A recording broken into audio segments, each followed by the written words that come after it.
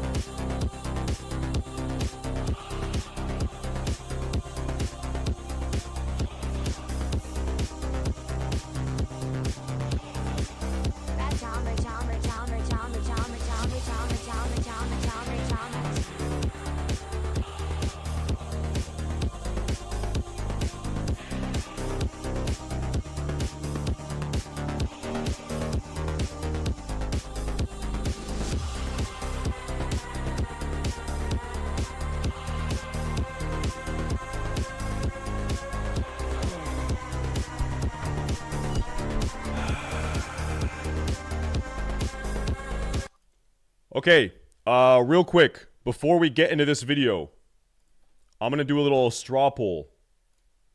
The question is going to be, I'm going to give you guys 60 seconds to vote here.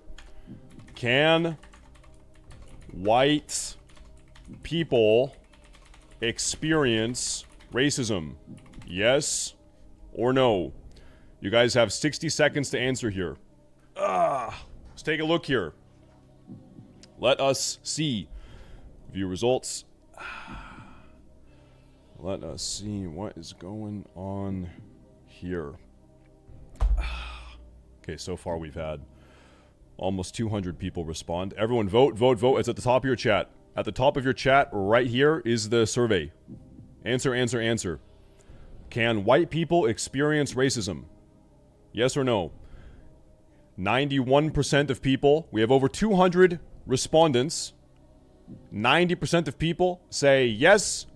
11% of people now say no. We're pushing 250 respondents. 88%, 89% say yes, white people can experience racism. 11% say no. We have 5 seconds left. Get your final votes in. We're pushing 300 respondents. And there it is. 89% of people say yes, they can. 11% say no. I can't even begin to fathom the level of mental gymnastics you must be engaging in to think that white people cannot be on the receiving end of racism. You have gone to great efforts in your psyche to rationalize shitting on white people for whatever reason. Yeah, you are doing some crazy shit. Let's see what these people say, though. Let me see here. There it is, okay. Discussions may contain viewpoints that are the result of misinformation. Remember to seek out experts and to be critical of your own biases while forming an opinion. Please see the humanity in each participant, and as always, we encourage empathy. All right. Two things can be true. You can have had a very hard time. Privilege is not just limited to white people, but to say white privilege doesn't exist from a historical context, to me, is respectfully absurd. Here we go. Here we go. I'm ready. Step forward if you agree with the prompt. White people also experience racism.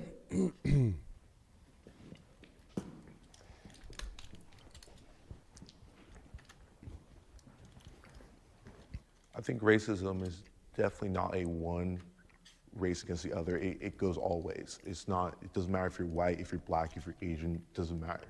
You could experience racism no matter what color your skin is. Based Joshua. Nice one, Joshua. I think that people have a propensity to kind of have an aversion towards what's different. Your survey said can, it should have been do. Both answers are yes. Yeah, both answers are yes. Yeah, white people do experience racism, yes. From them. I've been called a cracker before. I've been told I was going to get beaten up because I was white. I would argue that on a systemic level, white people don't experience racism the same way a lot of other races experience racism. But I would say on an individual level, any group is capable of being racist towards another group as well. So the argument against this position frequently. This is like pretty fucking clear, right? You don't even have to look at a system-wide analysis of the racial dynamic. And keep in mind, white people exist in countries that are not America or not European Western countries. There are white people living in Africa. There are white people living in China. There are white people living in Japan, South Korea, all over the place, right? Latin America. White people do not only exist in whatever structure you have decided is white favoring. But that aside, if someone comes up to you, let's say you're in America, and someone says, hey, fuck you, C-word, which I can't say on Twitch. She said it, but I'm not going to say it. I wish you were dead. I wish all the other C-words were dead too. Fuck you, C-words. Is that not a racist take? Is it not racist for someone to say that? Like, of course it is. You have to go through intense mental gymnastics to argue otherwise. Of course it is. Is that racism is a system, not a sentiment. That's racist in the speech. United States. Racist and rhetoric. I agree with that really strongly. But at the same time, I'm Jewish and racially white, and have definitely experienced racism, discrimination. The paradox is that most of that racism is coming from white people or European society, white nationalism, etc. That's directed at Jews. So I'm Dane. Hi, Dane. And I'm Jewish. I'm proud of being Jewish and being connected to an ancient religion and culture, but I'm not proud to be white, I would say. White privilege, I think, is... Is it weird or okay? What's the stance on being proud about your race? If he's saying being a Jew is a huge part of his race and he's proud of being a part of that, you have black pride, right? People are proud to be black. I think it's all a little bit. I think it's all kind of weird. An aspect of American society, I think it exists. Hey, no parentheses, by the way. We can't have those. Not allowed. Go to a job interview, I don't have to worry about my hairstyle or the way I normally speak or my name. And that's something perhaps a black person would have to worry about. Can they disagree a step forward?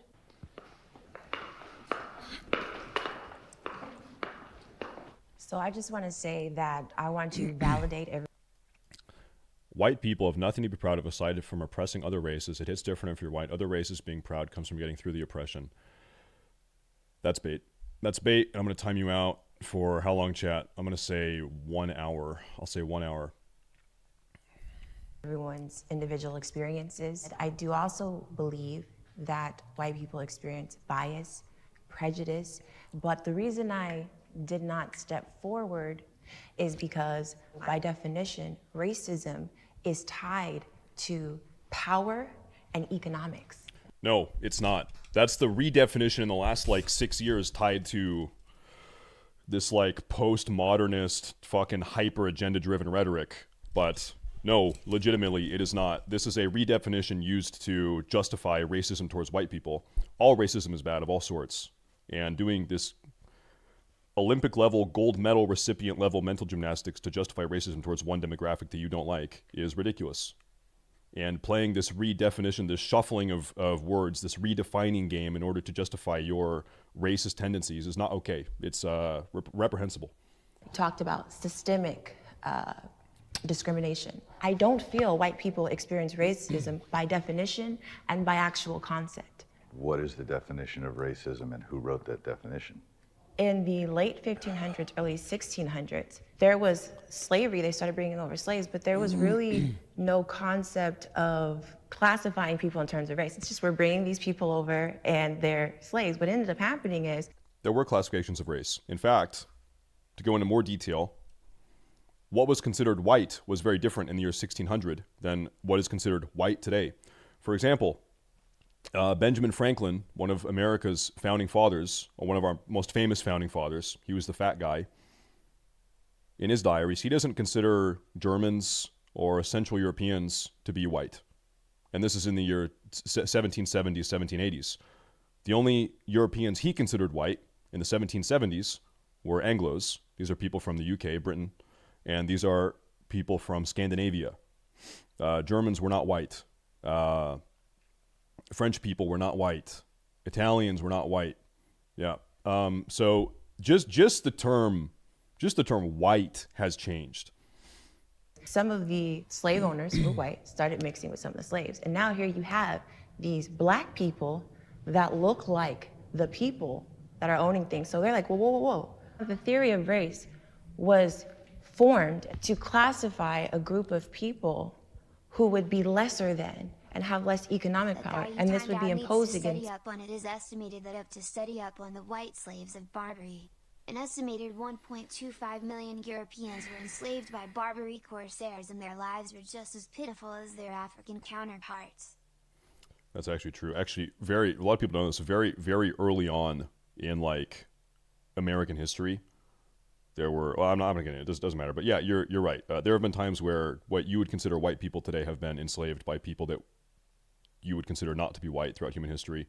This take from her that it was 1500s, 1600s, where white Europeans invented racism for the sake of subjugating people who were not white by our modern definitions is like just retarded.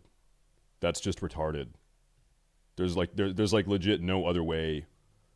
There's like no other way to phrase that. You admit the definition of white has changed, but what is your definition? Like we can have that talk.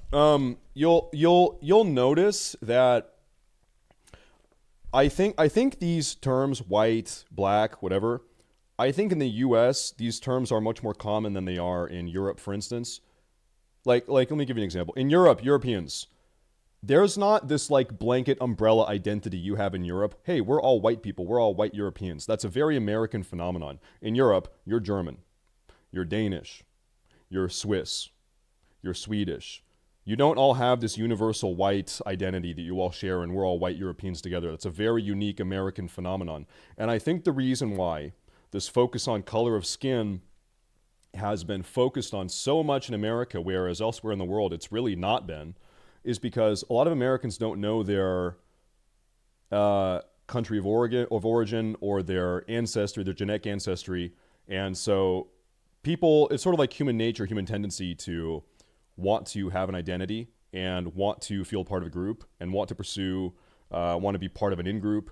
And so you have people that are considered white today, like I said, that were not considered white in America 300 years ago. Like Irish people, for instance, were like there were legitimate fucking Irish slaves in America 300 years ago, 250 years ago. They were like not societally accepted. So I think that today in America, the term white, black, etc., I think these terms are used just to represent a shared experience with other people that look like you. And it's less about like a biological sense of race and more like, hey, we look similar enough that we probably have a similar enough experience living in this country, where there are some legitimate differences in your experience living in the country based on how you look. That is true. You can't deny that. But the term like race is a very, very, very fluid term. Very, very fluid term. For hundreds of years. So that has not been the white experience in this country, but it does not invalidate the things that white people experience. It's just not racism by definition. Is it prejudice? Is it bias? Is it wrong? Yes. Mine is simple. This is like, so I've done some reading. This take where she's redefined racism in the way she just explained. This is like the CRT, critical race theory ideology. This is like a manifestation of that. It's a mix of like this sort of postmodernist, critical theory, critical race theory ideology. This is one of the things that they're like teaching in schools in America, these ideas. It's just ridiculous. It's just absolutely absurd. If one person treats another person differently because of the color of their skin, to me, that's racism. I will tell you that I was stopped by the police plenty of times when I was a young man. And I will also tell you that I then decided to spend 35 years as a policeman. I'll tell you that I stopped lots of kids coming home from school. Depending on who it was that I stopped, the first thing out of their mouth would be, "You only stopped me because I'm black." And I would say, "You're driving a sports car with a back window that's this big. I can't see who's driving, and I stopped you because you're doing 95 and a 55. I had no idea who I was pulling over until I stopped you. Now, if I treat you differently because you're black, then I'm a racist. But if I write you the same ticket that I was going to write you before I knew who was behind the wheel, I'm not." So I'm glad you used that example, and I want to commend you for your service for our country. But I do want to say, because I've actually taught classes for the LAPD and for their cadets about these issues. But what I can say, which is a statistic, and which is also a fact, is that 60% of our prison population is African American. Different issue. Yes, but let me finish, please. Is African American.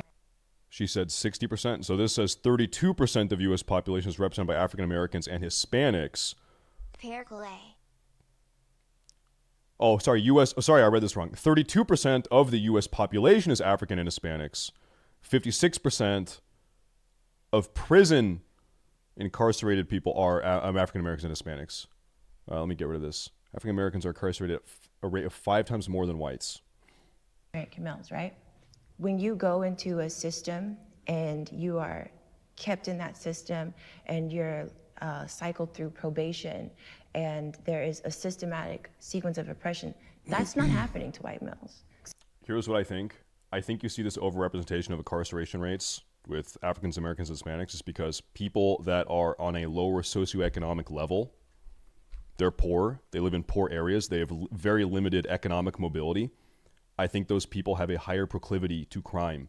And I think it is less about maybe a black or Hispanic proclivity, like something about being black makes people do crime. I think it's less about that, and I think it's much more about based on historical precedents and historical factors that have manifested in the U.S., I think that a lot of Hispanics and blacks are just poorer, which sows the seeds of crime. So it's bigger than just the stop itself. It's the system. I think that's the biggest issue. My name is Sierra.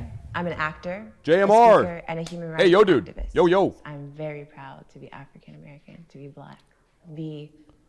So he's saying blacks and Hispanics are all broke. Yes, my first-time chatter. That's exactly what I said. I said literally every Hispanic and black person, they're broke. Yes, all of them. Yeah, very generous interpretation of what I said. You're a very smart person, by the way. Challenges that come with being black, also being a black woman, are very real. I'm at a place in my life where I'm acknowledging these things are real, discrimination is real, the systematic oppression of black people is very real, but I will succeed in spite of that. The police force is foundationally racist.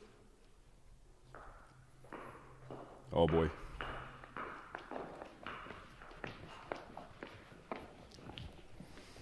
I want to start off by saying I don't think that every cop out there today is racist. Same. I think there are a lot of them who are really doing good work. What I know from the establishment of the policing in the United States, that is directly from the slave catchers who were hired to catch runaway slaves and bring them back home.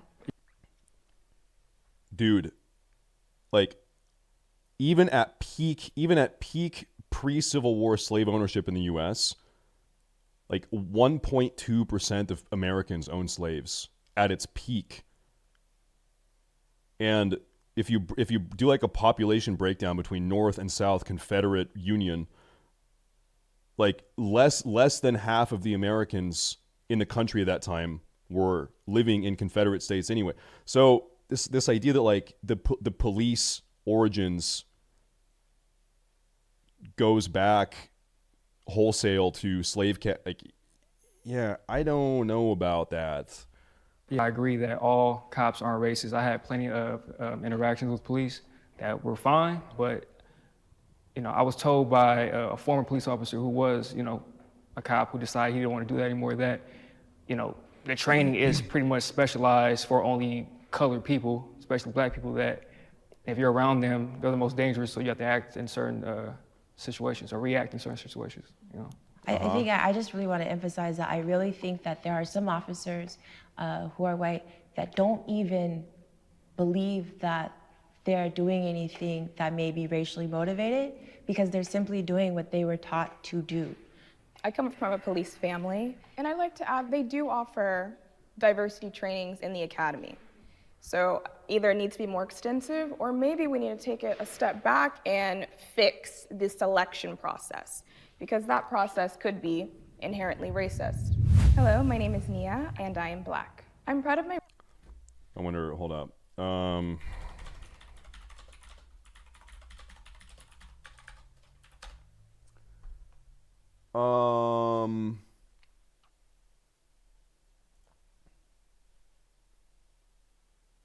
Okay. Sorry, I'm looking here. Representing 13.2 police officers. I'm going to control F this. Let me scroll down. Where was this? 66% of police officers are white, non-Hispanic, making that the most common race or ethnicity in the occupation. Representing 13.2 police officers, black, non-Hispanic is the second most common race. Okay. What percent of Americans are black? 12.4. So the selection process she's critiquing, there's actually a statistical overrepresentation of black police officers compared to their share of the country as a whole. So I'm not sure I buy that either.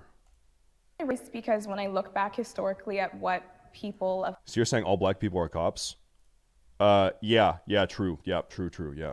My heritage have gone through, and to see where we are now, it's remarkable, and it definitely pushes me to continue to be resilient and innovative as they were.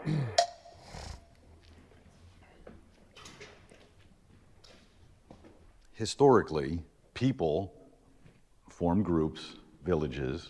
Some people were hunters, some people were farmers, and then you had whoever was going to protect the group. And over hundreds of years, thousands of years, whatever it is, that's how we wind up having cops, firemen, armies, and navies. Community policing as a theory is a good idea. As a practice, it has some hiccups. When I show up at your house because you and your husband got into it and he beats you up and I'm friends with him. So do I want to take him to jail? He's my friend. Or I live in the same neighborhood and I go deal with some guy who's a really bad dude and he says, I know where you live, I know where your kids are. So to some degree, we have to have a little separation. This is going to get into a hot button topic, but I will tell this guy's kind of making sense as far as community policing goes. Yeah, true. you that, when I watched the horrible video of George Floyd, I will tell you that I can justify many of the things that happened, but I cannot justify 9 minutes on his neck or back. But what I can also tell you is I, as a policeman, and this is my personal opinion, only two, the officer who was on him for 9 minutes, he probably spent too much time. Someone isn't white, rather they're English, German, Polish, Swedish, Spanish. I actually disagree as far as the American experience goes, right? I don't think you being 13% Polish and 57% German and whatever the fuck has any bearing at all on your existence in America. I don't think so. Your skin is white. And yeah, it is true. It is undeniably true. The color of your skin, to some degree, changes the way you navigate this country and navigate your life in this country. That is true to some degree. Time in the same neighborhood dealing with the same problems over and over again that he became jaded. Isn't that what being a police officer is? It's a social service job. And you're assigned to that district or that community. But I think you need to move around so that you get to see other things. You don't become that jaded. The police, no matter what your race is, we have to be integrated all together with the community. And it doesn't have to be community policing, but we all have to understand each other more. I think cultural competency would be very helpful. Like, that's my issue. Whether or not the foundations of the police force was or still was racist, now we can change that, but it starts with cops. Like, at the end of the day, it's the bad police officers that are our issue. Not all police officers, but the bad police officers, we need to vet them out, and the good police officers, we need to, encourage them to be amongst the community. How do we vet them out? By making the police unions accountable, because I feel like that demographic of officers, they're actually making things a lot worse for the other officers that are actually just trying to do their... I wonder how easy it is to know if a cop is bad, because let's be real, there are bad cops. If you're an ACAB person, I think you're retarded. Obviously, not all cops are bad. That's completely ridiculous, and I am generally pro police. In fact, I think a lot of the issues that we have with the police in the U.S. is I think we have too few police. I think that they're overworked. I think they're stressed out. I think they're on edge. I think having more police with less time on the field and more time in training and exercise practices is probably the solution. So rather than having your average cop work like 50 hours on the beat, roaming the streets, have them instead hire some more cops, have that cop work 35 hours on the beat, roaming the streets, and 15 hours a week in training or office work where they can unwind and decompress and have extra training sessions and whatever. Yeah, that seems to be the biggest issue with police that I've talked to regarding this issue, is that it's just like the workload, especially now where no one wants to be a fucking cop. Cops have been so fucking demonized. The job is so incredibly stressful. It's a stressful job. A lot of police officers, whether or not you agree or disagree, would say that at least their perception is that they're underpaid. So they feel underpaid. It's just inherently a stressful job regardless. I don't think you can even debate that. Being a cop is a stressful job. And you're also societally demonized. Yeah, I think there's a lot of work that needs to be done to do their job. I think they vet out incompatible people from becoming cops. I know you go through some psychological tests, like you take a lie detection test and stuff. Anyway, I'm sorry. The point that reminds me, Dr. Nick. The point I was going to make was, I imagine a lot of the time it's hard to know if a cop is really a bad dude until he does something that is incredibly reprehensible, right? Probably not all the time, but a lot of the time, you probably don't really know until something really bad happens. And piggybacking on that, you don't see these days, in the past, you rewind maybe 50 years, different. These days, I don't think you really see cops that are like verifiably doing something really, really fucked up. I don't think you really see them get away with it. I think cops these days especially are really held to account for the fucked up shit they do. I don't think cops are really just like running amok. I think they're getting held accountable, which is good. I think that we need to get some type of real accountability, that I don't think the police should be policing themselves. So when those cops that aren't upholding their oath, they can be properly removed instead of getting all of these passes. The bad police officers, I hate the term. Yo, Hung, thank you. The bad apple. It's like, no, you're a faulty grenade. Like, you're ruining your whole department. How many times do you think she's made that exact analogy in her life? She had that right. How many times do you think she's said that exact phrase? Oh, fuck, I rewound. Hey, where was I? Fuck. Where were we? Shit. But the bad police officers, we need to vet them out, and the good police... Why didn't we have a cop there?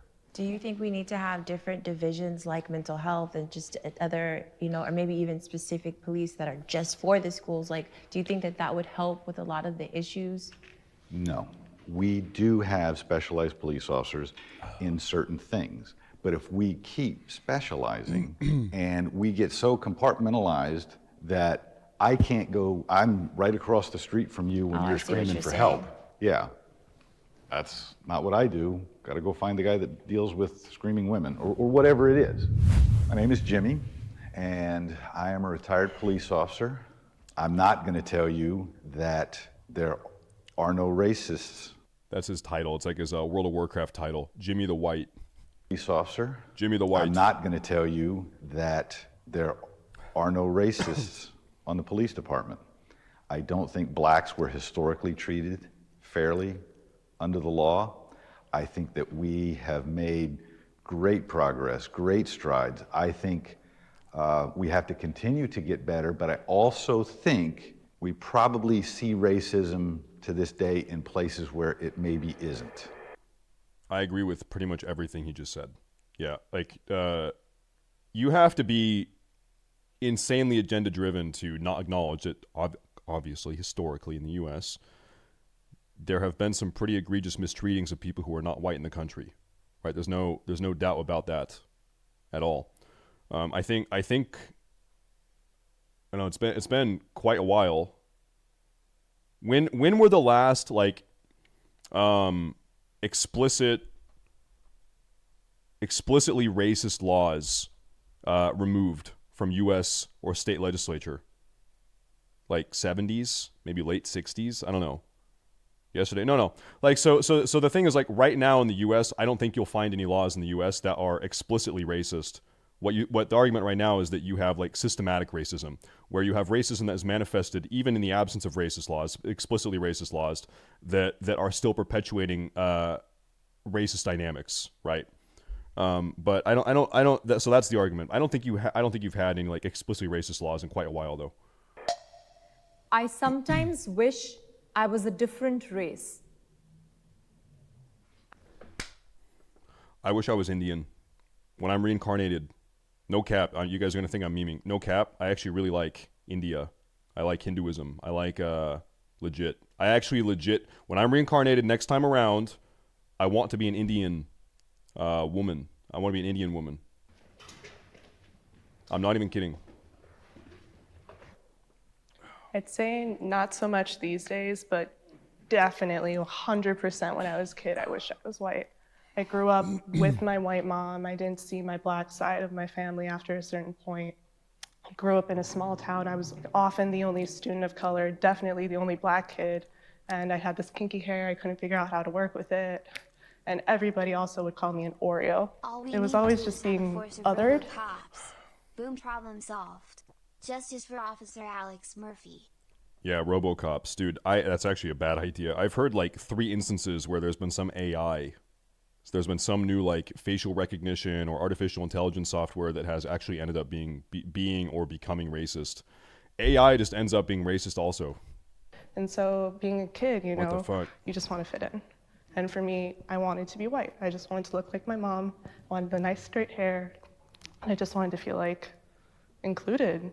Yeah, I remember in elementary school, like, I was thinking, no man is ever gonna like me because I freaking look like this. And I just remember hating my hair because as soon as puberty hit, it was just, it just blew up, and people kept on asking, do you even need a pillow to sleep at night? I'm like, I can't stand these questions. I can't do this.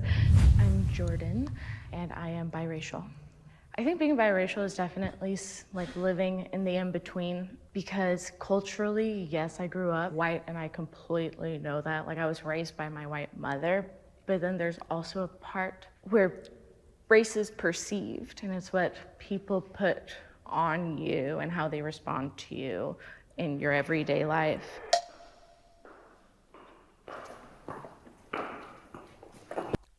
Cue the the fucking Dave Chappelle video where it's the blind KKK member. That's like the absolute hyperbolic example of what she just said. It's so interesting because I grew up in predominantly non-Black communities, and for some reason still, like, being the minority at home in the family as well as in school and in the world, I was always so proud to be Black. I actually really yearned to be around other Black people. So thankfully in college that was an experience where even though we made up a small community, I was still able to, okay, this is like people who look like me. I was in the military for 6 years, and I was usually the only Jew in my battalion. And I think that isolation produced a sort of pride and understanding of who I am and where I come from. So, dude, I actually get that. I never, ever feel more American than when I'm traveling. When I'm out of the country for a couple weeks or a little while, I am like constantly reminded. Like, for example, when I go to Germany, we're going to Germany in a couple months. I'm going to go visit my wife's family.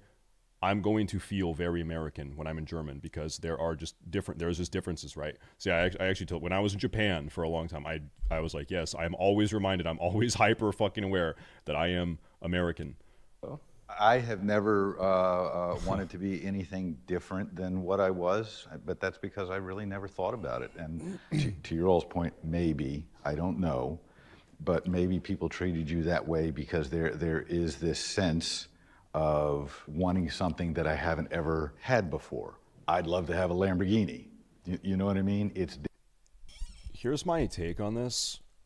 I feel like people that say Europe has no culture, America has no culture, it's impossible to be racist against white people. These are all different claims, but you hear them just about as frequently as one another. I think these are people that have probably never left their European country. They've never been a white person or been around white people in non-white countries. They've never been out of their own environment, right? So they're just ignorant of how the world operates outside of the very limited scope that they have lived in themselves. That seems to be the case. Different than any other car I've ever had. It's different than what I grew up with. I think personally for me, I was actually adopted by white parents and very diverse family. I think 6 out of the 8 of us are all adopted, all different races. I kind of have my own story apart from everyone else. And the same for everyone else that was adopted in my family. They have their own story. I always had pride in it, but at the same time, my parents are my parents no matter the color of their skin. It's the people who raised me, and they raised me just to not look at it through the lens of race. You're gay. That's what I've always done. You're gay. And I've never wanted to change my race at all. I'm Joshua, and I'm black. I've never experienced racism. I've experienced stuff from people from my own race. I grew up in a white family by white parents. I was constantly called whitewashed. It upset me, but I didn't let it get to me. Being black in America, to me, is just being an American in America, just like any other person. White privilege exists. Wow. I disagree with him.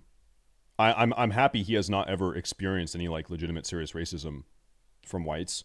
There are definitely white people that are racist, right? That is true. I'm happy he hasn't experienced those people.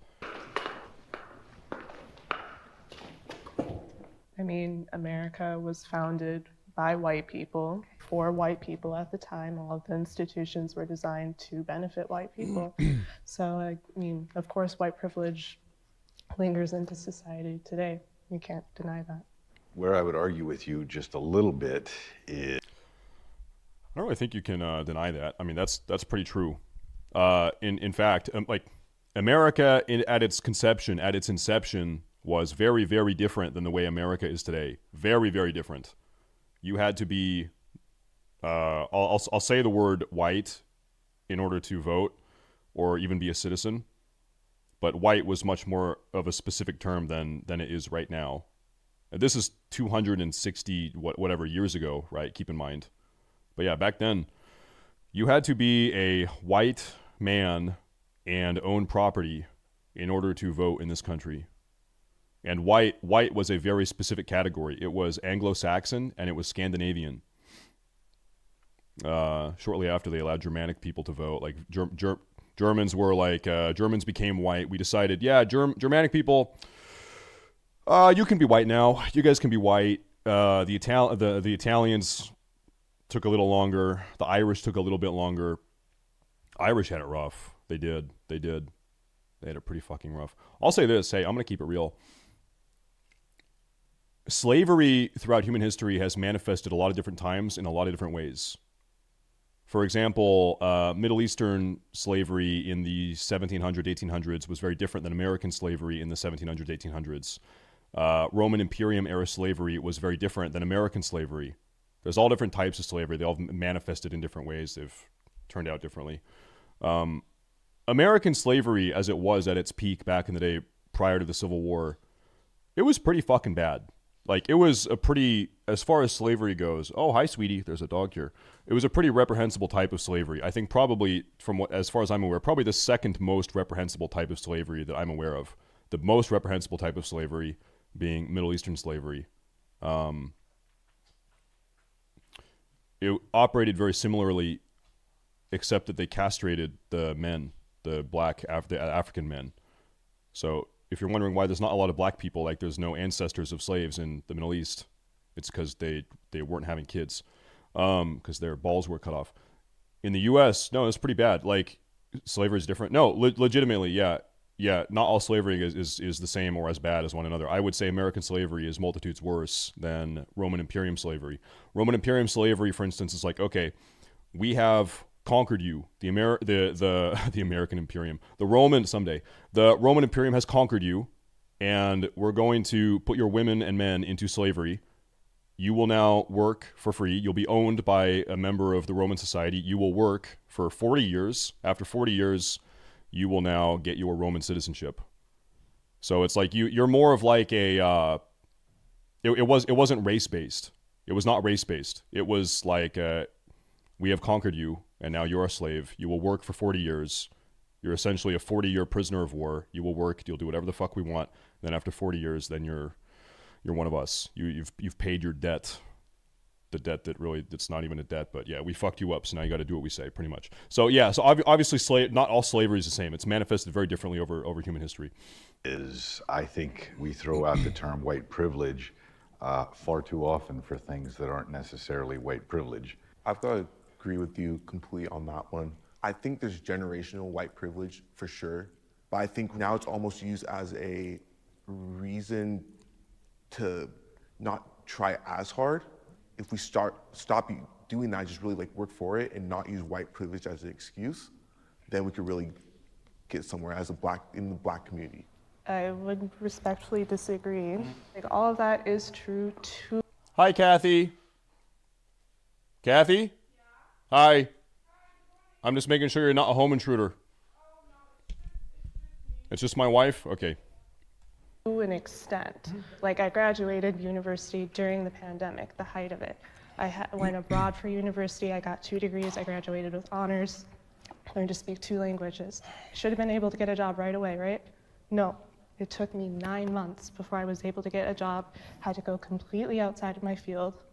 But then when I looked at all of my white colleagues who were in my program, all of them were hired immediately. I need to introduce you to my daughter.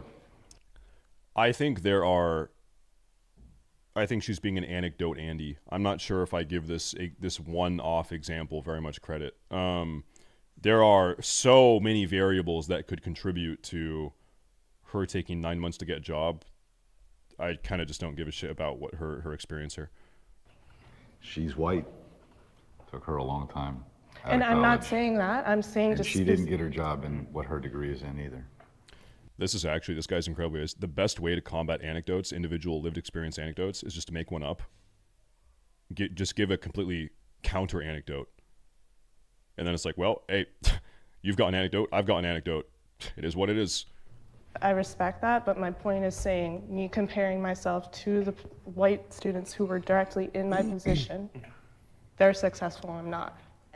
Well, what if they had more initiative? What if they applied to 100 more places than you did?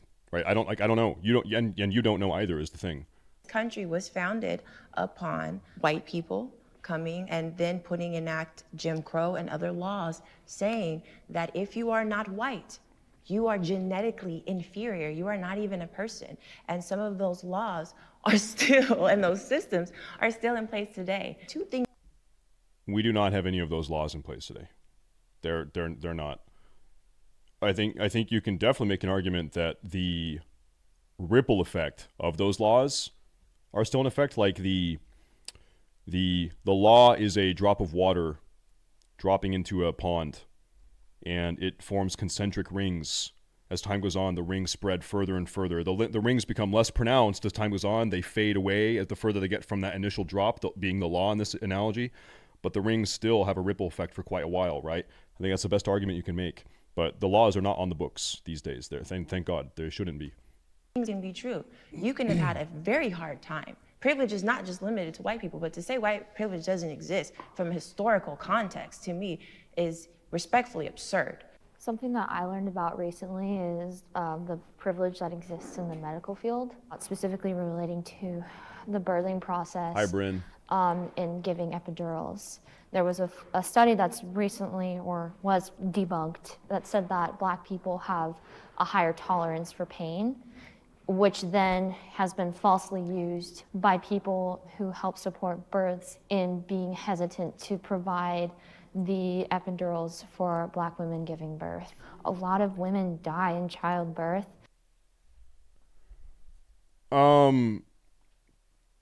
So we have a kid. We have a 16-month-old. My wife got an epidural. An epidural, for those of you that don't know, an epidural is what Kathy got. It was a needle. They stuck it in her spine. They stuck a needle in her fucking spine, and as she was squeezing out the baby, it was slow dripping pain medication into her spinal column to help with the pain, with the extreme birthing pain.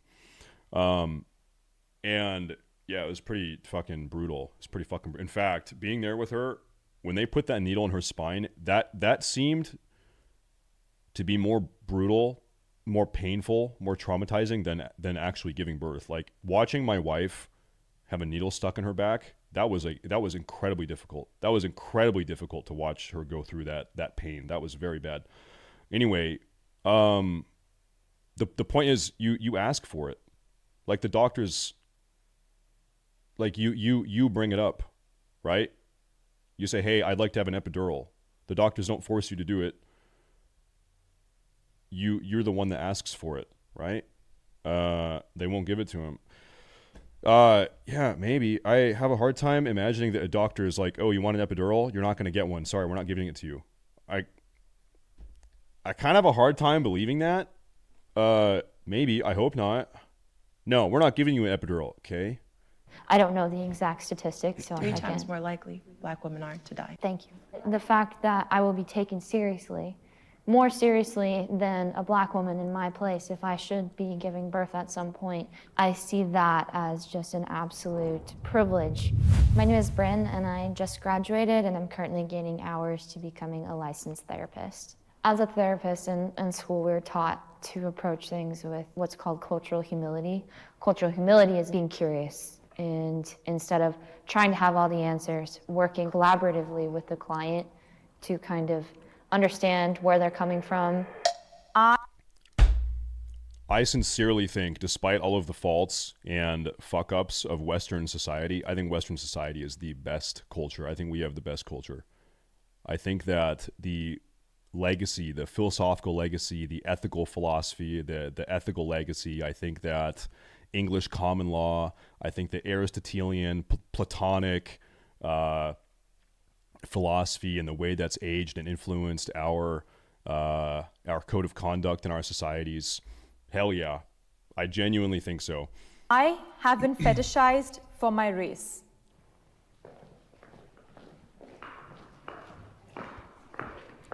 Oh. You know, the standard one. Oh, you're pretty for a Black girl. I'm like, that's not a compliment. That's so... Have you guys? I have. New Zelda hype? Okay, after the video, we'll watch the new Zelda video. I've been fetishized for my race. Any reasonably attractive white man that's spent time in Asia has been fetishized for their race. That is true. Weird to say. And like one of the go-to pickup lines for men, they're like, oh my God, what are you? I'm like, this is not cute. I'm tired of having this conversation. This is lame. Yes, I know I have green eyes, hazel eyes. Like, let's move on. I think Black women in particular are just extremely sexualized and fetishized. Every day I go out, I'm making sure that my outfit is, okay, because I don't want to draw certain attention. The way I wear my hair, if it's in an afro, if it's in puffs, if it's in braids, I'm going to get treated differently. Yeah, every single day something happens. So there's a form of positive anti-Semitism where there's a time frame where they can't. If a woman is too dilated, they recommend against it. Many women that plan on getting epidurals don't actually don't in labor. Yeah, I think you're right about that. Yeah, there is a time frame. I imagine like if you come into the hospital a little bit too late to get the epidural, yeah, they won't give you one. Yeah, that's true. Jews are perceived as like being put together, coming from money, being doctors, lawyers, and, you know, women are attracted to those sort of things. And then also too, like, all Jewish men are circumcised. Some women have that preference. So I've definitely experienced it, but I feel like it's a sort of subtle, trivial thing. Like it never really bothered me, but it's occurred nonetheless. Yeah, I've had experiences in high school, college. You know, people ask me to stop me, mainly women. Like, oh, are you Egyptian? Or are you black in this or black in that? There's always something. It's always black in something else. Yo, Dino. And I'll, you know, let them know what I am, and they'd be like, oh, that's exotic or something crazy. You know, my name is Dino, and I am biracial. I don't want people to think that I'm like split between being black or white. I acknowledge that I'm mixed and I'm biracial, but for the most part, growing up, I was always considered black. I consider myself black. My family did as well. So I don't think we should live in a colorblind society, but I also don't think we should stay stuck and feel like we can't move forward and still thrive and accomplish things because of our skin color and where we live in America.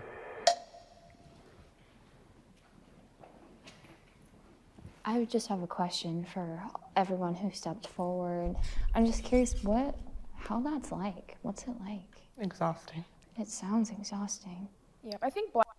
Huh? Listen, like, globally, white women are one of the most fetishized demographics of all. Legit. Black women historically have a really interesting relationship with desirability. Culturally, it seems as we're not desired. And then when we are, we're being fetishized. So it's like, okay, we're usually not desired, but now we are. Am I supposed to lean into this fetishization? I think just being a woman, you know, we deal with certain things every day. Specifically being a black woman, being fetishized, it's interesting because if I, especially in my industry, because I'm there to work and be professional, I'm just super professional. Can I pause for a second? Is there anything wrong with having a racial preference in dating or your sexual partners? I really don't think so. I don't think so. I think it is weird and just fucking weird where you're like, you know, like catcalling someone based on their race, or you're just being a fucking weirdo about it. But I like white women. My wife is white. I knew when I was looking to get married and looking for a partner, dating around, I knew that I was gonna want to find a white woman. That's my preference. That is my sexual preference. It's just what I like. That's just what gets my dick hard, right? It is what it is. I don't give any attention to that at all, that kind of energy, then I'm an angry black woman. So I think that it's just really you can't win. Drevin. It does feel like that. Hey, thank you, Drevin. Yeah, thank you. You can't win sometimes. Yeah, and there's also a flip side to it. It's like, for me, thank you for the tier 1. I'm Thank you. light-skinned Thank you. Amongst majority dark-skinned people, and people will deem me or deem other light-skinned people as a certain way. Let me see here. As a white man, I find mixed-race women more attractive than white women. My partner of 5 years is mixed-raced. That should not be a problem to anyone. Yep, that's between you and your wife. That's between you and yourself and you and your spouse. 100%. 100%. I agree. Is either weaker or less than, or just like, okay, you're lighter than, so when we so pro-black, Max, we're not going to with the prime, thank you. As one of us. Thank you guys. You know, thank you. Well, that like touches just on beauty standards in the black community, and that's colorism. Like I've even been told. Colorism, definition. Differential treatment based on skin color, especially favoritism toward those with a lighter skin tone and mistreatment or exclusion of those with a darker skin tone, typically among those of the same racial group or ethnicity. Okay. You're beautiful, you're not black. You know, it's just like these little things. Yeah. Or you must be mixed with something, yes. right? Yeah. My name's Christina, and I'm biracial. I have been fetishized for the color of my skin. Titan. On both Thank sides. you. Thank you. You know, black men will be really into me because I'm light skinned, or other men who are not black might be into me because I am that black girl, but maybe I'm not too black, and that for whatever reason is appealing. Being deemed as exotic or something other is just very problematic, and that plays into a lot of issues of colorism within the black community at large. We need reparations for the black community.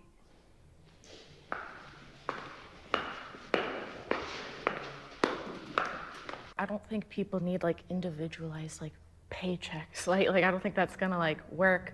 But I think pouring funds into communities who could really use it, building jobs there, more education there, like more opportunities would do so much. Like, that's how I see it should be. I wonder if these people would say, say yes, yes or no. I'm going to give a statement and you agree or disagree. To some degree, there already have been reparations in the form of community outreach or affirmative action programs or racial quota hiring programs, etc. I would say to some degree, yes.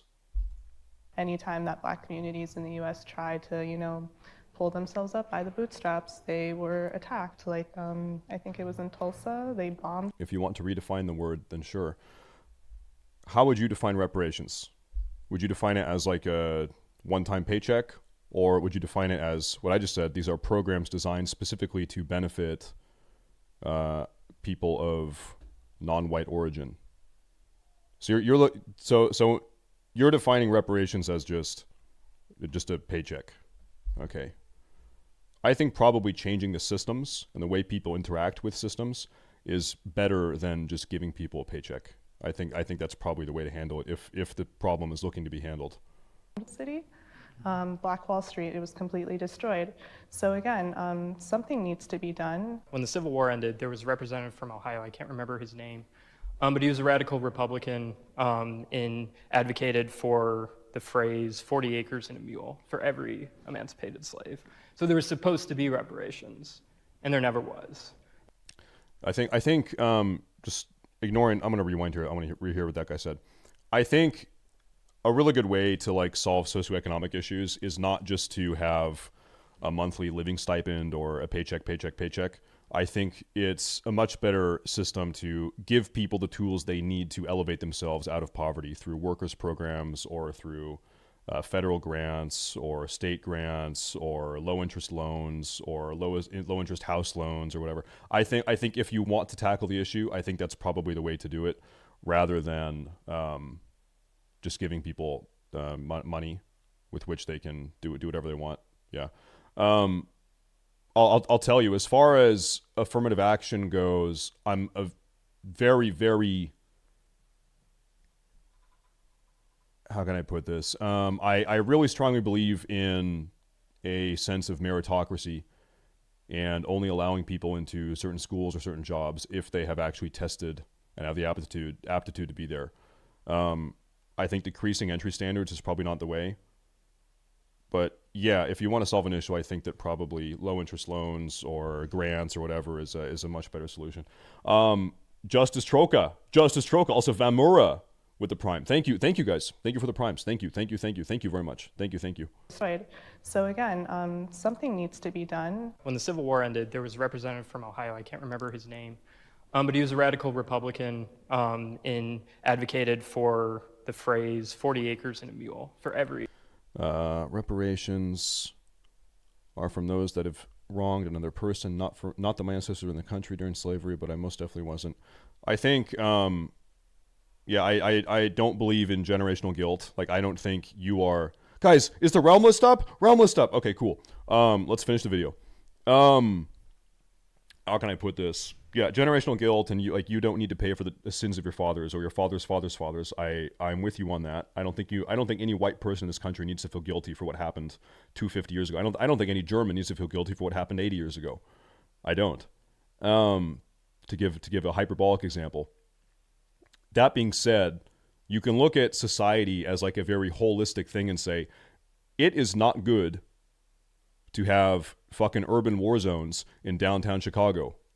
As a country, as a society, this is not good. And so if programs designed to elevate people out of low socioeconomic statuses and give them more upward mobility is a solution to that, and it's not just Chicago, it's other places around the country also, then I am for that just for the sake of having a functioning society at a basic level. Emancipated slave.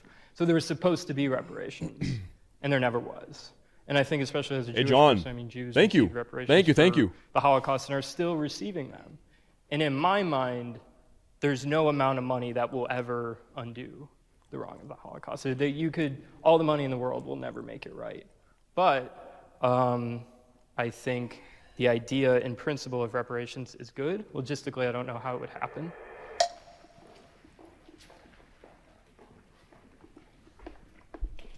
I just wanted to say the reason I stayed back was because I wasn't entirely sure what was meant by reparations, but your example of the Holocaust, I would say that I agree. Similar reason, when I think of reparations, I think of something similar to a stimulus check. My worry is, with the lack of financial literacy, will we actually make strides? So I would love the idea of investing money into programs in underserved communities, something like that. But I do have a fear that even if we did have the money, without that generational knowledge of how to take care of our finances, that it would just deplete and defeat the purpose. But even if that were to happen, though, I still think that that would still be the right step. We'll give these people the funds or whatever, we'll give them our promise, and if they float or sink or whatever, that's on them. At least we as a country took the right step. I don't think she means that. Yeah, I don't think she means that. Well, never mind. I am all for money going to the community. I am for that because the communities right now are the way they are because of things in the past. But to give out checks to individual people, there's a difference between learning from the past and then still getting caught up in the past. I mean, if I had a time machine, I could go back in the time and be like, hey, you never gave us the 40 acres and a mule. I would be all for that, and I would get on that for the people who were affected and actually went through slavery. But in today's age, no one's experienced it and gone through it. Yes, the communities are taking hit by that, but so I mean, I've never. You don't think your ancestors experienced slavery? I think they do, but I haven't. I've never been in it, so why should I get a check from somebody else who never put it? You should be going way back. So what about the people who are the descendants of the slave owners who are still reaping the financial benefits of your ancestors who slaved in those fields for literally generation after generation? You don't think that during that time, your great-grandfather could have been building a business that could be flourishing by now, and you would have a multi-million-dollar franchise as they do off the backs of others? You don't think that deserves some rectification for you in the present time? To be honest, no, because again, it's something that happened in the past. Again, I haven't experienced it. I'm doing fine right now. I'm doing fine. And I'm not going to be all upset over somebody else's ancestors who I don't even know who enslaved my ancestors. I don't need it. I have no reason to have it. So for me personally, I'm not upset about it, but I do feel my grandfather, on his side, they were the first family in the state of Texas to actually file for reparations. And for me, I'm succeeding in spite of that. But to this gentleman's point, when the government says, hey, we're gonna do a thing, obviously the government in itself saw the weight and the air of the wrong, just as the German government did. I think if I want to buy 90 gold chains, that's my business. I think it would be unfortunate, but I think that if I'm entitled to something, I think it should be in the same fashion that the people of Jewish descent got it. I think it should be in the same fashion that the people that are Japanese descent got it. So you might think it doesn't affect you, but overall. I feel like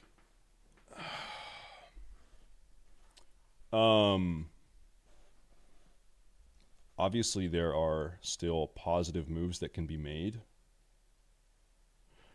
I think you look back at the last 140 years of American history, 160 years post-Civil War. It's been a slow and steady 160 years of improvement for non-whites, for inclusion, for leveling of a playing field. Of course, it's not perfect now, but you look back at 160 years of American history post-Civil War, things have gotten a lot fucking better. No, it has not. Dude, are you brain dead? How can you say the last 160 years in America has not gotten better for non-whites when literally just like 80 years ago, blacks couldn't fucking vote? Are you smoking crack or what? Like, are you out of your, like, there were fucking red lines. Like, you couldn't live in certain neighborhoods. Schools were fucking segregated. You weren't able to fucking own property.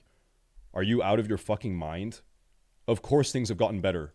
You can make an argument that shit has still got a far way to go, But to say nothing has changed, it's not gotten better. You are smoking crack rock in my chat. I wish you, everyone, let's get a pray in the chat. Listen, my brother in Christ, I wish you a speedy recovery with your fucking crack addiction to have such a brain dead take. Oh my God. I think that we have been greatly impacted by slavery, even up to current. I just choose not to focus on it nonstop so it doesn't become something that holds me back. But I definitely think it's something that we're entitled to. Thank you. Great, guys. Actually, Thank you. Thank you. I really appreciate your contribution. My grandfather, this is why I was out of town earlier this week. He's got cancer right now, and so we were visiting him. But he's 85. He was born in a fucking mud house. His parents, these are my great-grandparents, were so fucking poor. They just picked a piece of land in Eastern Oregon, just in the country. This is like way long ago and so it's so far out in the country that you could kind of just like go live somewhere. There was so much land and it was all so uninhabited. It was so remote. You could just go fucking live there and it's like no one gives a shit. So these guys, my great-grandparents, just picked a piece of land, just fucking lived there, and they literally made their house out of mud and cow shit and hay, grass, and molded it into a house. And so my grandfather's 85 now. We just visited him the other week. His dad delivered him. They didn't go to the hospital. His dad pulled him out of his mom's womb in a fucking mud house. Everyone in that video plays retail. Like you literally could not be poorer. You literally could not have less money than these motherfuckers did. And my grandfather worked very hard his entire life, like incredibly hard. This guy was a straight up cowboy. Legit. He very brutal, very hard life out in the fucking country. And yeah, it's fucking worked very, very, very hard. Very, very, very hard. He was born in the fucking Barrens. Yeah, true. I'm gonna go pee. I think the server list is back up. Hold up, can I reconnect? Do we have a server list? Okay, dude, it's been 2.5 hours since servers went down. I want to play some WoW today, man. I'm so pissed. I woke up early. I woke up at 5 in the morning. I couldn't go back to bed. I said, fuck it, I'm going to play WoW today. Hopefully they come up soon. I'm going to go pee. When I'm back, we can keep talking about 300 years of racial injustice in America. And maybe we can find another video to watch. Okay, do not go anywhere. I'll be right back, gamers. If you would like to avoid this ad, you can sub. You can Twitch Prime. Maybe someone can gift you some subs. I'll be right back, boys. Be prepared to enter a world stranger than you have ever imagined. The world of witchcraft, magic, and ritual.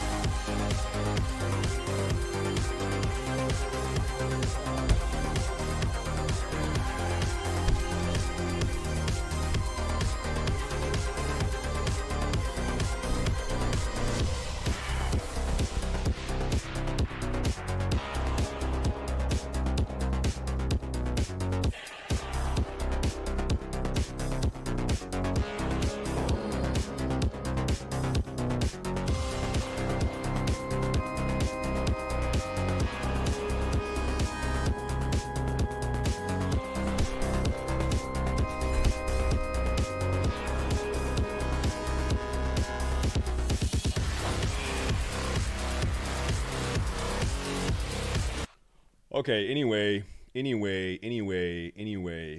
I actually cannot believe that guy, like, chat question. Would you rather be black in America in 1842 or in 2022? If you had to pick. I know it's a tough question. Think about it real hard. Yeah, think real hard about it. Jesus. Insanity. Insane. Okay. 1995. That's actually probably true. Yeah, probably 1995. Legit. Things like were going real well and then they started going downhill again. True. Okay, any day now, guys. Any day. Any day these servers are coming up. Any day. I'm gay. Should I tell my wife? Huh? Hey, chat, listen, young man, life advice, okay? Before you make a lifelong commitment to a woman, before you swear your loyalty to a woman and make a lifelong oath to your spouse, you should probably decide whether or not you're fucking sexually attracted to women in the first place. That's probably a good requisite to, you probably want to check that box before you decide to get married to one of the goddamn... It's one of those goddamn women. Probably want to think about that. Okay. Then what? Let's find another really terrible video. Let's find another really bad video. Teens read texts from their crushes. No. Who's the most black? We already saw that. What do you think? I don't know. What if there's something like on the trending? Please, listen, I'm running out of content. I have been stalling for 3 hours. I need these fucking servers to go live. Blizzard, boot up the servers. I am legit running out of shit to talk about. War in Ukraine. Ukraine's counteroffensive achieving huge success as forces have reportedly taken back a large amount of territory. These gains now forcing Russian soldiers to retreat from major cities. And now almost 24 local politicians inside the Kremlin are calling for Vladimir Putin to resign. Foreign correspondent Tom Sufi-Burridge is in Kyiv with the latest. This is what you don't know. Is this because this has been like on the news for 2 or 3 days now that Ukraine is blowing the fuck out of Russia? Is this Western propaganda? Is this our Western world NATO propaganda that they're telling us, or is this actually true? That's always what you need to think when you're hearing this like Russian stuff, this Russian-Ukraine stuff. We've got our own spin. In the West here, we've got our own spin on stuff, and it's hard to know what's real and what's actually not. You're not fucking there. I don't know. Let's see. Ukraine's breathtaking offensive securing new gains as its forces continue to advance in the east and now also in the south. These troops filming and posting a dramatic attack, claiming an ambush on a Russian vehicle. This is the Russian vehicle. Russia is invading in a smart car. In just one smart car. One Ukrainian official saying Russian forces surrendering en masse. Entire stocks of ammunition claimed by Ukrainian troops. UK intelligence saying the lightning advance by Ukrainian forces out east, devastating one of the Russian army's most prestigious battle groups. Here, a Ukrainian mayor slicing up the Russian flag. The devastation clear as soldiers tour a newly liberated and strategically important city in another video circulating online. Here you can see in yellow the ground the Ukrainian forces claim to have retaken from the Russians. More than 2,300 square miles. Are there still Redditors going out here? Remember, there was like the Reddit army, the Reddit brigade. They were going to go... There was a bunch of Redditors that wanted to go volunteer and fight for the Ukrainian army. I think they went, took a bunch of selfies, then left. This Ukrainian MP briefed on the offensive, telling us there's more to come. Are we going to see more victories by Ukraine in the coming days? Definitely. Is Russia on the run? Yes, that is called retreat under international terms. Destruction from explosion. Caught in this new video shared by local Ukrainian officials in the eastern Donbass region, where Ukraine is now also claiming victories. Even the Kremlin acknowledging its retreat and striking back. A Russian missile hitting the heart of Kharkiv, killing at least one person. Russia also targeting the state of Russian missiles. I think they forgot to put the fucking explosives in there. In the city, President Zelensky calling Russia's retaliation desperate, saying they can't do anything to our heroes on the battlefield, so Russia is directing its vile strikes against civilian infrastructure. Alexis, with Russian forces routed here in Ukraine, there are unusual levels of dissent creeping into Russian state-controlled media. There's also been a very rare public rebuke against Vladimir Putin. 18 local officials calling on him to resign. All eyes now on Putin's position and how he might respond. Alexis? Tom Sufi Burridge in Kyiv, Ukraine. Thank you. Amazing. They're buying weapons from North Korea. What do you think? Are they actually getting North Korean weapons? I know China was kind of like throwing some shit at them. Really, it's not just Russia versus Ukraine. It's Russia versus Ukraine and billions of dollars from NATO countries. Hi everyone. I think like Ukraine would have been probably absolutely fucking obliterated, probably if not for NATO support. Stephanopoulos here. Thanks for checking. But you gotta give them credit. The Ukrainians are fucking fighting. I think Russia probably expected Ukraine to just kind of roll over, right? But no. You can give guns to Ukraine, but someone's got to actually pick them up and use them. And those motherfuckers are using them. You can't deny that. They're fucking using them. Okay. What else? Explore. No way. New Mr. Beast video. Holy shit. Then what, though? Queen's 4 children walk behind. Oh, yeah, she's dead. Rest in peace. There's nothing good at all. Hey, has this NASA rocket fucking... This is not the NASA rocket, right? But has the NASA thing actually happened yet, or have they delayed it another 50 times? Asman video. Bro, we're not going to watch Asman react. We're not going to watch Asmongold react to other people's YouTube videos. I'm not going to react to Asmongold reacting. Yeah, sorry. No. Maybe that's the direction I should go in. Maybe I just sit here and react to Asmongold reacting. I actually, legit, I think a streamer could do that to great success. I think you could actually I think someone could actually get away with that. Yeah, I bet I could actually do that and do just fine on Twitch. Legit, I hate to say it. News. Okay, what's in the news today, guys? Trump is going to die. They're going to put him in jail. Cool. Alabama nearly ready with untried execution method.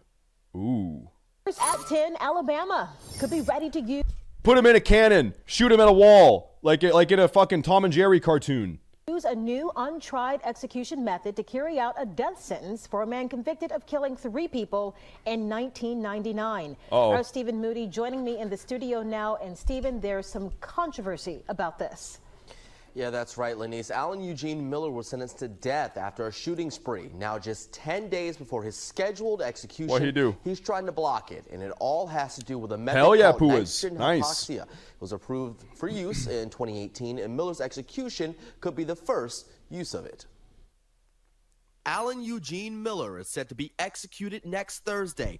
Miller was convicted in a workplace shooting death of 3 people in 1999. It was in court today that the deputy 99. Why can I say this? Can I get away with saying this? Why does it take so long to kill these people? What is the holdup? What is there a fucking traffic jam or what?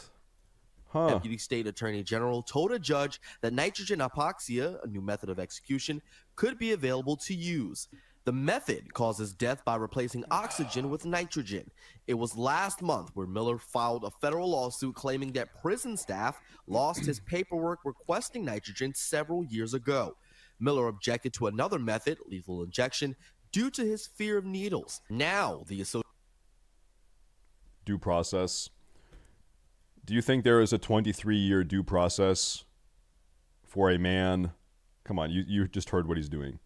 Is this due process? Is this a fair and timely trial? 23 years. This guy shot up his office or whatever the fuck he did. Come on, dude.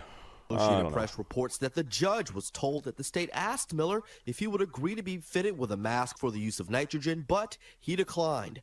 Miller's legal team is asking for more information about the new method and are trying to block the execution.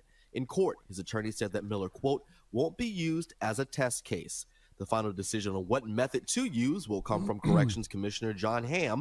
A deputy state attorney general says litigation is likely.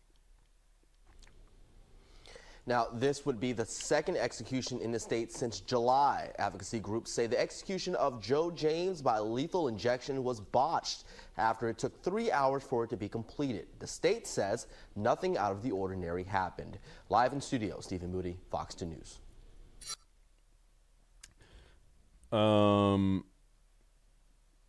Okay. He literally killed people, and he's being sentenced to death, but they're still trying to be considerate of what he's afraid of. Yeah. The problem is, it's not as uncommon as you'd think for prisoners to be found innocent. Oh, yeah, I know. This is like, so I will say, I'll go on the record. I am pro-death sentence in the case that you have irrevocable, 100% verifiable, no, beyond any shadow of a doubt, proof that the person did it, right? And so, presumably, we know that this is the guy that shot up his office or shot up his place of work, killed a bunch of people. If you literally know, you have photos, you have a video, you have photographic evidence, video evidence of a pedophile raping a child, for instance, that person should be killed. There should not be a 23-year plea period. I'm sorry.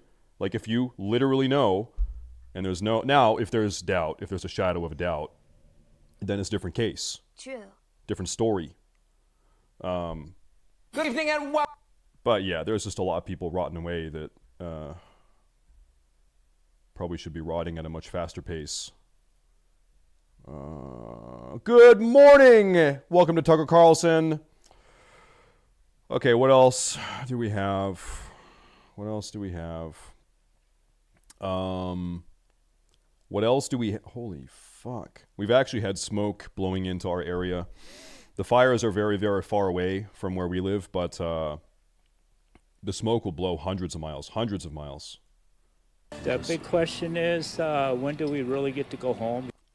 Oh, it feels like weeks, but it hasn't been. I am pro-life. I think death is easy. Too easy of a sentence. I think the death sentence should get inhumane prison, locked in a cell, alone, no human contact kind of sentence. Let me put it this way. If you're a child rapist, for instance, I am not concerned about punishing you. Hey, you naughty child rapist, we're going to teach you a lesson. You're going to sit in a prison cell for 93 years. You're going to really regret doing that. Ooh, you naughty guy. You're going to really regret. I don't care about that. Kill him. Legit. Like, if you know it's them, I don't care about teaching them a lesson. I don't care about that. I care about removing their burden from society. When they're sitting in a prison after having raped a child, they are still a burden to society. This person is beyond redemption. I don't care about them having some introspective moment. Oh, wow, dude. Bro, I've been sitting in this prison cell for 53 years. It just dawned on me, bro. After all this time in this prison cell, I think I shouldn't have raped that kid. Oh, dude, I get it now. I don't care about that. I don't care. It doesn't matter at all to me. Doesn't matter. People are falsely convicted. Like I said, I'm only pro-death penalty in cases where literally 100% you have a multitude of verifiable avenues of proof where you 100% know beyond any reasonable doubt that you know it's them. Yeah. Yep. And if you're like, there's no way to know, there are ways to know. Obviously, there are obviously ways to know, right? For example, if someone has like if they're on like security camera doing it, whatever they're doing, or there's whatever, like, come on, it's sometimes you just know. Catch them in the act, yeah. Okay. Let me see here. So you're comfortable with different levels of proof for life in prison versus death penalty? Yeah,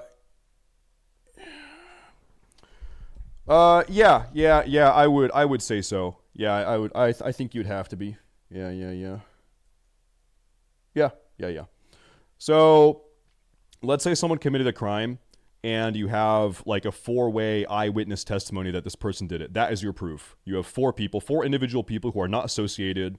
They don't know one another. They are not colluding they're not conspiring against this person, and they all say this person did this thing. They saw them do it. I think that's enough to convict someone. I would say that's not enough to kill someone. That's what I would say. Yeah. Like I said, only 100% proof verifiable. That's when I would use the death sentence. Yeah. Yeah. You can come up with some really, really egregious examples where you know for a fact someone did something like, let's say someone is in the act of raping someone and they're caught on a security camera, right? You know it's them. They turn and smile to the camera. Hey, this is obviously hyperbolic, but hey, it's me. I'm raping someone right now. Haha, yeah. And you have them on camera doing it. You know it's them, right? You see it. Then, yeah, kill him. Yeah, fuck it. Yeah. New Channel 5 video. Is there a Channel 5 video? Channel 5 video. I don't know why I put video in there, but 10 days ago. I think we've seen it. I have not seen the NRA conference. Somehow this one missed me. What is this cowspiracy? Let me see. Oh, I think we saw this. I'll play it again. We are living in a time of a global pandemic. Oil and electricity prices are soaring, and the climate crisis is threatening our very existence. True. Meanwhile, billionaires are flying into space in rockets shaped like male genitalia. True. Freshman understanding of aerodynamics has nothing to do with it. For us, this raised some very important questions. Shouldn't space be for everyone? Yes. And is a phallic-shaped rocket really the best way of getting there? We want to restore gender equality to the cosmos. So we've decided to revolutionize space travel forever. Introducing the Vulva spaceship. Nice. Together with scientists and space engineers, we have developed the first spaceship shaped like female genitalia. Nice one. Tests in our wind tunnel have revealed that our unique vulva design is far more effective than traditional rockets. The shape is surprisingly aerodynamic, creating way less drag when the vehicle punches through the atmosphere. I somehow doubt that. Due to this optimized V shape, it guarantees maximum fuel efficiency. And its exterior is made from reinforced carbon, enabling it to withstand the most extreme temperatures. Oh, wow. We believe this proves beyond doubt that it is indeed possible to have other symbols flying through space. We aim to lobby the European Space Agency, encouraging them to help realize this project. Bought some power gum. Thank you, Lucas. 500,000 signatures pledging support for our cause. Thank you, Lucas. Please sign the petition and share the project so we can show the world that female empowerment has a place in space. I'm going to sign it. You know what's crazy? I can't even tell if this is a parody or real life anymore. I think this is a parody. I'm pretty sure this is a parody. What's going on here? There's a bunch of little shorts. What's this? A study of the World Bank is analyzing laws affecting women's decisions to enter and remain in the labor force, as well as protections against discrimination and sexual harassment in the workplace. How many % of the economies have... The channel's real. It's real.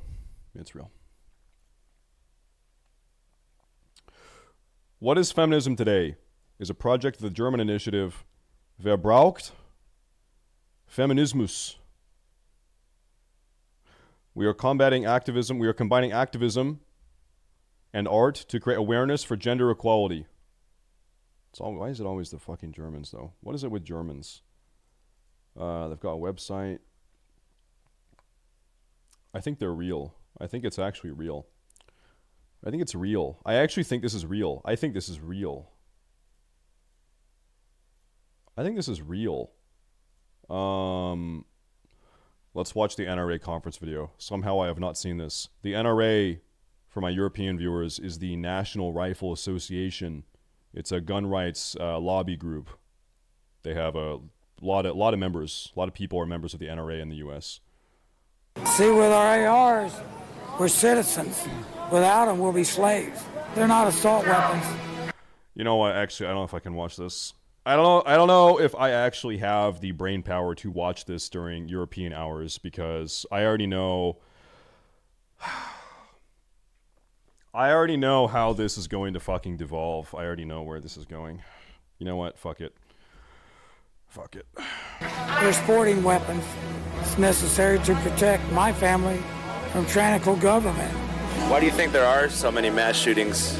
Because that's what's on the agenda for the left. They want to take guns away from law-abiding citizens. Protesters pushed up against barricades, keeping them away from the NRA meeting site. It's tense. The pain of a national tragedy does not bridge divides here. When was a shooter a member of the NRA? I want you to tell me. You can't, because it never happened and it never will. You're an idiot. I believe you have the right to own a firearm, but I do not believe you should be 18 years old to be able to have an AR. When you use an AR, you're going to kill people. You don't go hunting for deer with an AR. Okay, so this guy's a retard. He's a member of Antifa. He's an anti-fascist. If you have an AR, you are going to kill people. You will kill people. I'll tell you guys, before getting into this, you guys must know, surely a lot of you already know, I am a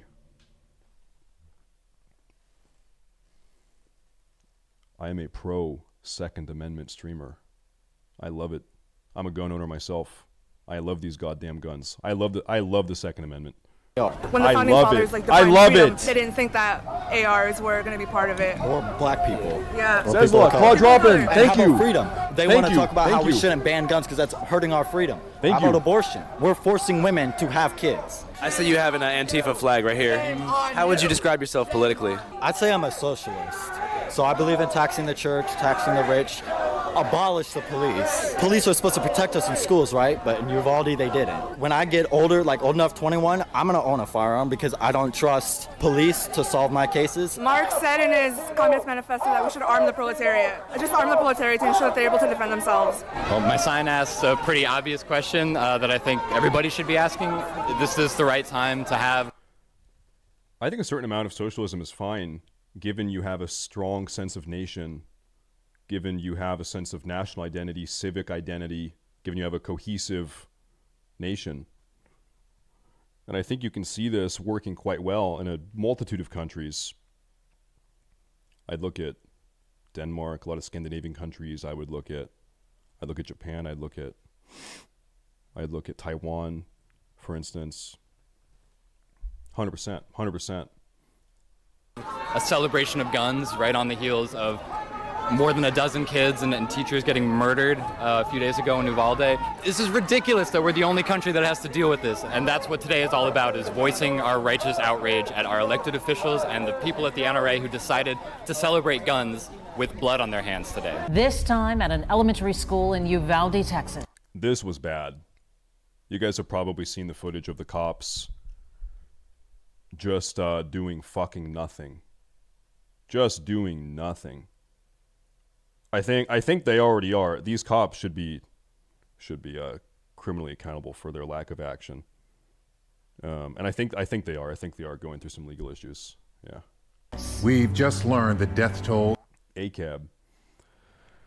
I don't understand how you can look at an instance or a couple instances of bad cops or cops acting in a reprehensible way and then say, every cop is bad. Would you I want to ask, would you use that logic for anything else? Let's say there was a guy who had incidentally in his life he'd only met one black person, and that black person was incidentally a real asshole. He was a dickbag. Do you think that man would be justified in saying, "Man, I hate black people. All black people are bad," based off that very small anecdotal experience with that one black person? So I'm asking, would you use this logic in literally any other example ever? Man, my girlfriend cheated on me. Fuck all women. I hate all women. Oh man, women are the worst. Is that good logic? Does that make sense? Of course not. It's ridiculous. It's absolutely ridiculous. Ridiculous. Is up to 19 children and 2 school employees gunned down during their last week of school. The shooter legally purchased 2 AR variant long guns within a week of his 18th birthday. We should have firearm aptitude tests, similar to driving licenses. To getting a driver's license, you should have to have a written exam and an actual firearm exam where you have to shoot the gun at a range with a professional. You should have a class, a little course on how to properly store and clean and maintain a firearm. 100%. That being said, I love the Second Amendment. But yeah, we should do that. We should do that. Dude up there is tossing magazines out to the crowd. Give me one. Nice. You got it. Thought the U.S. had that. No, in order to buy in order to buy a gun in the U.S., you have to go through a background check. And the background check checks if you have a felony. If you have a felony, you cannot buy a firearm legally. If you have spent time in a mental health institution, you cannot buy a firearm. If you've been dishonorably discharged from the military, if you got kicked out of the military, you cannot buy a firearm. What else is there? But anyway, that's what they check for. That's what they check for now. We're here. We're in Houston. We're at the NRA convention. Fun fact, if the background check takes too long, they automatically approve the sale. Maybe in some states. Not in my state. I live in Washington. I tried to buy a handgun about a month and a half ago, and my background check took 28 days. If it had gone 38 days, I'd have to restart the process. So in my state, that's not true. The reason why my background check took 28 days was because there was like some new legislation that got passed, and they had to because legislation changed, people were buying a ton of guns, and so it was clogged, right? Anyway, so it took me 28 days to pass a check, or for them to get to my check. And yeah, if it had, I was ready to be very fucking annoyed, because if it had taken 2 more days, the gun shop would have had to refund the order. Then I would have had to replace the order and then resubmit the background check paperwork, and then go through the entire process again. What gun did I buy? I bought an HK VP9 handgun. Yeah. Also, different types of guns require different degrees of background checks, at least in my state. So if you're buying a handgun or a semi-automatic rifle, the background check is a little bit stricter than if you were buying a shotgun, for instance. Shotguns have a little bit more lenient background check, at least in my state. I think the mayor asked this not to happen. The governor pulled out, but it's still going down. Shooting an RPG is the ultimate Vegas hook. Did I shoot it? Yeah, here, I'll show you guys a video. The gun is actually right behind me, but I think I should probably not get the gun out on stream. If you give me a minute. Here. That's an RPG. Give me 60 seconds here. I'm try to upload the video to Discord, and then I'll show you a video. But I should probably not brandish my my firearm. Remember, there was a guy. He was drunk and he got his gun out on stream, and he actually shot it off. He fired it into a bottle of G Fuel, and it shot through his apartment wall. He was in an apartment. It shot through the bottle of G Fuel, and it shot the fucking wall. Could have killed someone. Where is the goddamn... Sorry, I take a lot of photos. I'm scrolling up. Yeah, so anyway, it's probably shouldn't do it. Probably not smart. Hey, this'll do. All right. It's loading. Yeah, we're good. Pop up. An escape from Tarkov stream and landmark streams with all the guns behind him. Yeah, I mean, I think it's different to have guns on a wall behind you than like I'm just not comfortable doing it. That's pretty much what it is. Oh, I think I have to download the video real quick. Yeah, there we go. Okay. I'll show you video though. This is the handgun. That's it. Yeah, I took it shooting maybe 3 weeks ago. It was nice. It was great. Great gun. Anyway, cool. Okay, where were we? NRA conference. Rocket propelled grenade.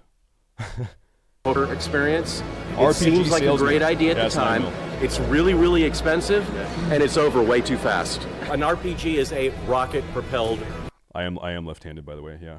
grenade. So anything that launches that, they either call an RPG for short or a rocket launcher. Within the past couple of months, Airtronic did sell off about 30 of our older models through Gunbroker. So there's a lot of these in civilian hands now, and people are enjoying them. Remember, I think it is every American's obligation to buy one of these things. Legit, okay? Legit. I'm gonna buy one of these. I wonder how much this is. I will buy one of these fucking things, okay? I want you to know, if you Twitch Prime, if you gift subs to me right now, I will buy one in my life. Everyone, sub right now so I can afford an RPG later. Okay? This is a MR 762A1. I don't know anything about guns, so I don't know what the hell this is. I'm pretty sure this is a gun. This is a gun. That's a gun. I'm a big NRA proponent. I'm a life member. Mr. Moffert, also SCDL chair. Thank you. Also Mesva. Thank you. Imagine in the future we have RPG streams. We go to the RPG firing range. And we imagine I get a cardboard cutout of an undead rogue and we fire a fucking RPG at it. Cool. Badass. Thank you guys. Thank you very much. Thank you. Oren Swift. Thank you. the fucking Peo face. Okay. Listen, I love Peo. I would never fire an RPG at Peo, okay? Peo and I are friends. I would never RPG him. Remember, the timing sucks, but I mean, it is what it is. Thank you guys. Thank you. This Thank doesn't you. have anything to, there's no connection between this and what happened in Uvalde. There just isn't. What do you think that we can do to stop mass shootings like that? I think it goes back to the basic family. I'm 66 years old. When I was in high school, we used to take our shotguns to high school to show our coaches if we got a new shotgun. Then we'd go bird hunting after school. My mom and uncle did the same thing. Legit same thing. Yeah, 100%. Stay safe, take. It's true. We didn't have mass shootings 60 years ago, 50 years ago, 40 years ago. Really, the mass shooting phenomenon started with Caltech, as far as I know. Like that was the first like famous mass shooting, I think.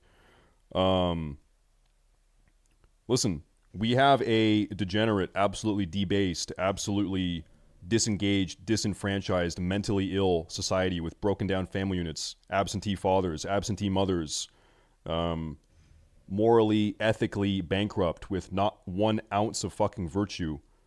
And you see what it's like to live in a society like that. Now, people are drug addicted. Yeah, true. You look at USA gun stats, gun crime stats. I think it's like 60% of people that die to a gun, it's actually suicides. Like 60% of gun deaths in the US are like fucking suicide deaths. Mass shootings are like way less than 1%. Really. I'll keep it real. I'll keep it fucking legit. I'm going to say it. Most gun crime in the US is in very densely packed urban centers. Low income, low socioeconomic status, urban environments. And so here's my thing. If I'm living in the US and I don't want to get shot by a gun, I will avoid downtown Chicago. I'm not going to go to Oakland. I'm going to do my best to avoid crippling suicidal depression by having a moderated, healthy, loving life. Yeah, and then that'll probably be fine, probably. And I'll hope there's no freak accidents. There was never a school shooting when I was in high school. What's different from then to now? What's changed? What do you think changed? It's the family. Look how many single parent families there are. Just go to Chicago. Look at the amount of crime in Chicago. I mean, they have 40, 50 gun shootings. So this is me in 50 years, I guess. This is actually me in 50 years. It's a weekend. I guess the difference would be that, like, in Chicago, a lot of that violence is gang related. We're talking about kind of lone wolf shooters walking into an elementary school with an AR-15. It's troubled kids. I'm not a big gamer, but I mean, I've seen a lot of the video games. And there's a lot of them that are just shoot them up, blow them up. You know, it doesn't look real. Yeah. So how do you think we can rebuild the American family? That's got to be done at the street level. Single parents are running 30-40% of the households. It takes two people to raise a kid. Why does anybody need to have, an AR-15? You do look at, dude. I don't know why I'm sweating up a storm. Oh man, you do look at mass shooters, and you look at the family they came from. There's a common denominator amongst mass shooters. Actually, just pretty much all shooters, really. Broken households, legit. It's broken households. It's people that come from just fucked up households, bad parents, divorced parents, low-income households. Yeah, it's tough. It's tough. Guns have been around here since the beginning of America. So, but back in the day, it was like muskets and stuff. It doesn't matter. Nowhere in the Constitution does say. You have to stop this right now. You have to go across the street, please. What do you think about increased background checks? Okay. I think the background checks is adequate now. Hey, right there, exit, please. Hey. Across the street. What do you think could have been done to prevent what happened in Uvalde a few days ago?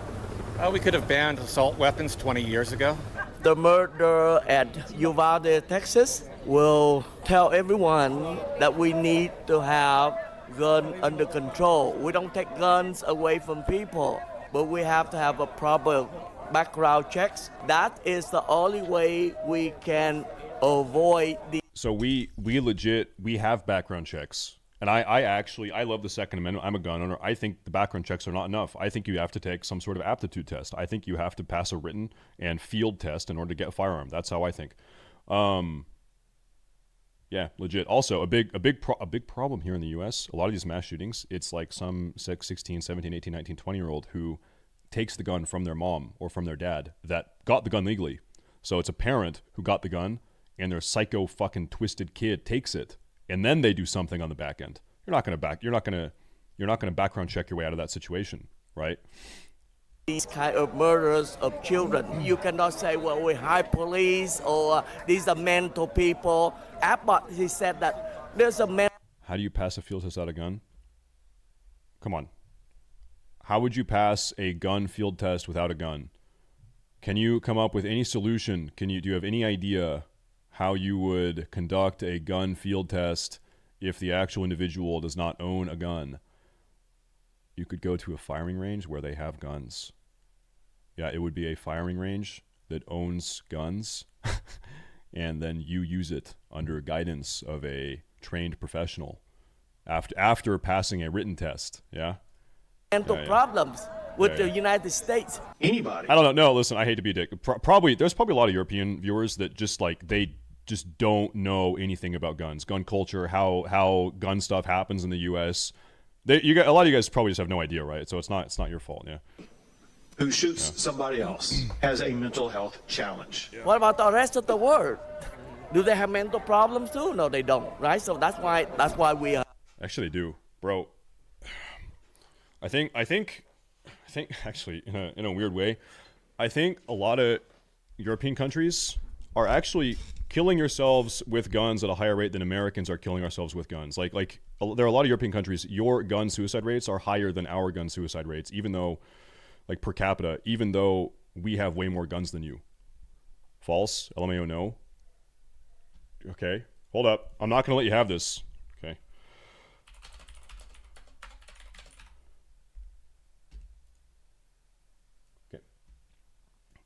Okay.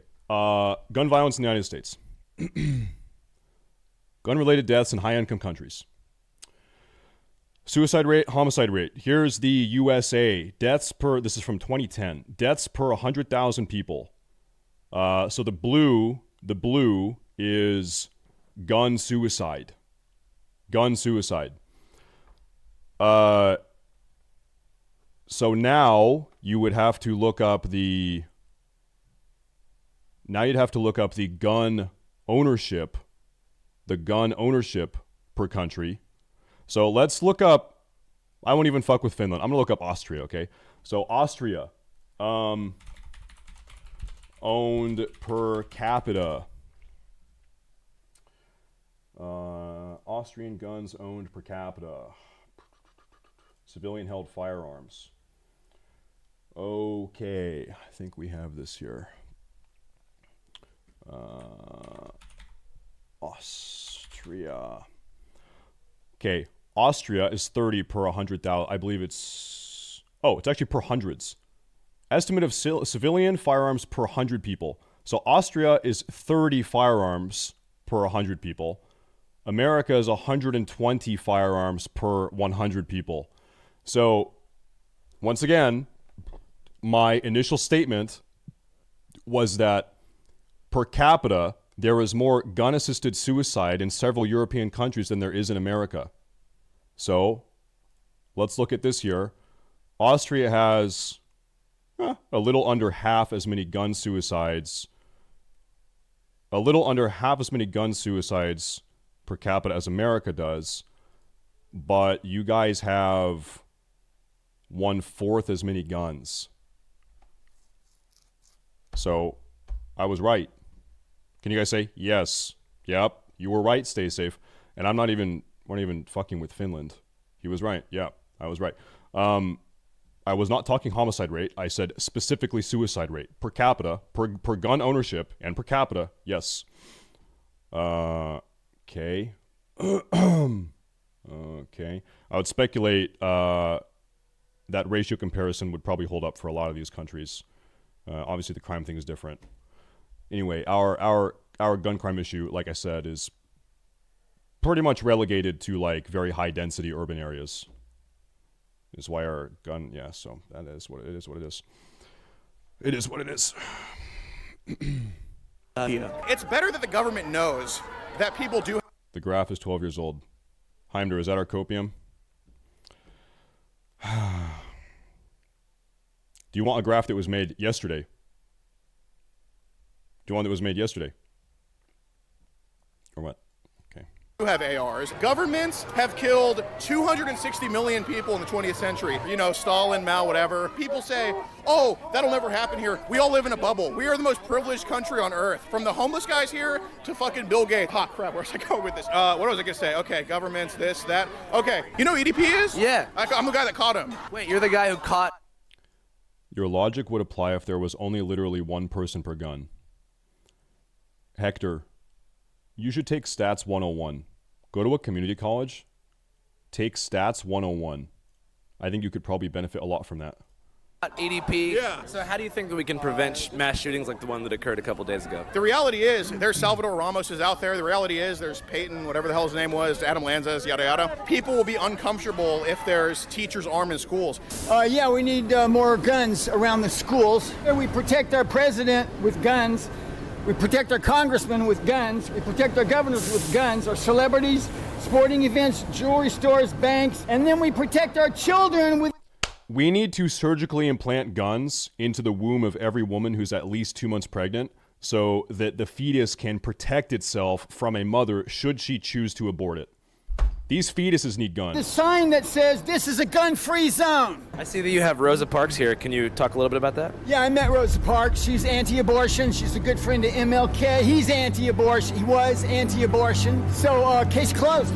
I see that you have 2 Mike Lindell MyPillows attached to your belt loops on either side. Yeah, Mike's a... United States, 7.32 suicides with firearms per 100,000 people, highest score in a Wikipedia article. Do you understand? I think you're missing the premise of the comparison we made. We're talking about that suicide rate compared to guns in the society, gun ownership. So you could. I guess the takeaway is what I'm saying is, in regards to gun-assisted suicide, Americans are more responsible with their firearms than Austrians are. That's the takeaway. In specifically regarding firearm assisted suicide, Americans are more responsible with their firearms than Austrians are, and probably Finns, and probably a lot of these others. That is statistically true, to the degree that people are using guns to kill themselves. Yeah. You can copium, but that's like literally true. We just had that conversation. That's literally true. Now, the problem that is unique to America. Just realized I didn't renew my sub. Can you PLS forgive me and use this to buy your RPG? Hi, Whitmanator. Hi, Whitmanator. Hey, thank you.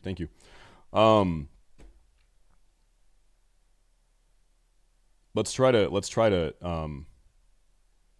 There's a certain degree of like European hubris, and it's cringe when having these conversations.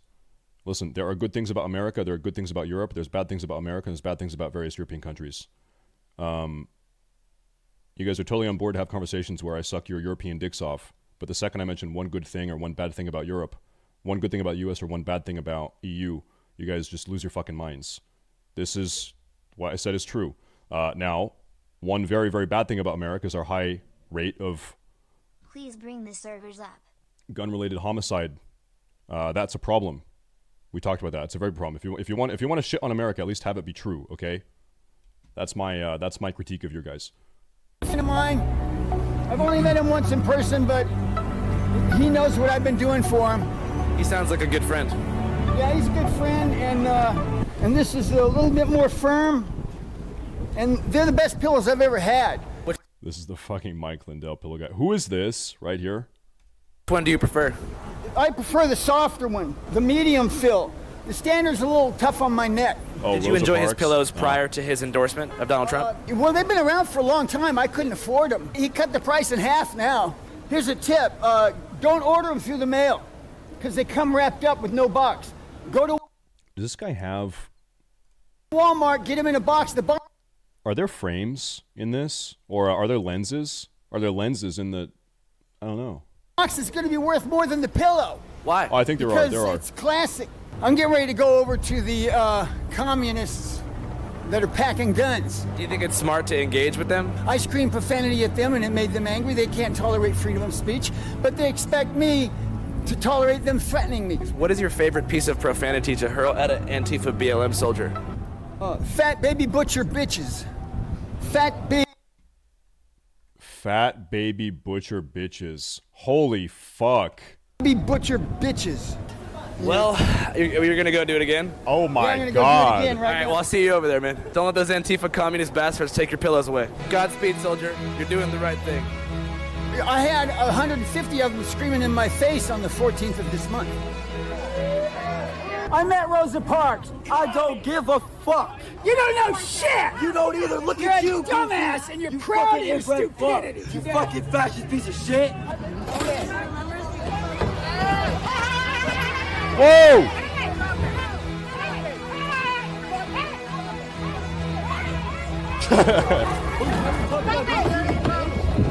Run, Freedom Man! Run! Hey, it's okay to steal things from people and physically assault them if they have different political beliefs. That's totally cool. That's okay to do that, by the way. Right, guys? Uh-huh. Do you think there's any type of common ground that could be reached? Yeah, there's a little gap. I think they could change some of the requirements. Remember, it's always okay to punch someone if you just call them a Nazi or a fascist first, even if your accusation is not based in reality at all. Just say it, just go through the motions. You're good, I'm pretty sure, I think. They are. You know, back in the old days, we didn't have the same type of weapons. So they could change the law, make it 21.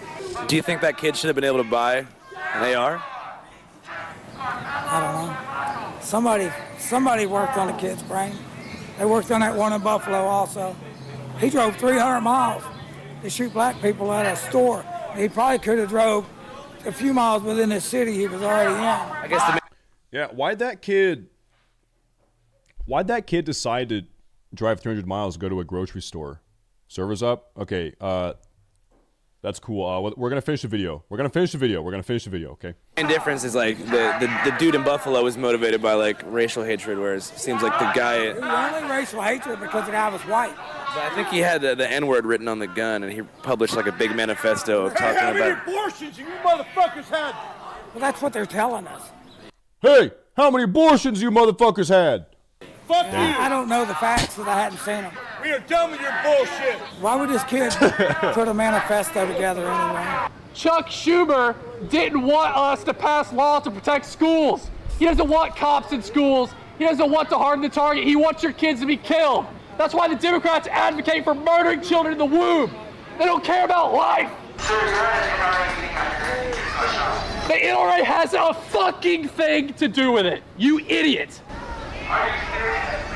When did the NRA kill somebody? You're an idiot. I know who you are. Dude, what the heck? I want to talk to you, yes. Hell yeah, cool. So how do you feel about what's going on right now with them over there? I don't not like them. They're human beings. I love everybody. Okay, they have souls. You're an idiot. But it's just sad because they're confused. Yeah. You can have a dumb soul though, right? Like you can have a soul, but you got a dumb soul. And so that's what it is. The problem isn't the guns. The problem is a people problem, okay? Ever since 1973, we legalized abortion. I think that was a real downfall in American society because we've murdered millions of children.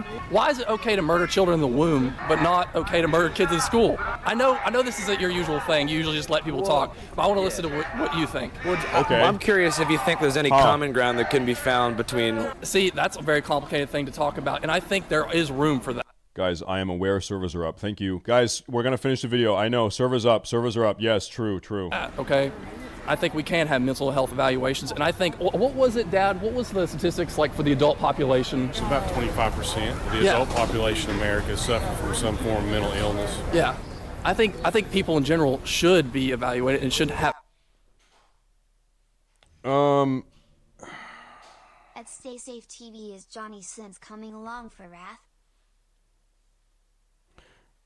I don't know. Like, would you guys say that if you're taking any sort of like SSRI that you should precluded from buying firearms? I think like actually maybe. No. I mean, you are taking a medication because you have a mental health issue, right? Which is fine. You need to get that treated and taken care of. And if medication is what you're doing, then it is what it is. But it's like, what if you don't take your medication for a week? Is something really bad going to happen? Right? Maybe. I don't know. Whenever you go into a gun store, you have to fill out a paperwork called a 4473 and say, hey, they're going to run a background check. This 4473, this document, it's a document to look at your background, okay? It's not going to know the heart of man. We need to better keep up with the health of our people because we're suffering people, okay? We have more access to hardcore porn on the internet, whittling down the psyche of humans. True. Porn should be banned. Yes. Porn should be banned, and pornographers should be criminally charged. True. Yes. Literally making us just sick people. You can't legislate morality, and you can't tell what you are really going to do. But at the end of the day, we live in a free society, and we have these rights and privileges, and that's what happens. You know, they don't have school shootings in China because you can't own firearms in China. Do you know that the most popular porn category in America right now is incest? I had no idea, no. Isn't that insane? Why? Why is that the case? Tonight, leggings, shapewear, and handbags came down the runway. But this is no ordinary fashion show. Discreetly designed so no one can tell that you have a weapon. Oh, the damn. concealed carry fashion show targets what the NRA calls its fastest growing demographic, women.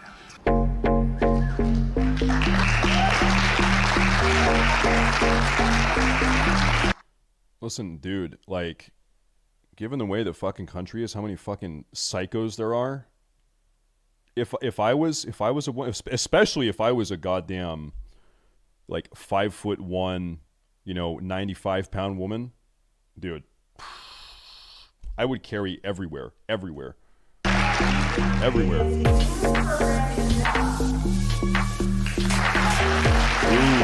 nice.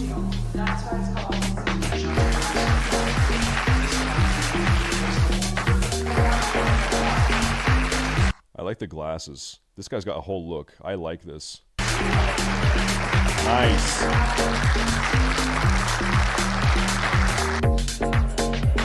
the baby gun. Introducing the baby gun.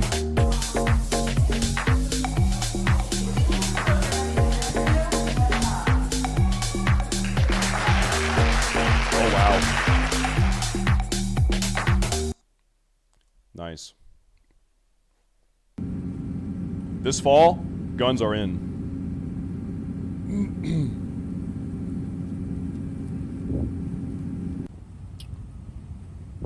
Uh-huh. Not good.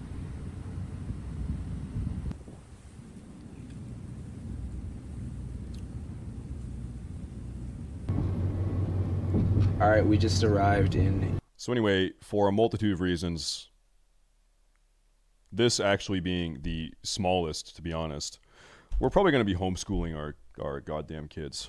Uvalde, Texas, which, as most people know, is the site of the most recent mass shooting that took place around a week ago, where 19 students and 2 teachers were killed at Robb Elementary School. This is the Wendy's where the shooter worked. Apparently he used to work the... So you admit there's a problem, cool. Wait, do you think I would deny that school shootings are a problem? Like, I know you hear a lot. You know the degree to which I've talked about school shootings and the fucking psychosis in this country that's causing them, right? Do you think I would say, no, school shootings? No, it's like not really that bad. No, it's not. Like, hello? Graveyard shift at the drive-thru window. You got me, bro. Until about you got the 2.5 dub. weeks ago, he quit abruptly once he had saved up about $4,000, which was enough to buy 2 assault rifles, ammunition, and a bulletproof vest.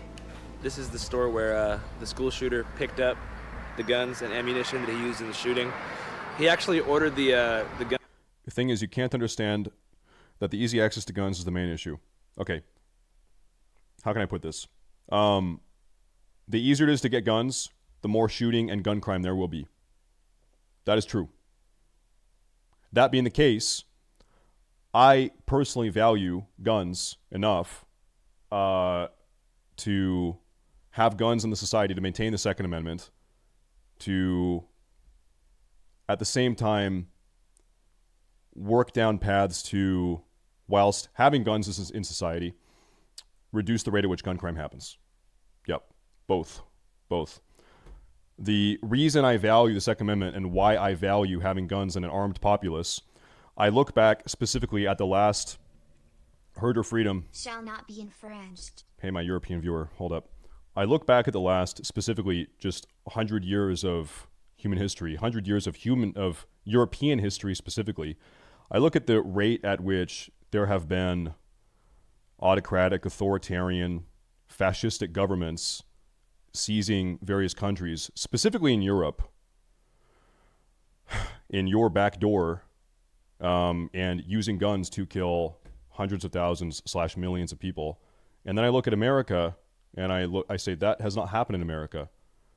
Anytime one of these authoritarian fascistic governments rises up, the very first thing they do when they seize power, or part of the process of seizing power, is disarming the populace.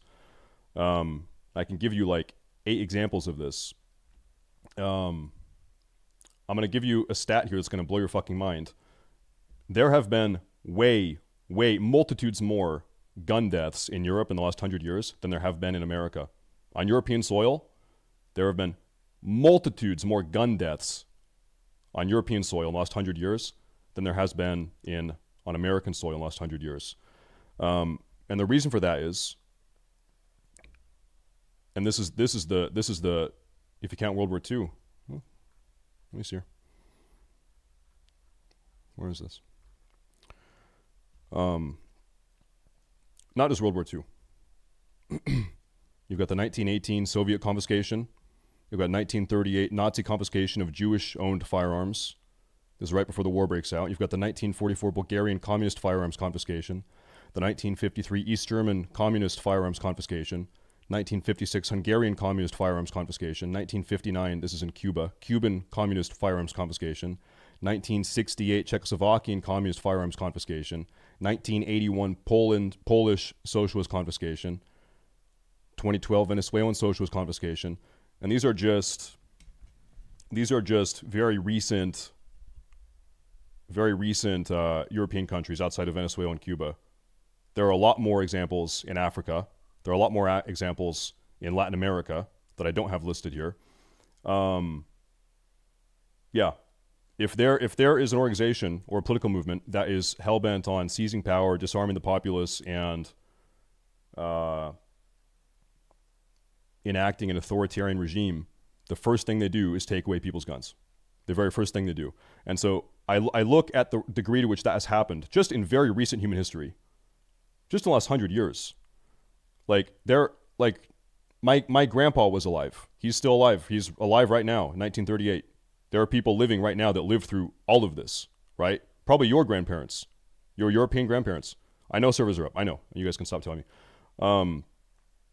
But it hasn't happened in America. It hasn't happened here. We've got a Second Amendment, shall not be infringed. And the written purpose of the Second Amendment is to stop both foreign and domestic threats. Both domestic and foreign threats.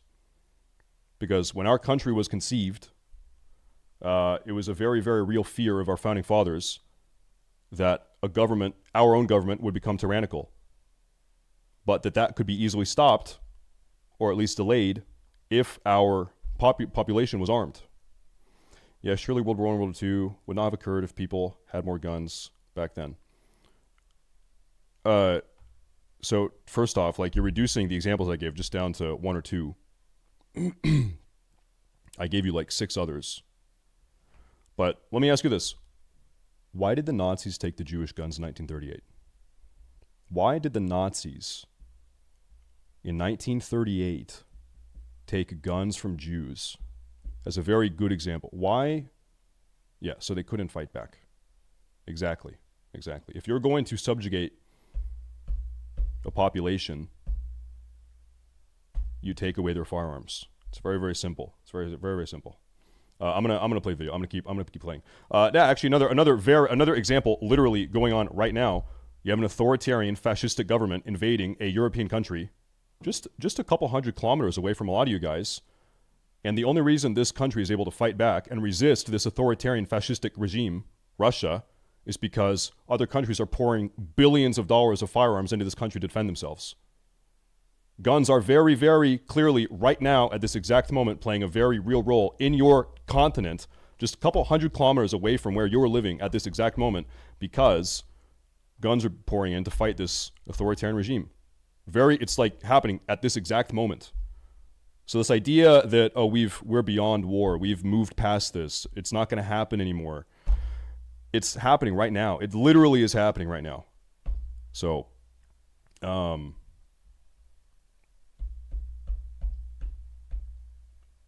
yeah, I don't, I value the Second Amendment. I value the Second Amendment a lot.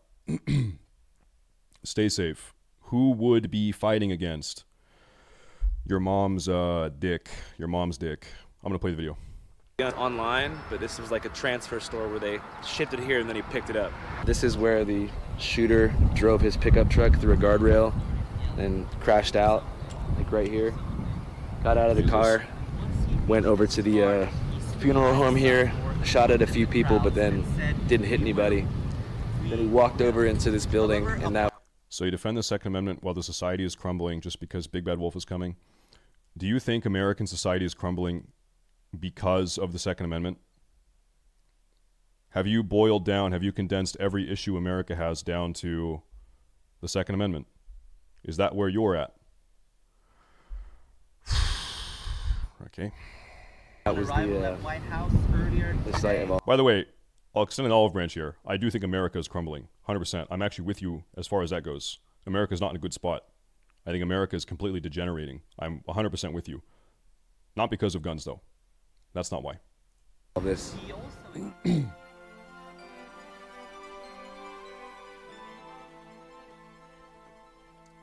You go to sleep seeing their faces. You wake up seeing their faces.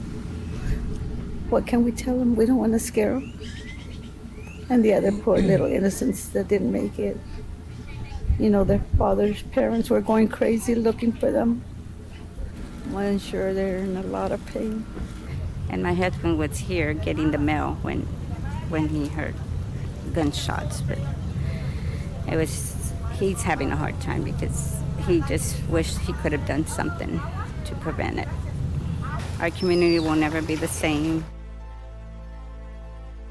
Si decimos que no hemos pecado, le hacemos a él mentiroso y su palabra no está en nosotros. Amen. Amen. Amen. Amen. Amen. Amen. She loved Guns N' Roses. She loved that song, Sweet Child of Mine. She's a beautiful little girl. I liked her song. That was her favorite song. She loved Guns N' Roses. And she would Hundreds of thousands of people. she would dance around her room singing Sweet Child of Mine. I love this country and I'm so grateful for everything it's given me and all the opportunity that I recognize I wouldn't have if I was somewhere else. That's not lost on me. And at the same time, this should encourage us to want to be better, and we're not. Think AR should be banned? Fuck yes. There's absolutely no reason for that. Mind you, I have a pistol, but I don't think that a semi-automatic weapon is necessary in our country. I just don't see the need. I don't see the purpose. I think it's weird because there's more. Like, first off, pistols are effectively, like, mechanically, they're small semi-automatic rifles. They're like one-handed semi-automatic rifles. That's how you can look at a pistol. Second off, like, there is more handgun crime, handgun service up. Hey, does anyone know if servers are up? Are servers up, guys? Does anyone know? Are servers up? Does anyone know if servers are... There's way more handgun crime than semi-automatic rifle crime. Like, way more. If anything, the argument should be we need to get rid of handguns. in this case, I know the bodies of the children were shredded as a result of that. What do we need that for? I don't understand it. They say that like having those high capacity assault rifles are the final line of defense against a tyrannical government. Oh, please. I think we're already facing a tyrannical government. Oh, please. That's never happened 15 times in the last 100 years in every continent across the world. That's never happened 30 times in every continent in the last 100 years. That doesn't that doesn't happen. Surely not here. When we have things like this happen, well, there's no excuse for this. I don't care what they say. They're wrong. Unless it happens to one of their own, then they're not going to do anything. You know, and Ted Cruz, he's a sorry person for a position that he holds. I'm sorry, but it is. That's the truth. But we're not supposed to say anything? No, I'm not saying that. If he can say what he wants, I can say what I want. They should have rushed in. That's their job. What, almost an hour before they decided to... Are you going to defend yourself with a semi-automatic rifle against presumably an authoritarian government? I'll say this. We can look at a modern-day example. I think it is every man's obligation, given he is of fighting age, to defend his government, or sorry, to defend his country, to defend his land, or defend his family from any tyrannical government. So we look at Zelensky's decree that every fighting age man must stay in the country and defend the country. I would do the same thing. Yep. I would do the same thing. Yep. Do anything? No, that's unheard of. It really is. Breaking news in the investigation to the school shooting tonight. Texas DPS is telling us the Uvalde CISD police chief has not been cooperating with investigators. On Friday, DPS Director Steve McGraw said the school district police chief was the incident commander at Robb Elementary School who made the call to wait to take down the gunman. If they had, they would probably save several of those lives. Mm-hmm. It's ridiculous. But this is fucking bullshit. Like, this is preventable. And Doritos. This is absolutely unacceptable.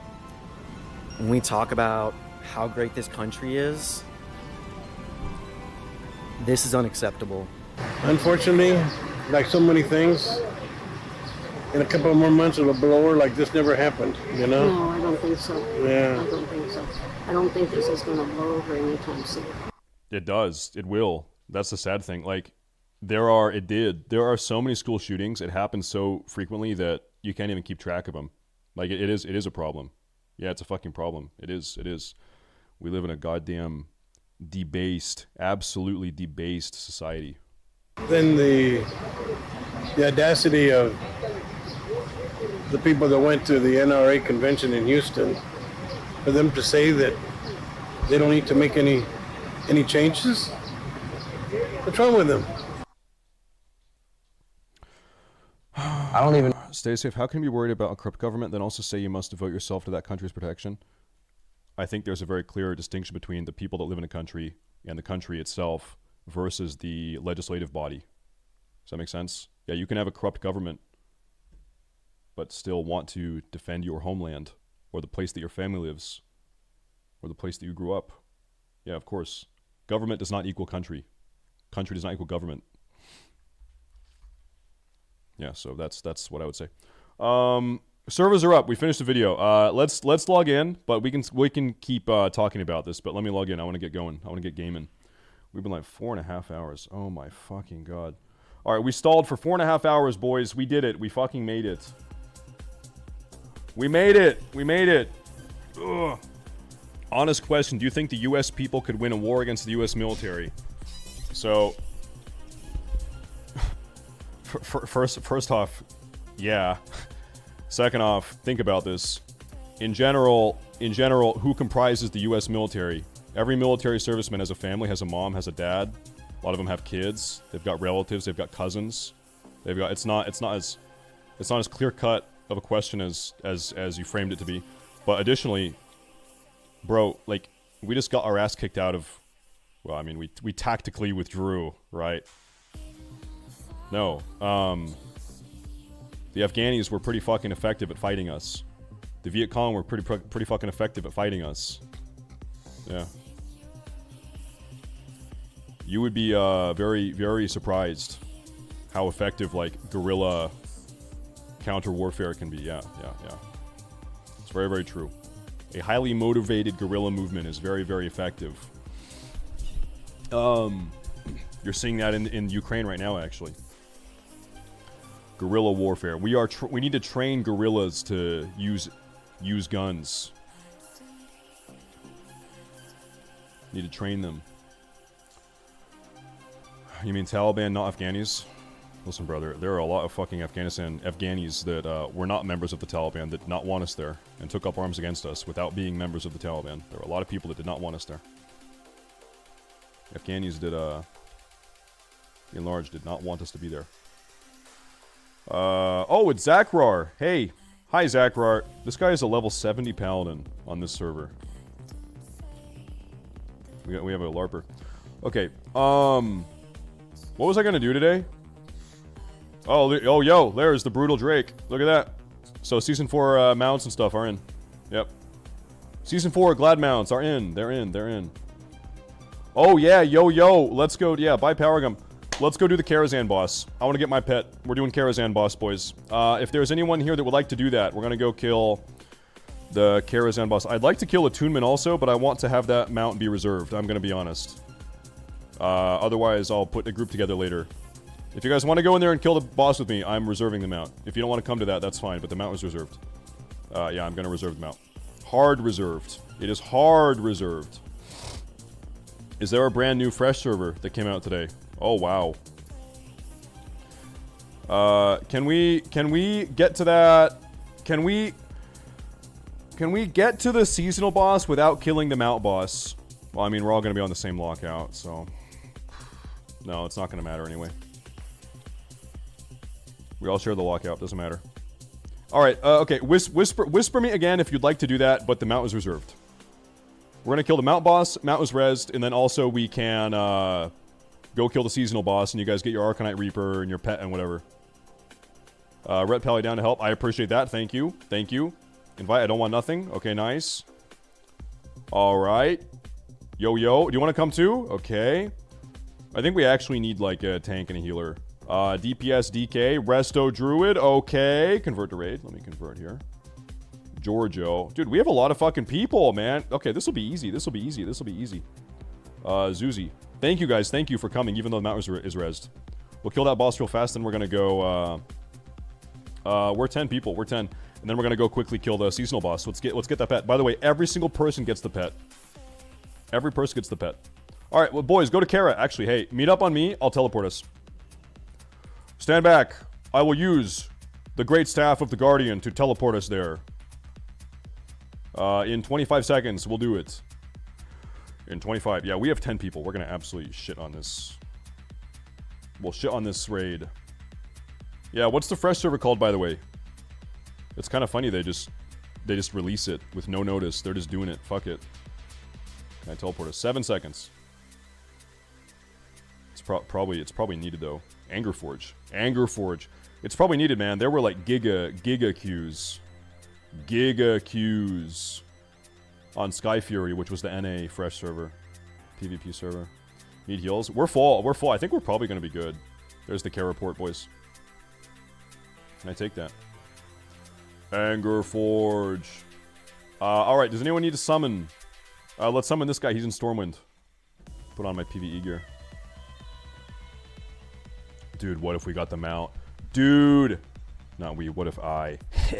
What if I got the mount? Giorgio. Let's summon Giorgio. Giorgio Armani. Let's summon... Everyone's here. Other than Giorgio, we need him. Are we good? Is that good? Okay, we're good. Alright. Alright, let's go. Alright, everyone in. I'm gonna put this on Master Looter. Okay, this will be on Master Looter. This raid. Jacob just purchased some power. Hey, Jacob, thank you very much. Guys, I gotta say, first off, Jacob, thank you again. Thank you guys for hanging out with me during the server downtime. I went live today. I woke up at 5 in the morning. I couldn't go back to sleep. I said, fuck it. I'm gonna get out of bed. I'm gonna stream. It's gonna be a nice early morning stream. I'm live. I'm doing my intro, and I open up Battle.net, and it says server downtime 4 hours. I was like, fuck. So we stalled for 4 hours. Thank you guys genuinely for hanging out and keeping me company. It was a good 4.5 hour intro today. Let's get back to it. Do we have a tank? If you're a Death Knight, you're tanking. Any Death Knight, you're tanking. Anyone that wears plate, you are the tank. Yeah, we're good. We'll be good. We'll be good. We'll be good. You want me to open the gate? Okay. Oh, you're in. We're good. All right, we good. We got a tank. No. I'm in a gaming mood. Like, I woke up. I want to get shit done. Mr. Bobka, good morning. Yeah, no, I've decided I want to get a lot more done during pre-patch than I had planned. So, for instance, I would like to get Shendralar exalted. I need another 150k honor. I need to farm 150k honor. I want to be at a minimum of 3.1k achievements. I'm almost there. So really it's Shendralar exalted and a lot of honor. Shendralar and a lot of honor. So I need to game. I need to do like 10-hour days every day. Plus I've got to level the Death Knight from 58 to 70. 55 to 70. We're going to do it on Friday. By the way, guys, listen. On Friday, we are doing a 24-hour capped subathon Power Gumathon. We're going to be celebrating Power Gum's 1-year anniversary, which means we're doing a lot of giveaways. I think we'll be doing 4 giveaways during Friday. It's going to be a long stream Friday going into Saturday, 24-hour stream potentially. We're going to be giving away Classic Wrath Collector's Editions. 4 of them, okay? That's the mount, that's a level 70 boost, and that's some game time also. We'll be doing 4 of those. You don't need to be a sub. There will be some like entry shit you have to do, but you don't need to spend any money to qualify. And the way the subathon's going to work, if you sub or if you buy Power Gum, that's more time on the clock. What we're going to do is every 6 hours, we'll do 1 more giveaway. 6 hours, 12 hours, 18, 24. So if we make it all the way, boom, giveaways. Are we ready? Whoop. Let's do it, boys. Oh, Drape of the Righteous. Hey, grats. Grats. Alright, go. Oh, I need to swap my trinket. Fuck. Too late. It is what it is. That's the way it goes. We have 10 people, though. This is like brain dead. There's no way we wipe. Surely there's no way we wipe, right? No way. Surely there's no way. I think I want to stand right on this guy's ass. All right, boys. Everyone pray in the chat, please. Pray, pray, pray, pray, pray, pray, pray. Everyone pray. Everyone pray. Please, please, please pray. 3, 2, 1. Fucking nothing. We have no caster. Hey, Druid, grats. These bracers are male. My hunter friend, grats. Any engineers? 2 black eyes. Oh, hey, roll. Yeah, roll. You roll for it. Wow. Low rolls. Alright, black eyes. Grats, bro. Grats, my friend. Grats, my friend. You were hoping it wouldn't drop? Come on, that is fucked up. Hey, at least we all get a pet, though. We're all about to get the pet. The pet. And then maybe someone gets an Arcanite Reaper also. That'd be poggers. Poggers. I need to pee very, very badly. I think today, guys, is going to be... We'll do a little bit of honor farming. So we can make a little pre-made. If there's any epic PvPers watching on Peggle. And then we'll do some Strat Undead farming. Really, my 2 big gamer grinds right now are honor farming and Strat Undead. Honor farm, Strat Undead. Honor farm... Strat Undead. I just missed AV weekend. I did a lot of AV this weekend. I hit it. Not as hard as I would have liked. But I still hit it. I hit it at 80% speed. I 80% hit it. And then I quit it. But I still need... Like, I need like 150k honor. Why so much honor? Okay, so I need 2 more black war mounts. Each of those is like 17k. I need 3 honor tabards. That's like another 20k or something, I think. And then I need the Alterac Valley Ram. That's 50k. And then after I buy all of that, I need to buy... I need to farm another 75k honor so I can be honor capped going into Wrath. So I need a lot of fucking honor. A lot of fucking honor. You buy those 5 honor mounts, the 5 black war mounts, right outside the Champions Hall in Stormwind, or whatever the Horde version of that is if you're Horde. Yeah.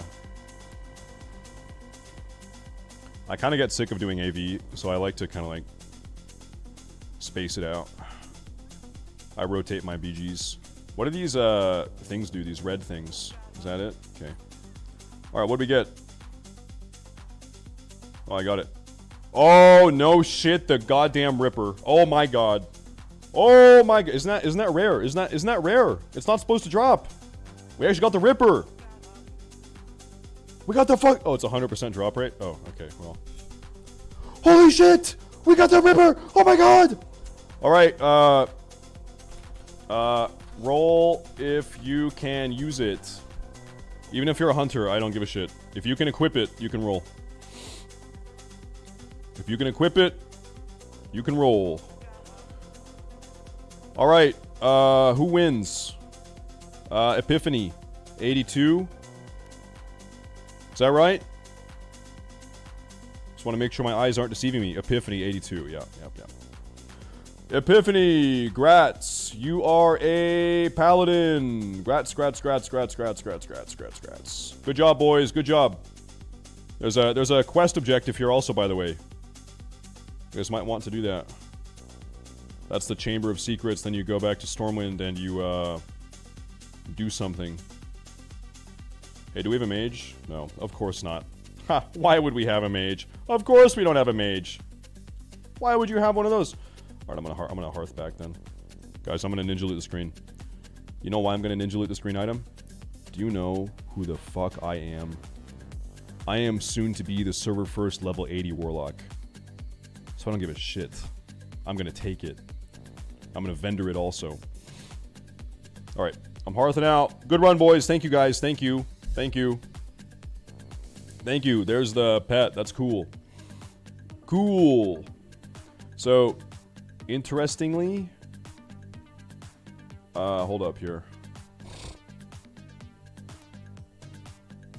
Slew Prince Tenris Merkblood and acquired the Vampiric Battling. That's a feat of strength. Dude, what if I deleted the bat? What if I deleted it?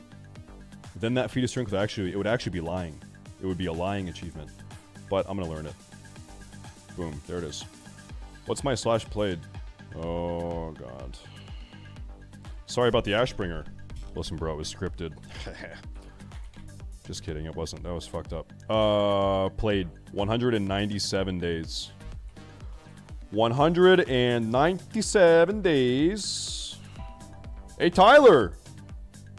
Tyler, thank you. Thank you, thank you. Thank you very much. Thank you very, very much. Thank you very much.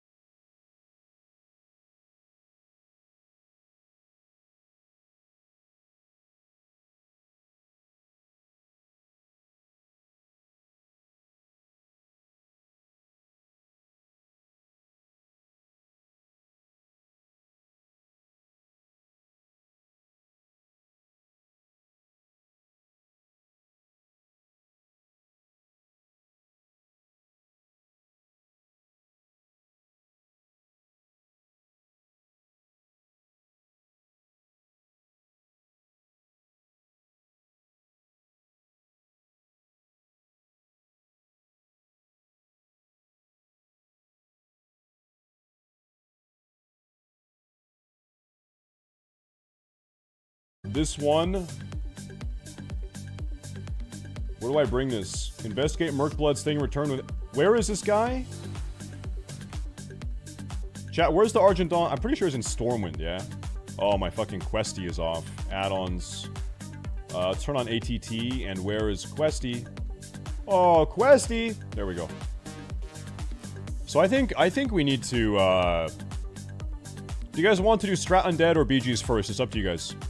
BGs or Strat Undead? Questy's gotta load. Strat Undead or BGs? BGs or Strat Undead? I feel like most people are saying Strat. Okay, we'll go to Strat. We'll do a little bit of Strat. I tend to get bored of Strat pretty quickly. I do like.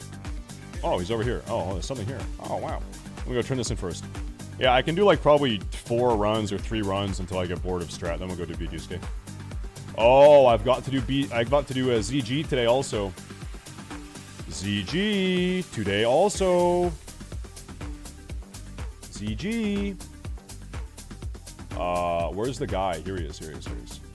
Yeah, the mount was 1 in 100. What's in the bag? What's in here? What does that do? Throw one of the mini weapons. Okay, I'll figure that out later. Okay, so because we're going to Strat, I'm going to put some gear in the bank. Because I need to have a lot of inventory space. Oh my god.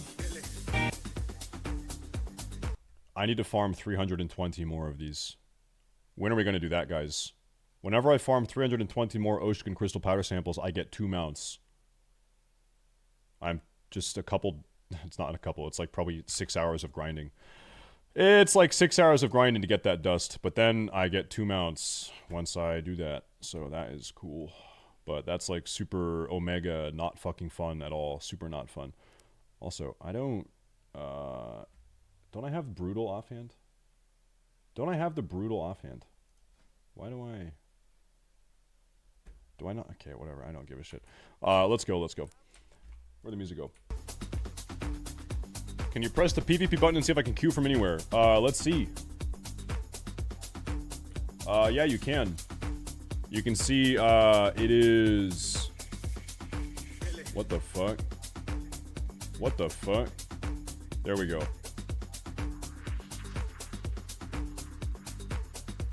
Hold up. Which menu's layer? That layers. That doesn't layer. That layers. So you're having 3 menus layered on top of each other is what this is. 1, 2, yeah.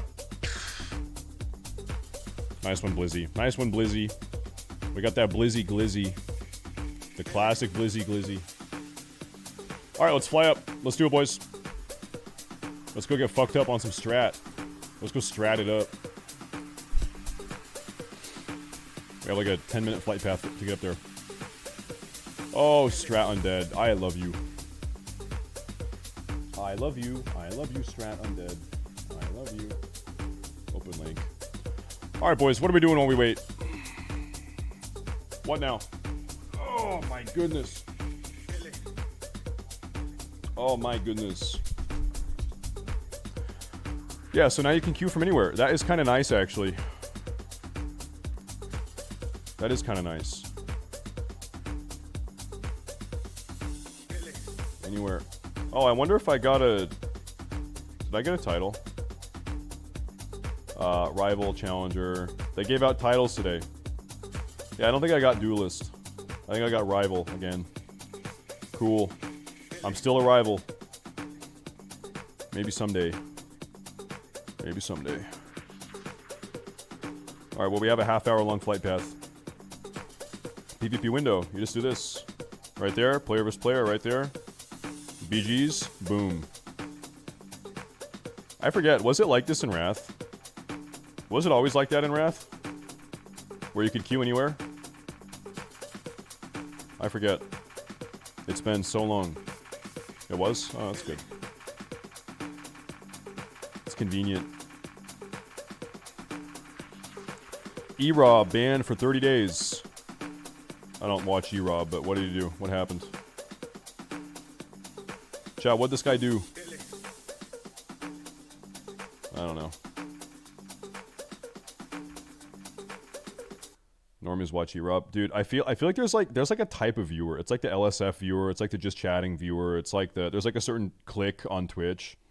Those viewers are actually fucking dangerous. Like there's a type of viewer that is just like waiting for you to fuck up, to clip it out of context, to report you, to mass report you. I don't really think I have a lot of those viewers. I don't think so, at least. But yeah, there is like a side of Twitch where it's like the kids. It's like fucking 15-year-olds. Yeah, there are those type of viewers. They're just fucking lurking. They're waiting. They're just waiting to fuck with you. Yeah. So I don't know. Every time I see like, there's like a certain group of streamers. Every time I see they get banned, it's like probably they didn't even really do anything that bad. It's just they got some fucking weirdos mass reporting them. I don't think there's... Yeah, boys, another day of no LSF content. Imagine that. Imagine that. Is Power Gum halal? Well, I haven't gotten it certified by a goddamn imam. So technically, no. I think to be legitimately halal, it has to be certified by an imam. Yeah. Same with the Jewish thing. What's that called? Yeah, the Jewish thing. You got to have a rabbi kosher. They got to kosher certify it. Yeah. China's plan to overpower the USA as a superpower, and why it's failing. Damn, this is fucked up. China, you came so close.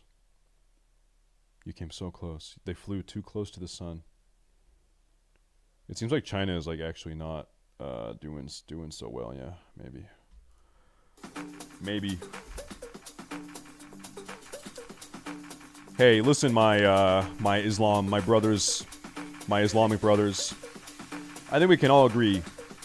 We're looking for a woman who's haram in the sheets and halal in the streets. Am I right? That's all there is to it. That's it. True that. Ugh. Whoa, Athene is streaming. Oh, I don't think he's... I thought Athene was coming back for Wrath. I see he's streaming crypto. He's doing cryptocurrency shit. Dude, I hate to say it, like...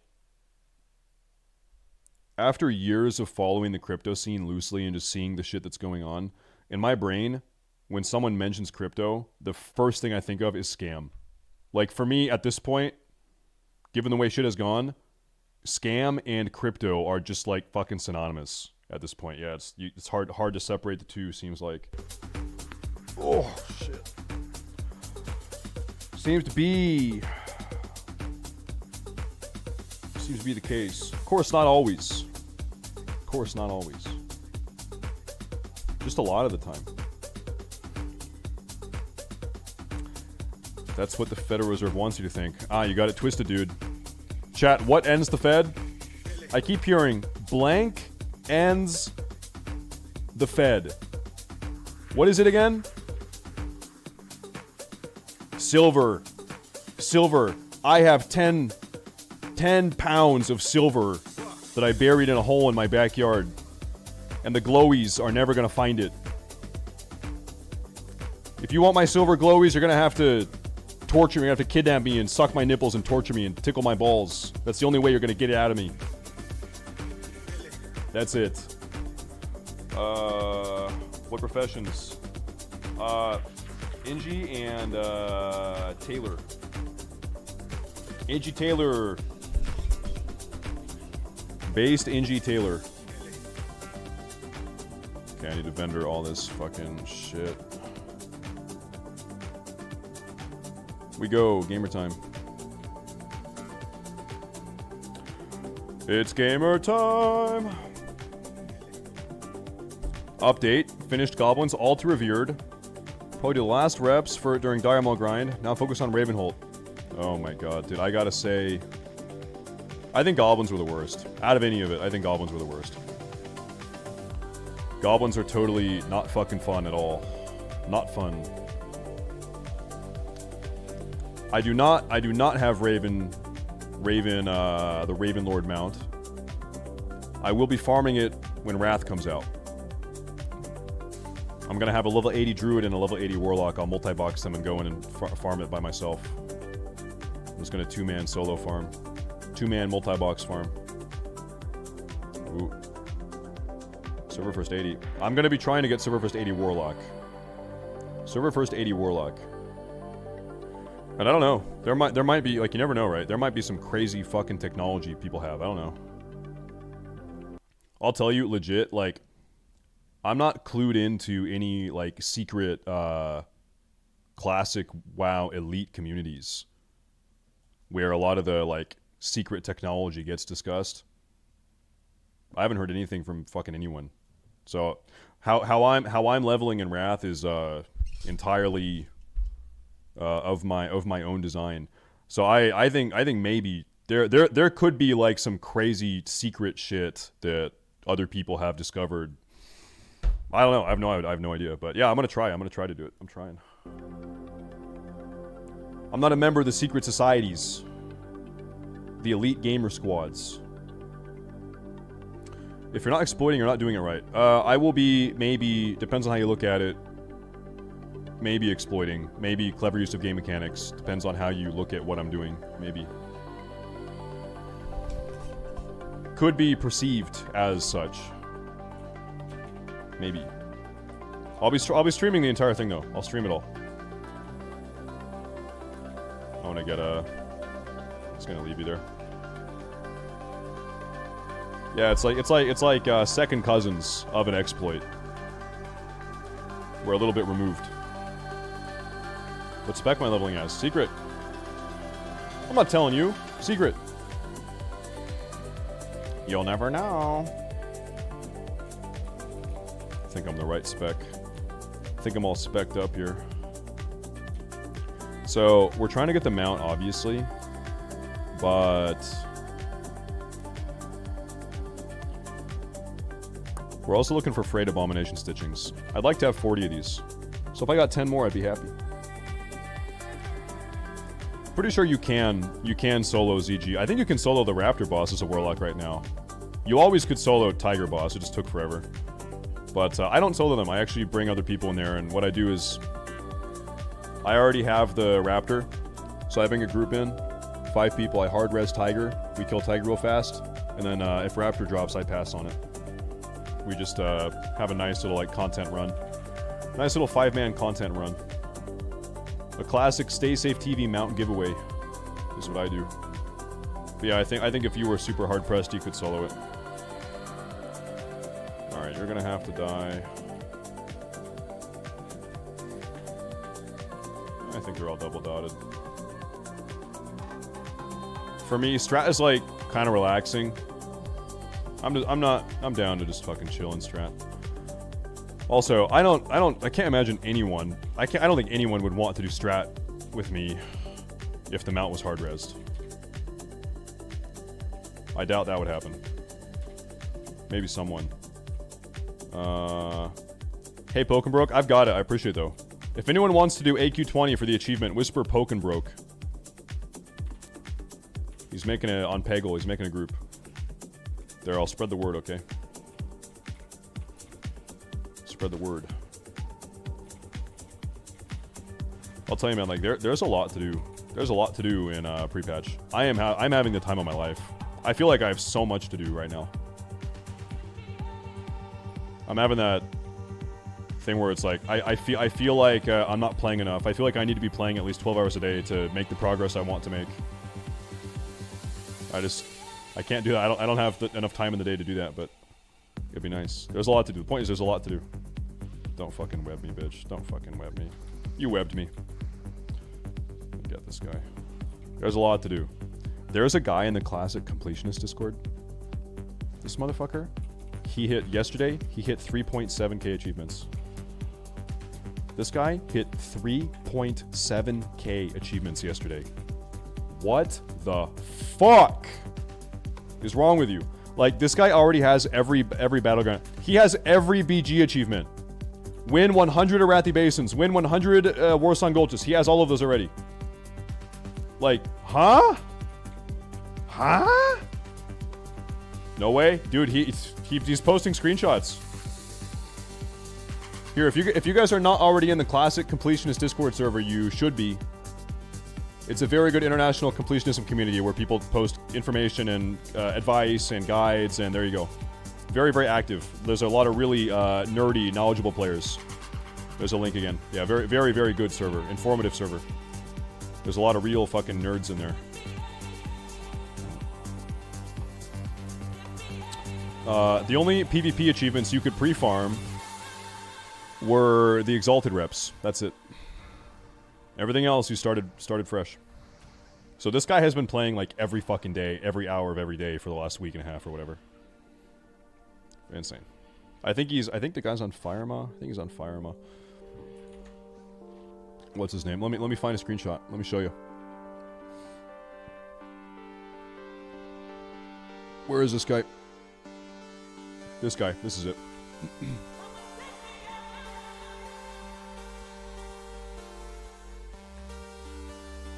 Haylorn of the Guild Chaos. I actually don't know what server he's on. I don't know what server he's on. Doesn't say. But, this fucking... He's got 72. He has 72 PvP achievements. And I've got 46. Oh, amazing. Amazing. This fucking guy. I'm server... Yeah, I'm the one that made the server. Yeah. It's because, like, 4 months ago, I was trying to find a Completionism Discord server, like an international one. We had one for Peggle, but I wanted one that was, like, for everyone. And, I looked around for a day or two, I couldn't find one, I said, I'm just gonna make one. I think it's the only one. Why is this... Oh, I see what the deal is here. Free for all. We're actually running a giveaway right now. We're doing a giveaway... to see who can farm the most achievements in various categories by the end of pre-patch, and so that guy is probably going to win at least one of the categories. That guy is fucking gaming. I'm gonna kill this gargoyle too. He is a gamer, to say the least. Amazing. Do you make okay gold farming them out? I'm probably making 120 gold per hour doing this. So, okay. It's okay. It's okay. It's not insane. But no, this is a very rewarding farm. Because I'm looking at the mount, I'm looking at stitchings, I need the stitchings, and it's 120 gold per hour. So it's, you don't feel like you're wasting your time. It's a good use of time. Once I get them out, though, I'm never going to want to come back. The stitchings, I need them for turning in Librams in Dire Maul, which reward Chandrilar rep. Chandrilar is one of the reputations you need to get to Exalted for the Insane title. So I need some stitchings. How important is Inji for tier 7? I'll tell you, I'm actually working on a video. I got halfway done with it last night. The video is a fresh level 80 Classic Wrath survival guide. What do? You hit 80, then what? And I was looking at, there's a little section in the video talking about professions. Anyway, most of you guys, if you're hearing my voice right now, you're probably going to be dual crafting Inji. Dual crafting Inji is a pretty good fucking combo. Almost everyone is dual crafting. Almost every single person is Inji. Inji is really good. Inji's good. Inji big good. I'll be Inji Taylor. Yeah, if you're a caster, you don't go JC because you need to be tailoring. But everyone else is like pretty much Inji JC. It's not bad. From looking around, I looked around, I wanted to make sure the video is right. Seems like the only one that would really want to go alchemy is maybe a druid. if you're playing like Resto off-spec Boomkin. If you're like a Resto Boomkin Druid, those are your dual specs, then you would maybe go Alchemy. That's like it though. Seems to be the case. There's also, talking about gold making, I mentioned this in the video, you gotta wait and see.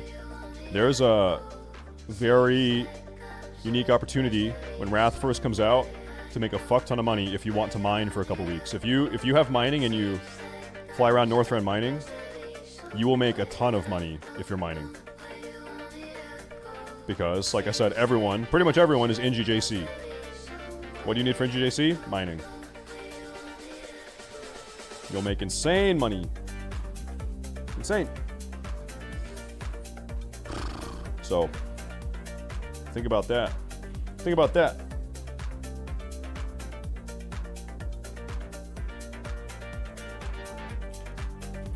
Okay, these guys die. Thanks. I need to be looting all of these guys because... Oh, look at that. That's why. That's why. I got a 6 of beasts right there. I'm also very close to getting the achievement, loot 10,000 gold. So I'm trying to loot all the silver, it adds up.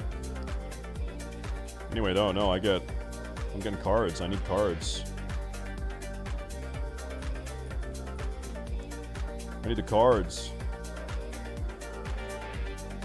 Why don't you get dotted? This guy's been drain lifing. Okay, we good.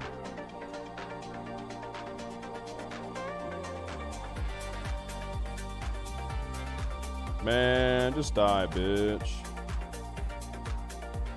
What's that? See? That, look, almost 5 gold vendor. Holy shit, that's not bad.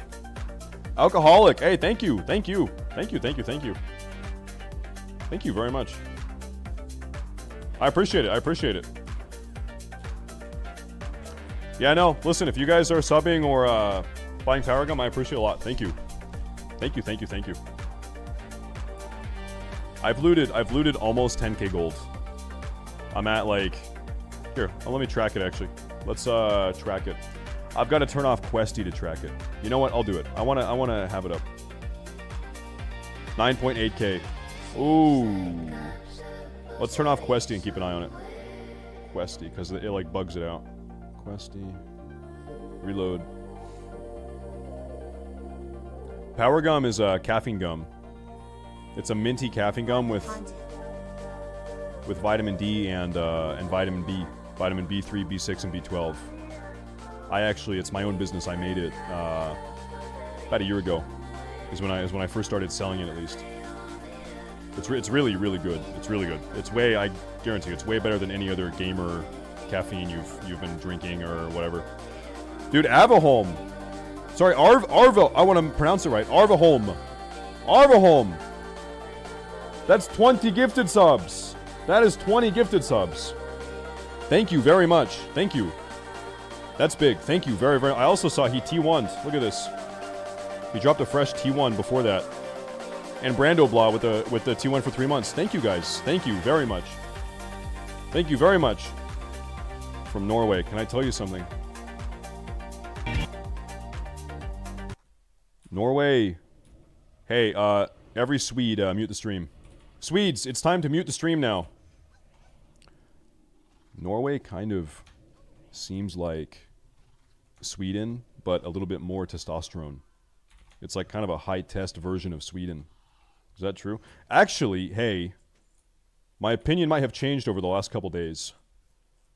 It seems like Sweden is making some positive changes here. You know what, Sweden? You guys are not so bad after all, okay? You guys are alright. You guys are fine. Good for you guys. Hey, thank you. Thank you, thank you. I appreciate it. Ooh. How am I on? Servers are down. For me, they came up like a half hour ago. Oh my goodness. Ooh. That's a good question. Who is that? Advice, by the way. Thank you. I don't know when it comes out, by the way. I'm not sure. For the next, like, 3 months, I think I'm going to be pretty busy with Wrath. I think I'm a bit preoccupied with Wrath right now. So I don't know when it comes out. don't know when it comes out. I think my attention has to be Wrath, though. Okay. Unfiltered, raw, realistic takes. First time chatter. First time chatter. Bones. Fuck you, trash. Hey, thanks, Bones. I appreciate it, bro. Idiot. Hey, thanks. I love you. Did I hurt your feelings? Anyway, Klepto. I appreciate it, dude. We have a... You gotta say... I think rhetorically, this is probably a pretty unique stream, compared to most other streams on Twitch. This is one of the standouts, probably. I think the vibe we have... The vibe we have here, it's probably true. Do I have mage food? I don't have any mage food. God fucking damn it. God damn it. Ugh. Fuck you, Rivendare. Yeah, everyone say fuck you, Rivendare. Give us that mount, bitch. Oh my goodness. Dude. 2 days ago was chest day, and then yesterday was shoulder day. And I'm just exploding. I want to also, Arvaholm, thank you again, by the way. Thank you. Norway seems beautiful. I want to go to Norway. We're going to the Netherlands and Denmark. Sorry, Belgium, Netherlands, and Germany. Mostly Germany. In December. My wife and I. We're doing a little German visit. I don't think we'll have time for Denmark, unfortunately. My wife's family. So we're visiting my wife is German. We're visiting her family. We're gonna be in Western Germany, so I figure, hey, let's do a little day trip. Go to Belgium and Netherlands and see what's up. Just for a night or two while we're over there. Asmongold sent me here. Asmongold sent you here? Asmongold? Why don't you go back and you tell that motherfucker? Why don't you go back to Asmongold and tell him? Why don't you tell that fucking guy? Hey, thanks. I appreciate it. I love you, Asmon. Tell him, Stay Safe sends his regards. That's what you can... Oh, wow, a stitching. Nice. Tell him I sent you. He'll know what it means. Tell him the turkey has flown the coop. And that the fox is entering the arena. He'll know what it means. He'll understand. Ooh. Let me kill these things. We have a coded secret language only the initiated understand. It's a very secret clique, a very secret cabal of elite gamers. Oh boy, just get the fuck out of here. There we go. There we go. Bailamos. Let the rhythm take you over, bailamos. Get the heck out. Okay, we're good.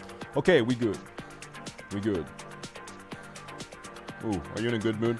Laika is shedding. So there's just clumps of... my dog is molding, pretty much. There's just clumps of dog hair everywhere. Even if we brush her, it doesn't matter. It's everywhere. Here, I think she actually wants to say hi. Do you guys want to say hi? Here. Alright. Come here, sweetie. Come on. Why don't you come up here? Come on. Come on up here.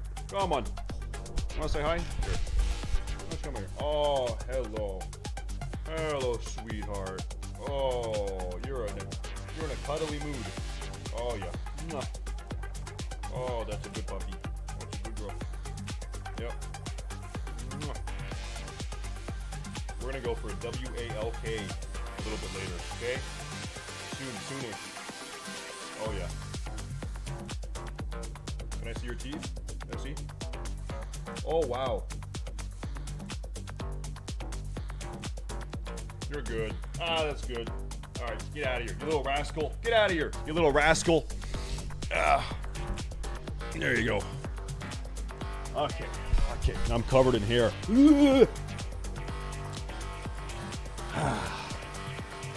good dog. Can you guys keep a secret? When Sophia turns 2, right now she's 16 and a half months. When she turns 2, we're gonna get her a German Shepherd puppy. We're gonna get her a little German Shepherd puppy that she can grow up alongside. Don't tell her though, it's gonna be a surprise. It's gonna be nice. Leica turns 7 next month. So we'll have a 7-year-old and then a puppy. I figure Leica's gonna help raise the puppy too a little bit. That'll help. It'll be fun. German Shepherds, they're good dogs, it's true.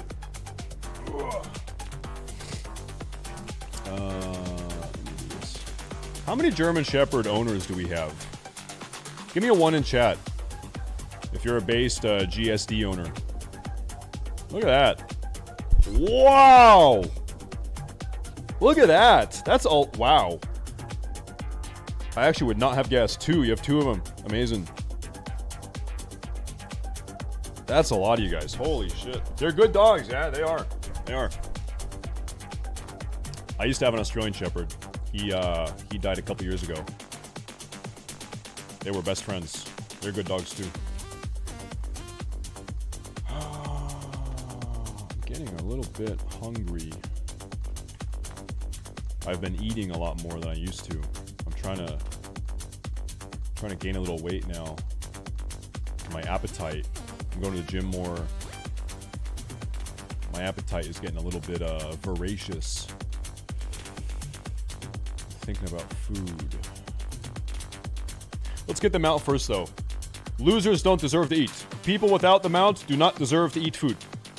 No mount, no food. That's the truth. Truth. We're gonna sneak on in here. I'll show you how this works. It's kind of Monka W, but I'll show you what's up. We dot this guy here. I bring him right down here. And then we give him the old Sneed's feed and seed treatment. We use that Nightfall proc. We give him the old seed and feed. I am stunned. Give me that. Oh yeah. Oh yeah. Oh, he's not a... So we got 2 stitchings this run. It's better than... You always get one of them. There's guaranteed one of them always. So if you get more than one, that's good. Kill this guy. I think all these guys are dotted. No, there's one. There's one. Hey, thank you guys again for the subs today. Thank you. There's been a good amount of power gun purchases. So I appreciate it, guys. Thank you. Thank you very much. Thank you very, very much. Yeah, I think they're all dead. Oh yeah, they're all dead. All right, hey. The moment we've all been waiting for. Here we are. This is the man himself, the man of the hour, Baron Rivendare. He has a 1% drop chance on the mount. We're going to kill him a couple times today. Well, no, we're not, because it's going to drop right now. Let's kill him. Let's kill him right now. You know what I kind of want to do today, at the end of the stream, whenever we're kind of winding down? I don't know if you guys mind if I do this on stream with you guys. I want to get my sound alerts back on. My, my Good Boy Point sound alerts set up again. So we're gonna sit here, if you guys don't mind, and you guys can help me find some new audio clips. I actually have one in mind.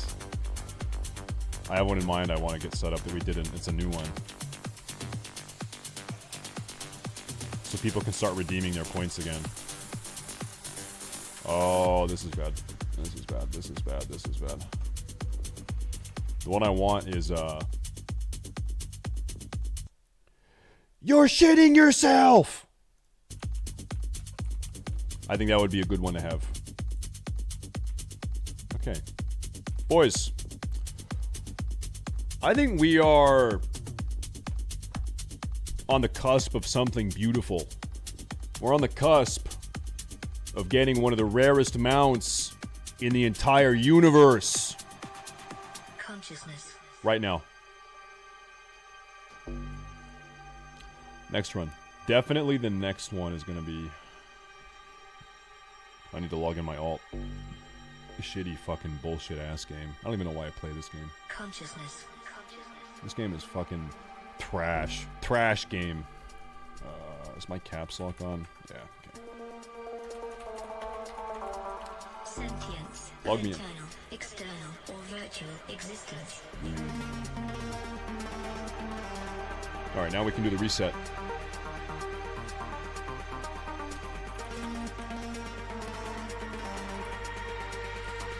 Invite that guy. Accept. Then I give you leader. Then I log out. I'm gonna kick that guy out. We're doing it. We're doing a little instant reset. Consciousness. You saw my password. Dude, look at this guy. Holy fuck. Dude. Holy fuck, dude. Damn. This guy is a fucking gamer. Now, how many achievement points does he have? If he has less than 3,000 achievement points, if he's got less than 3K, I will be very, very, very disappointed. Less than 3K. Let's see.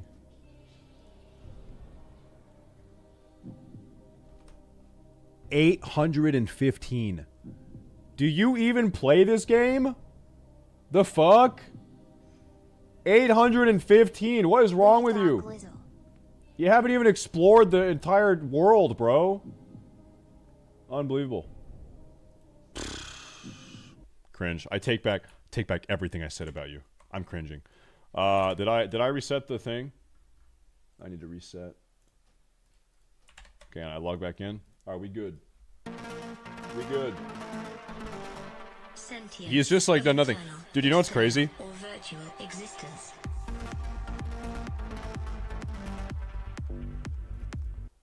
I just did an instance reset, and it teleported me to the nearest graveyard. This is where the graveyard is. That's a new thing with the patch today. That's a new thing. That is fucking annoying. That is annoying. Since pre-patch. Nope. Not since pre-patch. I was doing this yesterday. Nope. I was doing this literally yesterday. That's new today. At least on NA servers. That's today. That's today. Consciousness. God, that's annoying, bro. They did that, and they also got rid of Ghetto Har thing. Blizzard, you're making the game so annoying. My health and mana like that. This is in the default interface thing. It's somewhere. Names, right? Raid profiles. It's somewhere. It's all natty, all natural. That's the real Zakrar. It's him. Combat interface. Hold up. Combat. I actually don't.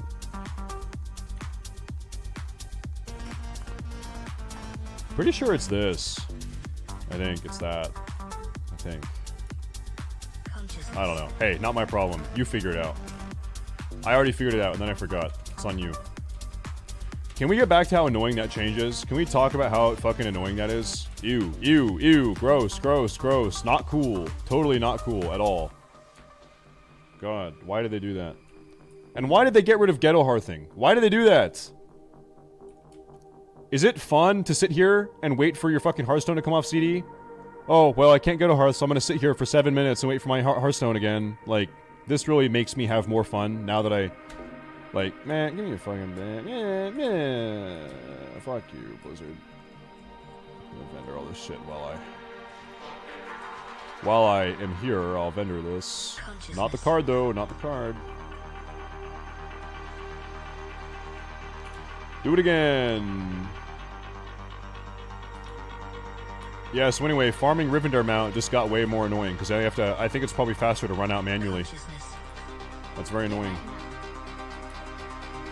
Shinna. Now we really need to get them out, Shinna, because I don't want to do this run anymore because it's so annoying to reset. Now I actually need to get it. This got way worse.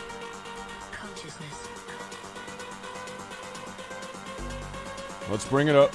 Bring it up, bring it up, bring it up. If you log out, reset, it teleports you to the nearest graveyard. Alive, but still teleports you out. So that is not cool, Blizzard. It just went into effect today. I just had it happen for the first time. 3 minutes ago. Very annoying. Bad change? Yeah, I agree. I get probably why they did it. Probably there's some botting thing. Yeah, probably. Probably.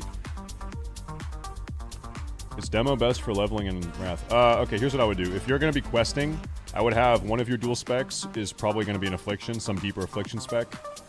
And then I would have a dungeon spec also. So if you pop into a dungeon, you swap specs and you're probably playing demo Destro or something, yeah. That's what I would do. I'd have a dungeon spec and I'd have a questing spec. But if you're questing, probably deeper affliction. Affliction's good. Hey, thank you. Affliction's pretty cool. Pretty good. Dual spec is still 1k gold. It should be 1k gold all through Wrath. That's how it was. So it's not too bad. It's not too bad. Okay, I think all the gargoyles are dead. Doing good. Oh wow, Lightforge belt. Look at that. Look at that. Would you look at that? Why though? I would speculate that there was some botting issue, that bots were abusing logout resets. You know, Phil, I play the wellist. I'm the #1 well. Hey, thank you. I appreciate it. That's probably some bot thing. Thank you, dude.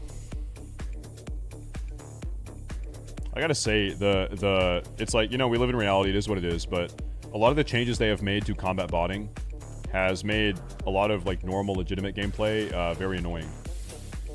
But, you know, it is what it is. That's the world that we live in. Like the dungeon teleport changes where mobs root you and or teleport to you. There's no safe spots. They're immune to CC up to 30 seconds. That's like not fun. That's really not fun.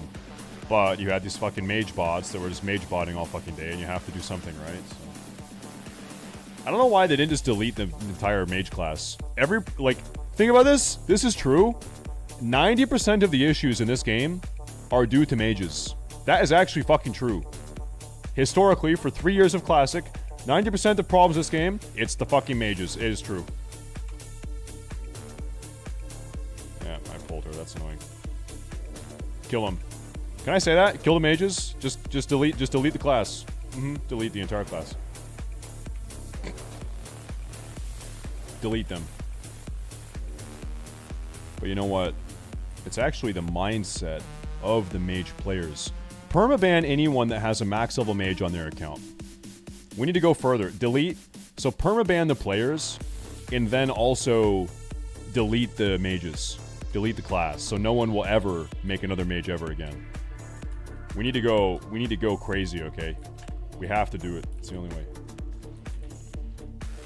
Let me kill these guys.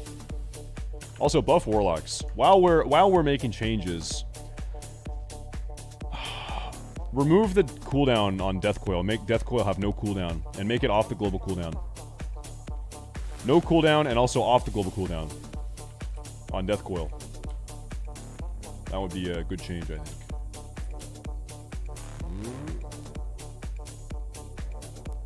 No, Baron Mount is now a 1% drop chance. They buffed it. They buffed it.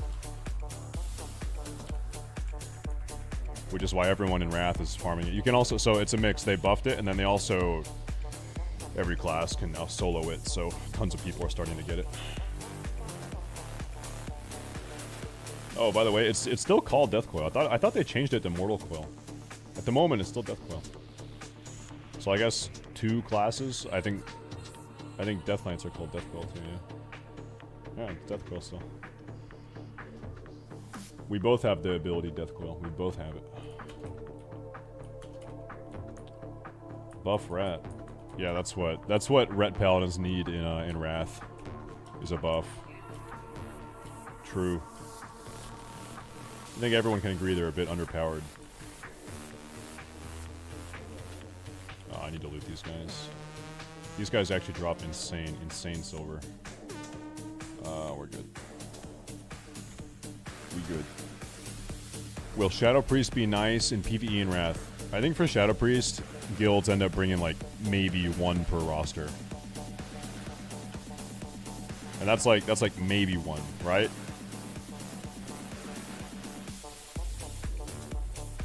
I think Shadow Priests are still kind of eh. Still kind of eh.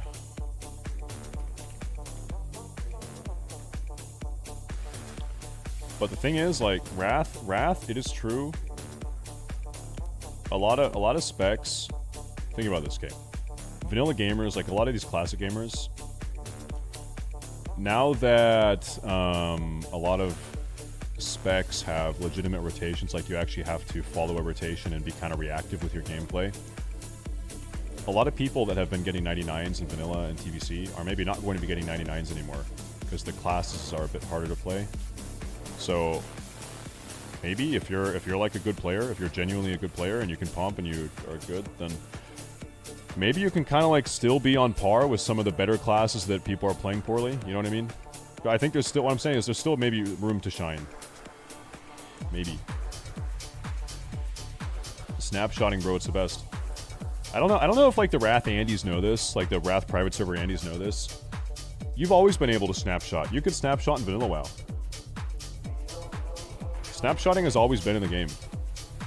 You could pop a spell power trinket or get a PI and reapply a dot or whatever. Yeah. It's always been there. Of course, like now it's more prominent. You use it more in Wrath. Holy fuck, this is annoying. Jesus.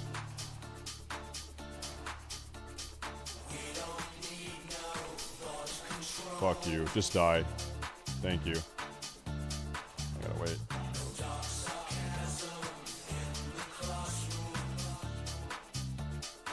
Just gonna pull this piece of shit.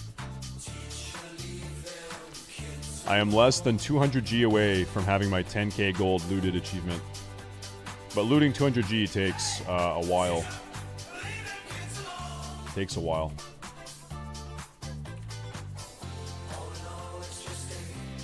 Saw Wonder, the EU LCS Pro in some raid on beta, and he was absolutely blasting on S-Priest. I don't know who that is, but yeah, no. If you're a good gamer, yeah, I think you can still stand out. Let's pump these guys out.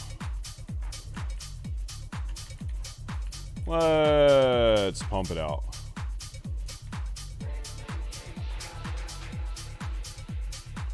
Let's pump it out.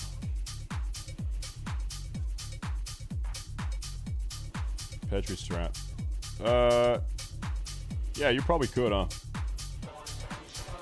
Well, you would have to Petri 3 times, 4 times. If you really wanted to Petri this place, you'd Petri 4 times, right? You'd Petri on each ziggurat and then also Petri at the gate over there, yeah. Wonder how much Petri flasks are.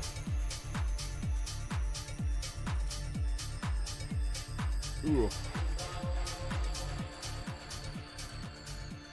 Server first 80. I'll say this. Here's my server first thing. It is a goal of mine to get server first 80 Warlock. And I specify Warlock because I don't know if Warlocks are even remotely competitive with other classes. Like, server first 80 just might be impossible on a Warlock, because maybe, I don't know, fucking maybe Paladins or something are just way better. So I don't know. I do want server first 80 Warlock. That being said, there might be some crazy fucking Warlock on this server that is going to level insanely fast. I don't know. I've practiced. I have a plan. I've got a good plan, I think, but we'll see. It's a goal. We're going to try it.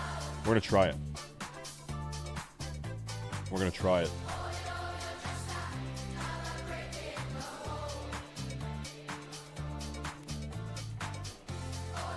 Can a Warlock grind mobs no downtime? Yeah, Warlocks can pretty effectively grind mobs in open world. But even then, if every Warlock is doing that, you gotta do something that sets you apart, right? So, is there something... Is there some secret grind? I don't know. Maybe questing is fastest, I don't know. Like a really, really good questing route. That might be better than grinding. We gotta see. We gotta see. Oh, Jarvis, that. I've heard about that. Yeah. Listen, in the first, like, month of Classic Vanilla, 3 years ago, people were getting banned for shit like that. Because you're technically layer abusing inside of an instance. So if you're doing that, like, a lot of people got banned. If you're doing that, I would probably stop doing that.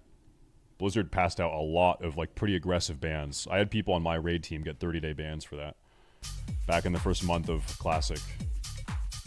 They can tell if you're doing that. Friends of mine got banned.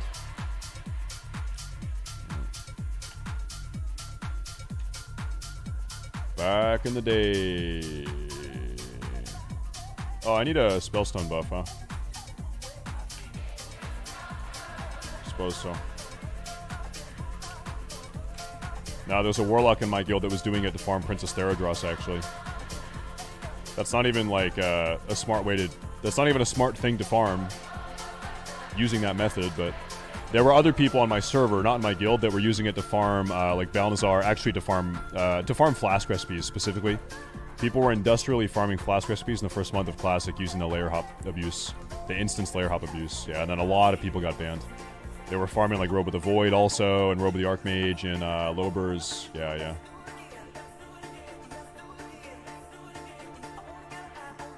A lot of bans. Sunken Temple. Yeah. That was one of them. For the orbs. Yeah. Blizzard does not like that. I think I'm on... What am I? Where are my achievements? Stats. Dungeons and Raids. This is my 19th run. This is run number 19. S-Fan. Well, the story goes with S-Fan. It happened to S-Fan's raid accidentally. On stream. Like, I believe it actually happened accidentally. And they stopped the raid and contacted a GM. And the GM was like, I don't know, just keep going, whatever. And so they just... Yeah, it was like the third week of MC. S-Fan's raid got like an extra couple bosses of loot. What happened? S-Fan's raid and it was really early. It was like week 3 of Classic Vanilla. Ooh, this is bad. One night they went in and cleared half of Molten Core, and then the next night they went back in. It was midweek and all the bosses respawned. And somehow the instance layer bug manifested. People were using the same bug to abuse dungeon layers to industrially farm dungeon loot, but the bug happened inside of S-Fan's raid. Accidentally. And by the way, other guilds were abusing it within Molten Core. There were guilds that, like, within the first 2 or 3 weeks of Molten Core already had, like, 6 or 7 lockouts worth of loot that were actually intentionally abusing it. And they got banned. But it accidentally happened to S-Fan's raid, and S-Fan was on stream. And he contacted GM on stream using his streamer prio. And the GM was like, I don't know, just whatever. Oh, I should mention, all the bosses respawned. It was like on a Tuesday, they cleared half the raid, they went back in on Wednesday, and all of the bosses, they killed like 5 bosses on Tuesday. All those bosses were back up again. And so they just got like an extra 5 bosses worth of loot that week. Because they all just respawned, yeah. Midweek. And the GM didn't know what the fuck the problem was, and so he just said, ah, or you're good.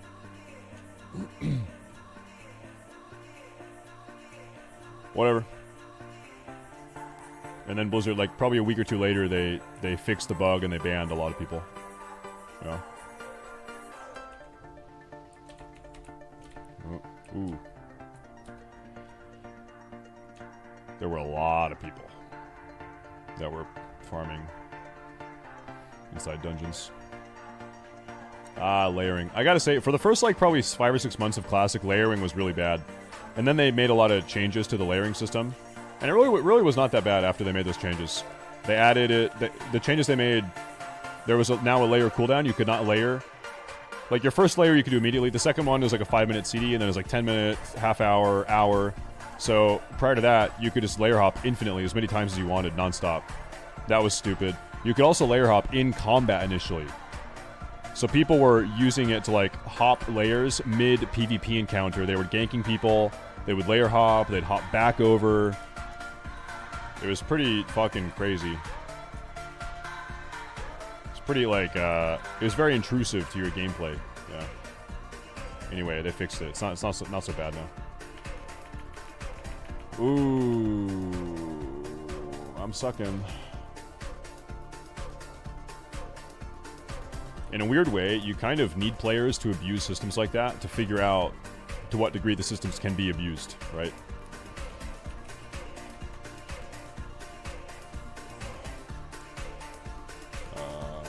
Okay.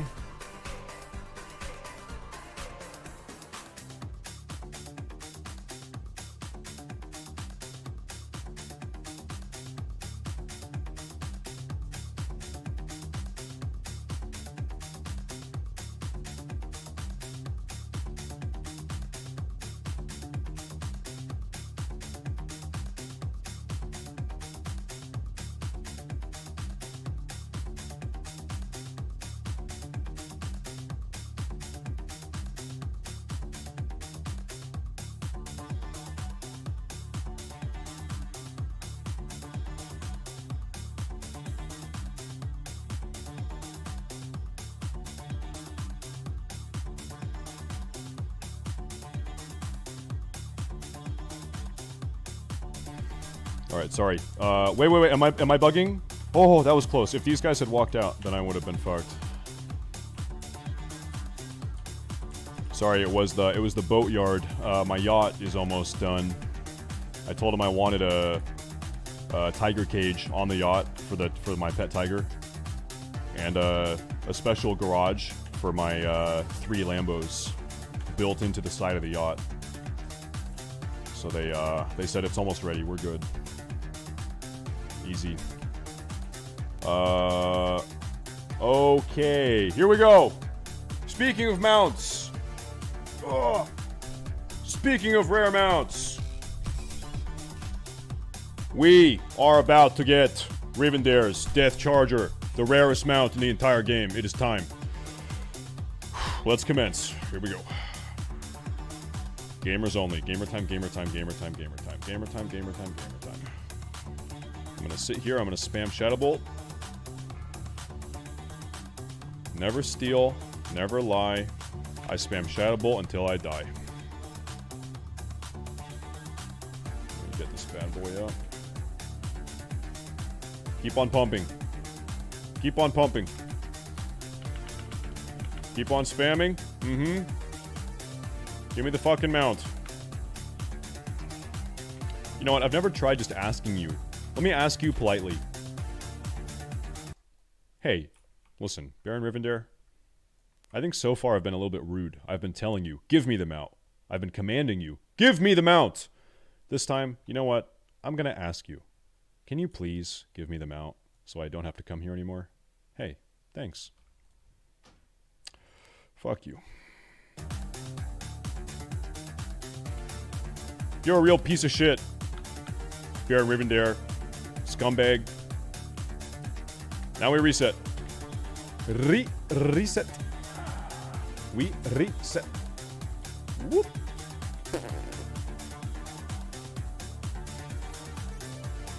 Oh, yeah. Do you guys want to see the reset thing, by the way? I'll show you. For those of you that have not heard the news, Blizzard today, with the daily reset or the patch, whatever, Blizzard nerfed dungeon resets. So my main is logged out inside of Strathome. I'm going to reset. I'm going to log back in. And... You need to ask him before you kill him, not after. Otherwise, it's just rude. here I am. No longer are you able to do instance resets. Very, very annoying. I'm at the graveyard. Undetected, yeah. It's weird. You know what? You know that thing you've been doing for 3 years? Yeah, we don't like that. We decided we don't like that anymore. Not allowed. Also, ghetto hearthing. Not allowed. It used to just teleport you to the entrance of the instance, which was very, very convenient for dungeon farming. Mr. Jose! Hi, Jose. Hey, good morning. Good morning, good morning. Or evening, good evening, good evening. I hope life is good. As good as possible. Thank you very much. That's true, though. There is this. You can now queue for BGs anywhere. That is the truth. That is true. But I'm sitting here thinking, why would you even want to queue for a BG if you're not chewing power gum? Because if you're not chewing power gum, then guaranteed you're going to lose. So now that this functionality is added to the game, now is a great time to chew power gum, which you're going to need if you want to have PvP success and dominance. That's very true. It's necessary. Let me zone in. Ooh. What's power gum? Good question, viewer. Good question, viewer of mine. Power gum is a great tasting chewing gum with vitamin D, caffeine, and vitamin B complex. Delicious, in fact.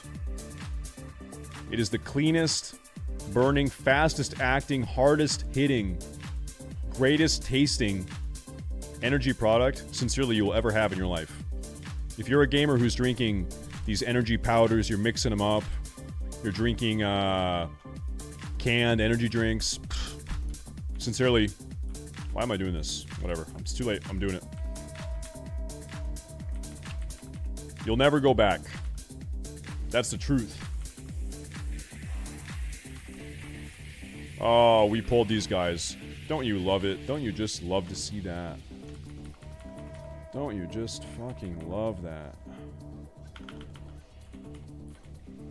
Okay, go ahead and pop.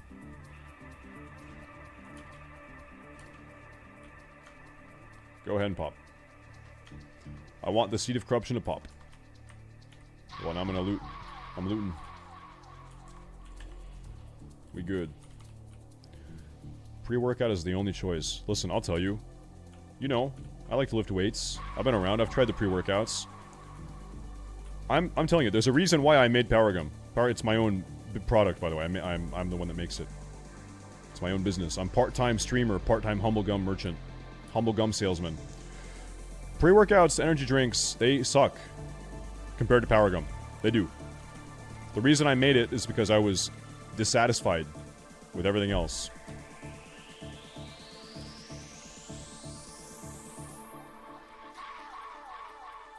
I'm telling you, it's good. In fact, over 50% of people that are buying Power Gum are coming back and buying more. There's an over 50% return rate. That means people like it. Yeah, it's good. Shield, go away. Thank you. Thank you, thank you, thank you. Okay, we're good. Salesman talk. Hey, listen. I'll say this. The reason why I don't really take many other sponsors, and frankly I should, but I don't, is because I can just try to promote my own product. It's something I stand by. I made it. I like it. It's good. I'd rather promote a product that I actually sincerely like and use. I made it. Than, you know, some fucking shitty mobile game.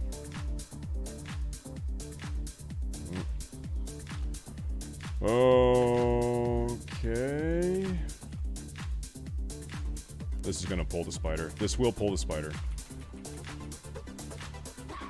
The spider needs to die very fast. Very fast. How long are the Keeps sponsor? I don't know what that is. Keeps sponsor, what's that? They have, Zach, yes, yeah. You can now queue anywhere with BGs. It's true. Which is nice. What you can't do are log out dungeon resets anymore. Well, you can, but it teleports you to the nearest graveyard, which is also fucking annoying. Nearest graveyard. How'd Kara go? We did it. It was easy. No mount. I got the pet, though. I got the pet. Which is good. That's good. The random BG does not give bonus honor. No. JC? Hey, I'm ready for it. Yo, dude.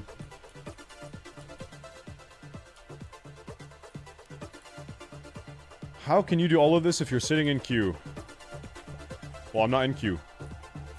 Are you?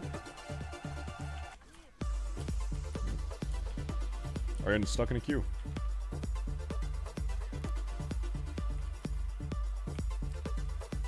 Just never log out. Just never, ever, ever log out. Ever. Ever. And you should be good. Dream, what you do is you click this button right here. Player versus player. JC, here I lost my streak though. Crying face. Look at that. You can queue anywhere. Join battle. Any BG. Even if you're in a dungeon, probably. Well, yep. Even if I'm inside of an instance, I can queue. At all times, I'm queuing. I wonder where it spits you out after that. Probably spits you out where you queued from. Probably. Yeah, in EU, you're not going to have the option for another day, right? Because you're a day behind us. Yeah. Your guys' patch day is Wednesday morning. For us, it's Tuesday.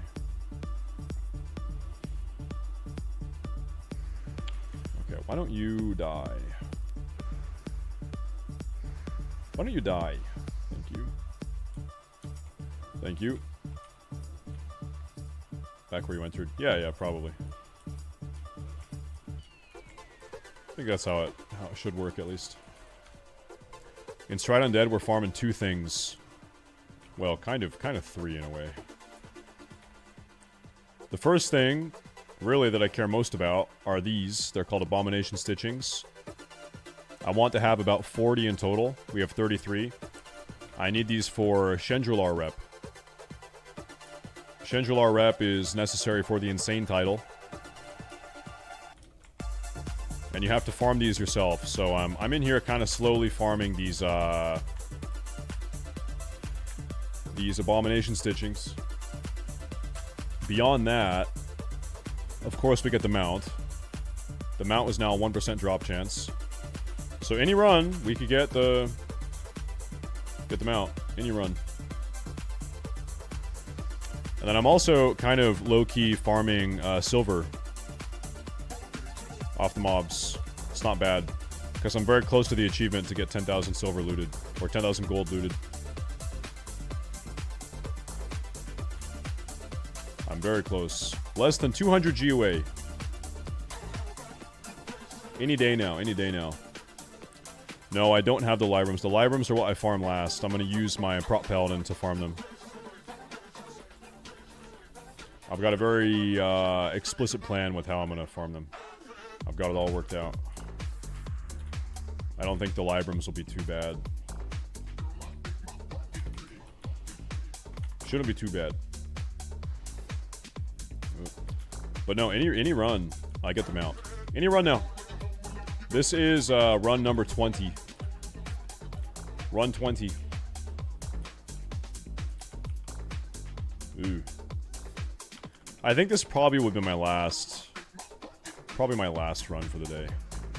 I can only do like probably 3 or 4 of these runs each day before I just get bored. And really, I hate to say it because this is also boring. I need honor. I need a lot of honor.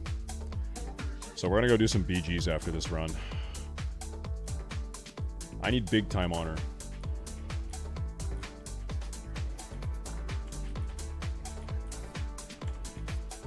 Don't have AoE. I do have AoE. But when doing this, it's better to maintain corruption on all the targets. Corruption heals me, so the only reason I'm not dying is because corruption is taking all these guys. I'm really not fucking with the honor hold PvP daily. Yo, Andrew! Hey, thank you, thank you. Thank you, Andrew. Thank you, thank you.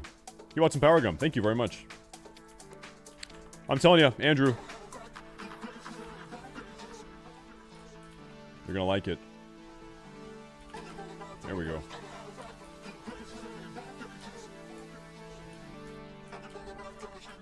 Are people really out there flipping, like, all day? If I don't have to wait too long for a flip, then it's worth doing.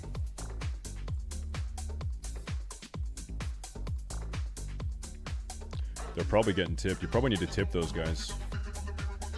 Yeah, bad. If you use code StaySafe, you get 5% off. Yeah. Ooh.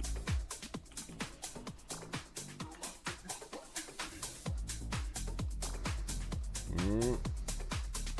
What's a flip? Every server is like pretty much either 100% Horde or 100% Alliance, which makes it impossible to have legitimate PvP at the TBC world objectives, the towers. So people will use Horde alts or Alliance alts, like level 1 alts, to just go out there and flip the towers. They'll multi-box a Horde or Alliance character. Because you have to cap the tower on your main, but it's impossible to cap the tower if it's already capped. So you have to have an alt, push it Horde so you can recap it for the Alliance.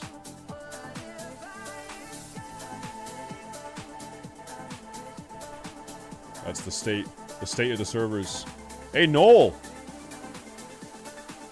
Noel, thank you very much. Thank you. Thank you very much. That's a cool name. Cool name, by the way. I just had a bad omen, so I'm gonna soulstone. I don't know why. I just got the heebie-jeebies. I'm soulstoning. I'm hellstoning too. No, we ship Power Gum internationally. To almost every country, but right now international shipping is a bit expensive. So the best you can do right now, if you're outside of the US or North America rather, use promo code StaySafe.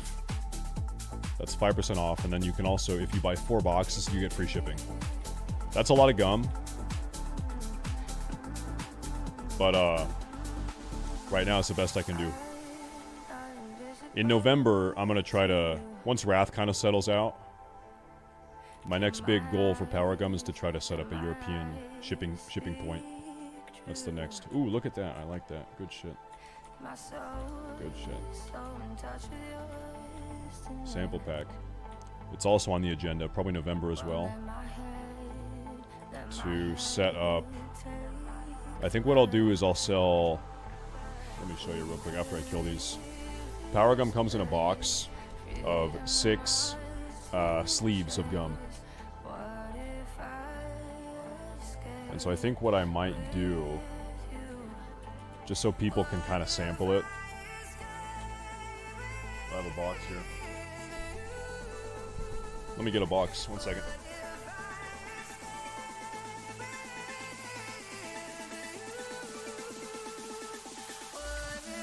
Oh, fuck.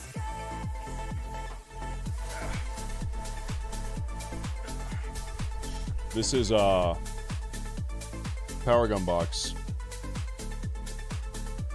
So you open it, and there's 6 of these sleeves. If I can get one out, for Christ's sake. 1 sleeve. So I might try to, in November, also look into selling 3 sleeves. I'll probably do 3 is the minimum. And that would be nice because a lot of people want sort of a sample. Also, shipping sleeves in an envelope is cheaper than shipping a box. I need to look into the specifics. But, probably. Is there a reason you don't offer an option without caffeine? Yeah, because it's a caffeine product. That was my goal. To be an energy product. That was the goal. There's a lot of gum already in existence that does not have caffeine. There's not a lot of gum that does have caffeine. What the fuck? Power gum decaf.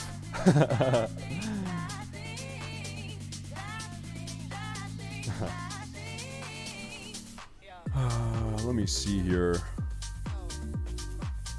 Each piece of gum has 50 milligrams of caffeine. But the thing is, it feels like more than that. It feels like more than that because of the way you kind of digest and absorb nutrients differently if you absorb it in your mouth. Oh. Ooh. 200. Listen, I'm telling you, chew a 50 milligram piece of caffeine gum, and you're not really gonna want more caffeine than the 50. Like it's gonna, the way that 50 hits you, chewing it and absorbing it in your mouth is way different. It's way more effective than if you're absorbing caffeine in your stomach through your stomach lining. You're not gonna feel like, oh man, this is not enough caffeine. I guarantee you. It just hits different. They just don't make them like Power Gum.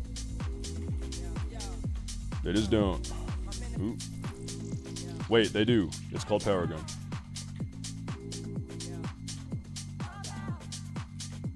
There's a reason why it's called Power Gum. It's unlimited power. Non-stop power. Dude, just get dotted. You die. Hi, Kathy. Can I talk to you?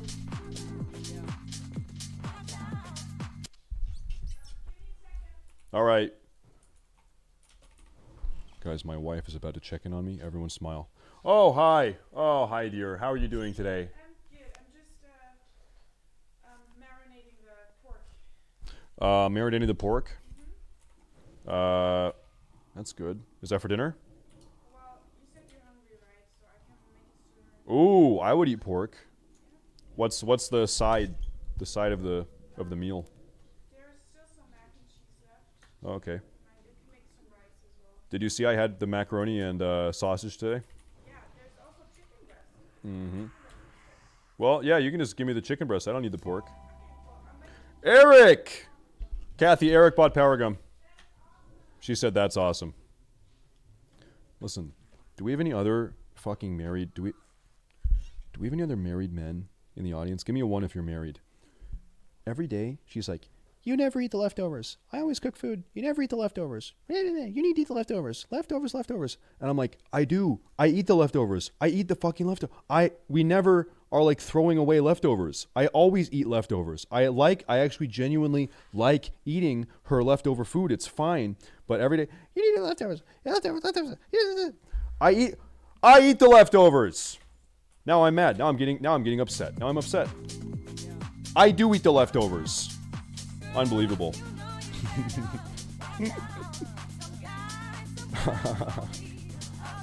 Thank you, Eric. Richard bought Power Gum. Hey, thank you. Thank you very much. Richie. Listen, Dick. You're gonna love it. I'm going in. Time to go in. Nah, Dick is short for Richard. We're like that. I can get away with it. We're boys. It's all good. He lets me call him that. No, Kathy's a good cook. I like to eat her food. I'm begging. Please cook food.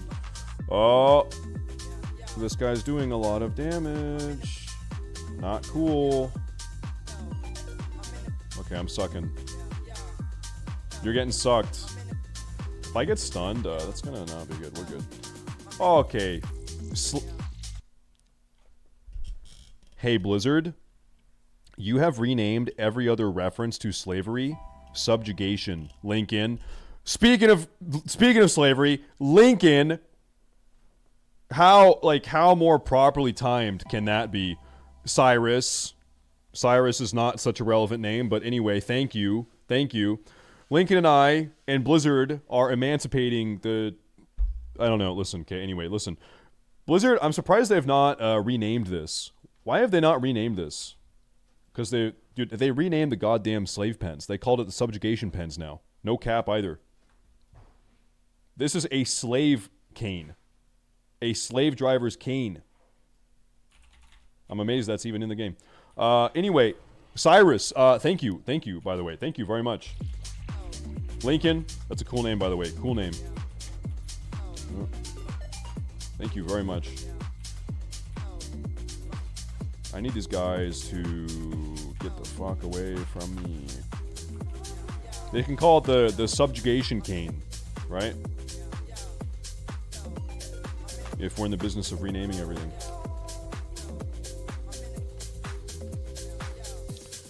Do you think they'll have the recruiter friend mounts in Wrath? You know,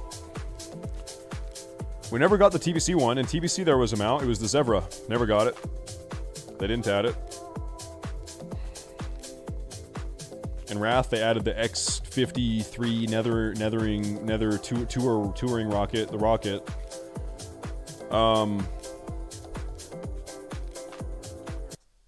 If I had to guess why Blizzard has not added those mounts, or added the Zevra at least, I bet they never added the Zevra because it's not really cool enough.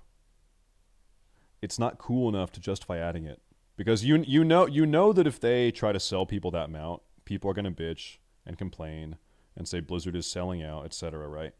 And you know, Blizzard has like a cost benefit analysis they've got to make. Is the money we're gonna make from selling this mount worth the whining and the bitching that the player base will spit out? And like, I don't think many people are going to buy the Zevra. The mount's not really that cool. The rocket, I think they could probably get away with selling the rocket. I think that would, I think enough people would buy the rocket that it would be worth it for them, probably. But no, there's a reason why for both the Wrath and the TBC Collector's Edition, they made new unique mounts. Because they kind of look cooler. They're special, right? There's a reason why in Retail WoW, all the shop mounts look better than... The shop mounts are like very unique and special. It's because they've got to make them special and unique, otherwise people don't buy them. So I don't think many people give a shit about the Zevra. Now, how about I get a mount right here, though? Silence. Chat. On this day, we are about to witness history. I am going to receive Baron Rivendare's Death Charger in 3, 2, 1. Oh, man, dude. Every time there's a second page, my heart skips a beat. Every time we have a second page, I actually... I take a... No. Nope. I'm gonna pass out. Oh, no. I made the mistake of pulling these fucking guys. This is bad. This is really bad. We don't like this. At all.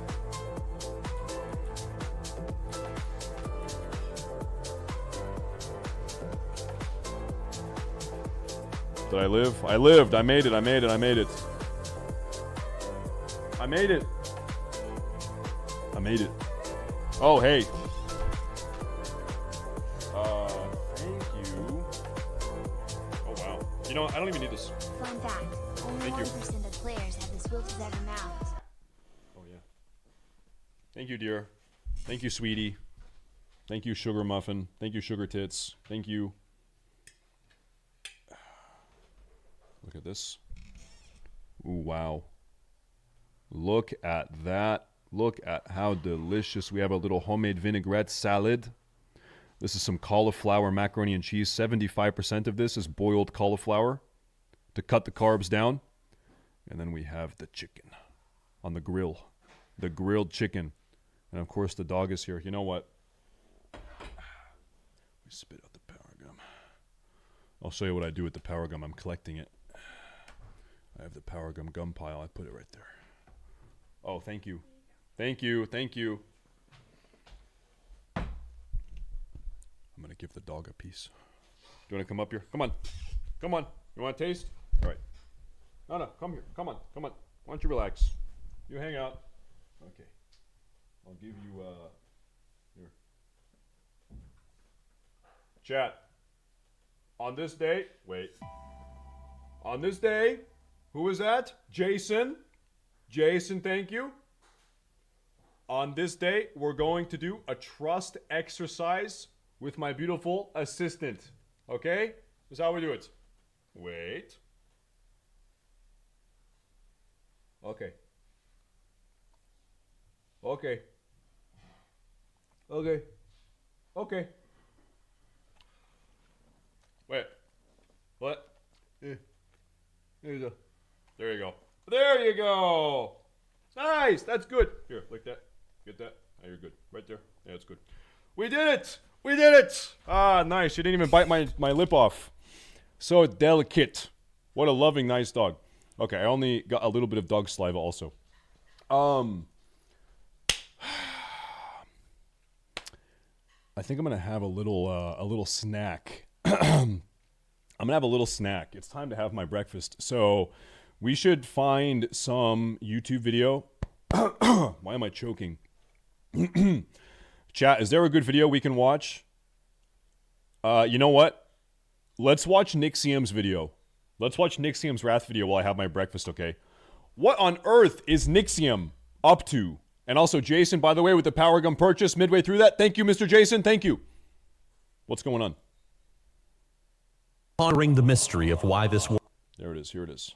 This is the story of my Night Elf Death Knight, Anthoriel of the Northrend Expedition, and his journey to level 80. A simple man, interested only in smashing babes, spreading friendship in Ultric Valley matches, and pondering the mystery of why this warlock is dancing naked in front of him. Why did Nixium is one of the few extremely based RPers. I actually, I'm not an RPer. I don't like to RP. But I really like being around other RPers. I like to see, I like being around other people while they are RPing, even though I don't like to do it. I think it adds a lot. It makes the game very immersive. I like it. Did I choose to play as a Night Elf Death Knight for Wrath of the Lich King, you might be wondering? Because obviously I wanted to go with something new and completely original. What will occur on this adventure to level 80, I cannot say. But what I can say is that I hate gnomes, that Blood Death Knight is the best, even if sometimes I do play unholy, and that this journey shall conclude at the top of Icecrown Citadel upon the frozen corpse of Arthas, the Lich King. But first, we must start with humble beginnings, my friends. This legend of ours begins the same as any Death Knight, in Ocarus the Ebonhold, in service to the very enemy that one day we shall destroy. Dude, imagine if you could actually continue playing your Death Knight in service of the Lich King. What if there was like a semi-third faction, the Scourge, and you could actually play through the entirety of Wrath in service of the fucking Lich King? How sick would that be? I was a soldier of the light once. Look at what I've become. Bitch, you're an orc. You can't be a paladin. Before anybody asks, yeah, I've got Zygor turned on in the corner. I don't need it because the quests are very linear and straightforward, but I mean, I just always have Zygor turned on. It's a leveling add-on. You guys know what it is. Link in the description if you want to check it out. As you might expect, on the launch day for Wrath of the Lich King's pre-patch, there was a ton of players moving about New Avalon, trying desperately to level as quickly as possible in their grind to level 70. The general chat was ablaze with Nixium is on Peggle, by the way. He's here on Peggle. Maybe I think he's doing his own thing. He has his own guild, but maybe we can do some gaming with Nixium at some point. Conversations of people insulting each other and nostalgia-ing over the return of Wrath of the Lich King. Even I was feeling myself wrapped up in all the good memories that playing Wrath was bringing back. Wrath of the Lich King, in terms of like its feel and its vibe, it's such a good expansion. Like, it just feels incredible to play. Like, just the the atmosphere of it, everything. I don't know. I love it. I love all the eyeballs just floating around. The only thing that I'm not looking forward to with this Death Knight is I just played through Outland on a Blood Elf Hunter, and I am not looking forward to playing through Outland again. I'm debating on whether or not to play. I wonder how many Death Knight players leveled by soloing Blood Furnace. Isn't that kind of the meta?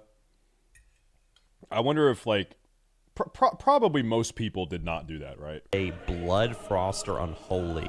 Unholy is definitely tempting, but so is Blood. Like, just Unholy, I have to say, is like 10 times. Unholy is definitively the most based Death Knight spec. On Friday, we'll be doing our Death Knight leveling subathon, power gumathon. Kevin, right on time. Kevin, thank you. Friday, we'll be making our Death Knight. We'll be leveling up from 55 to 70 during that stream as an Unholy Death Knight. Incredibly based. Being a Blood tank, like, that would be great. Defeat 5 Death Knights. You ain't. Fun fact, you can actually duel Death Knights for this. Like, actual players. There seems to be no... I tried that dueling thing on the beta and it didn't work. Maybe it was a bug, I don't know. No Death Knights. Let's just challenge this guy to a duel. Okay, let's see what happens. There we go. That's one. Oh. Yeah, dude. Let's salute him. There we go. Loose Bowels. Oh, we got Joyous Journeys still? Oh, I didn't realize Joyous Journeys was going to stay through the pre-patch. That's awesome. Yeah, dude, he is. Let's see. What did I get? I got some new stuff. I got a talent point. Ooh, 3 talent points. All right, Blood Frost. Glyphs. Remember Glyphs? Unholy would be faster. I still, on my Warlock, do not have any glyphs. I don't have a single fucking glyph. I should probably go get some. For leveling. Guaranteed. Blood would be faster if I intended to do a ton of dungeons. I think I should stick to Blood. I'm just going to do Butchery, and then we're going to do Blade Barrier. Actually, what I should do, let's do a Zygor guide. Let's do Blood Tanking. Guys, so far, I was having an amazing time. Hey, by the way, side note, on Friday, I need a heal slut. If you're looking to level a healer and you want to game for 24 hours, I need a heal slut to follow me around and heal me everywhere. Okay, so if you want to be a little slut on a Friday night, then there's your opportunity, all right? You have a chance. Despite doing this starting zone so many times over the years, having it re-released with so many players running around, it just made it feel fresh all over again. I was in a very good mood, guys. So much so, I was even willing to help a gnome get credit for her dueling quest by repeatedly killing me. Little Crispy. I'm getting killed by a gnome. I remember when Wrath of the Lich King first came out, there was, this whole quest area right here, and you go around and you're just like killing people who are begging for their lives. It was actually very controversial because a lot of people, well, when I say a lot, I don't mean a lot, like a few people, a very loud vocal minority came out and were like, oh, you're forcing us to kill innocent people and this is bad and yada yada yada. But hey, that's the Death Knight fantasy. Because that in order to become an SS officer, one of Hitler's secret, fucking secret elite military members, in order to pass the test to become an SS member, you had to kill your entire family. You had to shoot your mom in the face. Hitler made you shoot your mom in the face with a flamethrower. And that's how you had to do it. Yeah. Let's have joyful journeys. I wonder what level I'll be by the time I don't know why I'm laughing. So far, this really hasn't been that bad in terms of getting mobs and stuff. Like maybe Blizzard scaled up the respawn rates or something, because this is not bad in the slightest. Dude, look, a Dwarf Death Knight. You may take my life, but you won't take my freedom. Okay, Braveheart. I think the respawn rates on everything right now, the arrows, the citizens, like everything feels really, really good. Like it's not like there's no frustration with finding things, even though there's all these players running around. I forgot that you get talent points for completing quests. Oh, what the heck? Oh, it's a sigil. Oh, I forgot about that. Like, just look at the smoke. It's just like chaos. I wonder if they fixed this quest. Well, it's not that it was broken. It's just that, like, the griffin just flies, like, so stupid. Oh, yo. DJ. Dude, I actually... Crazy news. You just reminded me, dude. Thank you, by the way. Thank you, brother. I saw a screenshot. It was in the Achievements Discord. Some paladin figured out a way to get on top of Icarus, the Death Knight fucking floating thing. A paladin got up there. I don't know how. He probably had to like bug out, and he had to do some like abuse or something. Anyway, he got up there. I don't know how the fuck he did. He got up there. He was able to buy the Death Knight skeletal griffin. There's a vendor up there that sells the griffin. And normally Death Knights are the only classes that can get up there. So I guess Blizzard didn't limit it to whatever. Anyway, he got up there somehow, and there was a paladin flying around on a fucking... I don't know what happened to him. All I saw was a screenshot. But he got it. He did it. Takes forever, but oh well. Let's go find a class trainer, see what we can learn. I see training. Yeah. Oh, cool. It is kind of cool. Raised Dead. Ishnu Del the app. I wonder how many people have actually finished the I wonder if I starting can find it. Because I started kind of late. Like it's 6:43 right now. I've been recording for 34 minutes, so I got started like 9 minutes late, 10 minutes late. You guys have no idea how many times I've done this starting zone. It's like I know it like the back of my hand. As I leveled further into the starting area, I began to notice less and less people. Most like... Hold up. Is this it?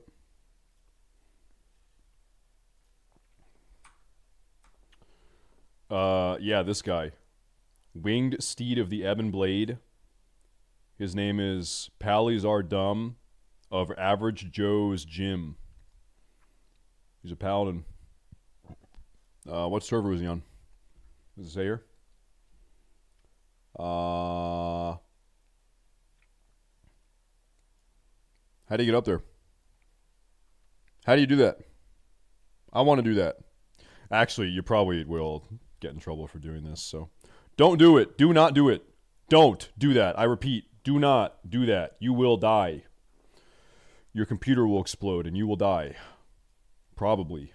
Like this was due to phasing, but felt kind of lonely all of a sudden playing the Death Knight. Despite all that, I gathered chains and cauldrons, I got myself some hot pokers, and I started torturing the Scarlet Crusade for information. And let me tell you something, I was torturing these guys for a while. This quest, for some reason, just would not complete for me. But finally, after I don't even know how long, a knight on a horse relented and I was able to complete this damn quest. I don't think this Crusader is supposed to be on a... Nixium, you gotta tickle his balls and hook a car battery up to his nipples and electrocute him lightly, okay? To the point where he kind of likes it. That's how you get the information out of these guys. Horse right there? Trust me. You might want to fix that, Blizzard. I know. It's funny how, like, there's so many mobs, and there's actually so many floating around, you actually wish there was a giant horde of players roaming. I always loved this about Wrath of the Lich King, how they almost, like, establish a backstory for your character, just to kind of really put you more into the mood of being a Death Knight. Holy shit. You don't remember me? When you were a child, your mother would leave you in my care while she served at the Temple of the Moon. I held you in my arms and fed you honey and sheep's milk to calm you until she would return. You were my little angel. Blasted scourge. What have they done to you? And then you kill her. And then you fucking chop her head off. Really put you more into the mood of being a Death Knight. Do it in Thoriel. Put it me out of my misery. Like, okay. Imagine the dialogue that pops up. Hey, it's me, Tanner from high school. Me and the other boys used to give you a hard time. Pray for your character, just to kind of really put you more into the mood of being a Death Knight. Do it in Thoriel. Put it me out of my misery. Like, okay. I really want the Bloodworms. The Bloodworms are, in my opinion, one of the coolest talents in World of Warcraft. Yeah, that's true. This is by far one of the most memorable quests in the game. Just flying on the Frost Worm and just dropping bombs. I remember the first time doing this quest as a kid. It blew my mind. Like, just flying on the Frost Worm, just like in Warcraft 3. Blizzard needs to implement eye level for BGs. This is absolute cancer to play with full BIS with a boosted team. I don't know, like... I feel like part of queuing BGs in World of Warcraft is hating your life. Like, that's actually part of the experience. And to that end, you know, you need to... I think they should actually try to make it worse. Yeah, I think,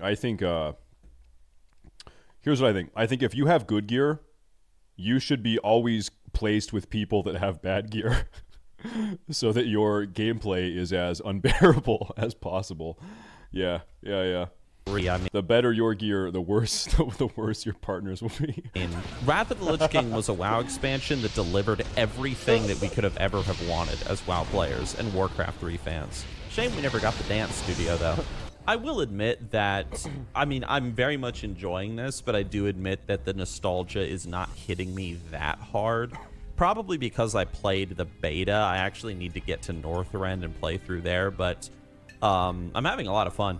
I'm just not, like, you know, blinded by nostalgia right now, I guess. The battle for Lightsoap Chapel has begun. Okay, I'm getting here just in time. One thing that I loved, I remember as a kid doing this, and you see these giant, like, these big dudes, the flesh behemoths and everything. And we had never seen a model like that in World of Warcraft up to that point. So it was like, what the heck is that? You know, and you knew that stuff like that was waiting for you in Northrend. And it was like these very subtle little things that Blizzard did that, like, inspired you to adventure. I always thought this part was very weird in Wrath of the Lich King, because it's like, oh, the Lich King betrayed us, and it's like, what? The Lich King would force you to kill your own parents, like he did with the Saurian in the manga, and you have no control over, like, I don't know, it's weird. And that was it, my friends. The end of the Death Knight starting zone and the beginning of my adventure to Northrend. And despite people dueling in the background while I tried to pay attention to the in-game event, it was epic. Now free of the Lich King's control, I made my way back to Ocarus, where we liberated the necropolis from the remaining Scourge who controlled it, and then off to Stormwind I went, to have rotten fruit thrown at me as I made my way to the audience with the king. Guys, I admit fully that I was not all too excited about leveling through Outland again, but the call to adventure was there, and I'll tell you now, some of the stuff that I encountered in Outland left me very pleasantly. Are you able to get summoned out of the Death Knight starting area? Like, could you get summoned out prior to the Lightsoap Chapel RP event? Could you get summoned and still be under the command in the service of the Lich King? Invalid target? Oh, shit. Okay. Surprised. Damn. Then, of course, there was after I hit level 70, where a zombie plague, heroic dungeons, invasions of the Scourge, and more Ultric Valley matches than I can count awaited me. But those are stories for another time. A story that I did give a sneak preview into with this video, the current state of Wrath of the Lich King PvP, for those who are interested. If you want to give it a listen, click the video on your screen right now. Thanks for watching, everybody, and I will see you all with part 2. Part 2? Arcade, the MMO that broke more nerds' hearts than... Arcade sucks dick. That's the truth. Okay. This is the... Let's get gaming. I'm gonna link the video. Nice one, Nixium. I love it. Simply a cinematic masterpiece. Introspective journey. Critiquing the current state of the World of Warcraft experience. A solid 10 out of 10 at the StaySafeTV Film Festival. Okay. That being said, I am bored of Strat Undead. We did like 4 runs today, so I'm hearthing. And now, you won't believe what happens next. It will blow your mind. You won't even believe it. What we're gonna do, Fry Farrell.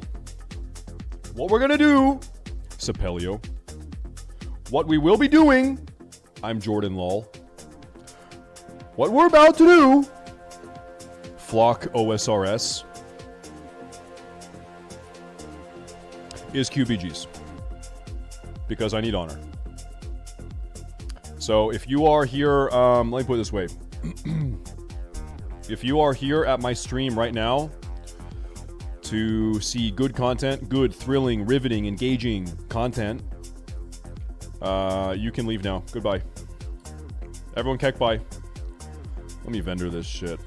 Vendor. Oh. I'll take that pristine. I'll take the Prizzy. There's that. Okay, cool. Anything else to vendor? Oh, there's this whole bag. Oh, wow. Silly me. Haha, jeez. Oh, wow. All right, I need to get my PvP gear out. So, I don't know. Depends on how long we queue today. I have currently... I need 22k honor. I need 22k in order to buy my Alterac Valley RAM. When I buy the RAM, I will be at 3.1k achievers. That's cool. Cool. But we gotta do it. We gotta do it to it. You'll PvP. Okay, you know what I think I'm gonna do first? Real quick, guys. I'm gonna go to the towers and see if you guys are right about the towers. I'm gonna go personally investigate that tower situation. PvP, brutal. Yeah, I have the brutal offhand. So why the fuck did I keep the vengeful offhand? Where was that? Vengeful. Delete. Ew, get out of here. Ew, you're gross. Where are my pristines? Chat, there are pristine. Maybe they're on my alt. I'm just gonna put that there. Alright. Yeah, let me go check those towers. I'll invite you guys, though. We can queue from anywhere, dude. I forgot about that. That's nice. Nice, nice, nice. To the towers. The rumor is 1,800 honor. Oh, what's the fishing daily? Dude! If the fishing daily for the day is called Gone Shrimpin' or something, some shrimp shit, then I will get my fishing achievement. I will get my fishing achievement. Oh my god. It is! Oh! Oh, yes. Yes, yes, yes, yes, yes! Okay, hold up. I gotta do that first. I'm sorry. I need to do it. I'm gonna do it. I'm gonna do it. Here's the thing. I'm just gonna do it. Where do I... Zangermarsh Lakes. Giant freshwater shrimp. Bloated barbed gill trout. And you'll find a shrimp. So it's inside of the other fish. Chat, where do I fish this in Zangermarsh? Can I turn on Questy add-ons? Questy. Okay. Oh yeah, I need to not be in a raid. True. I'm good. We're not. We're good. We good. It says a little something right there. Yep, fish and D's shrimps.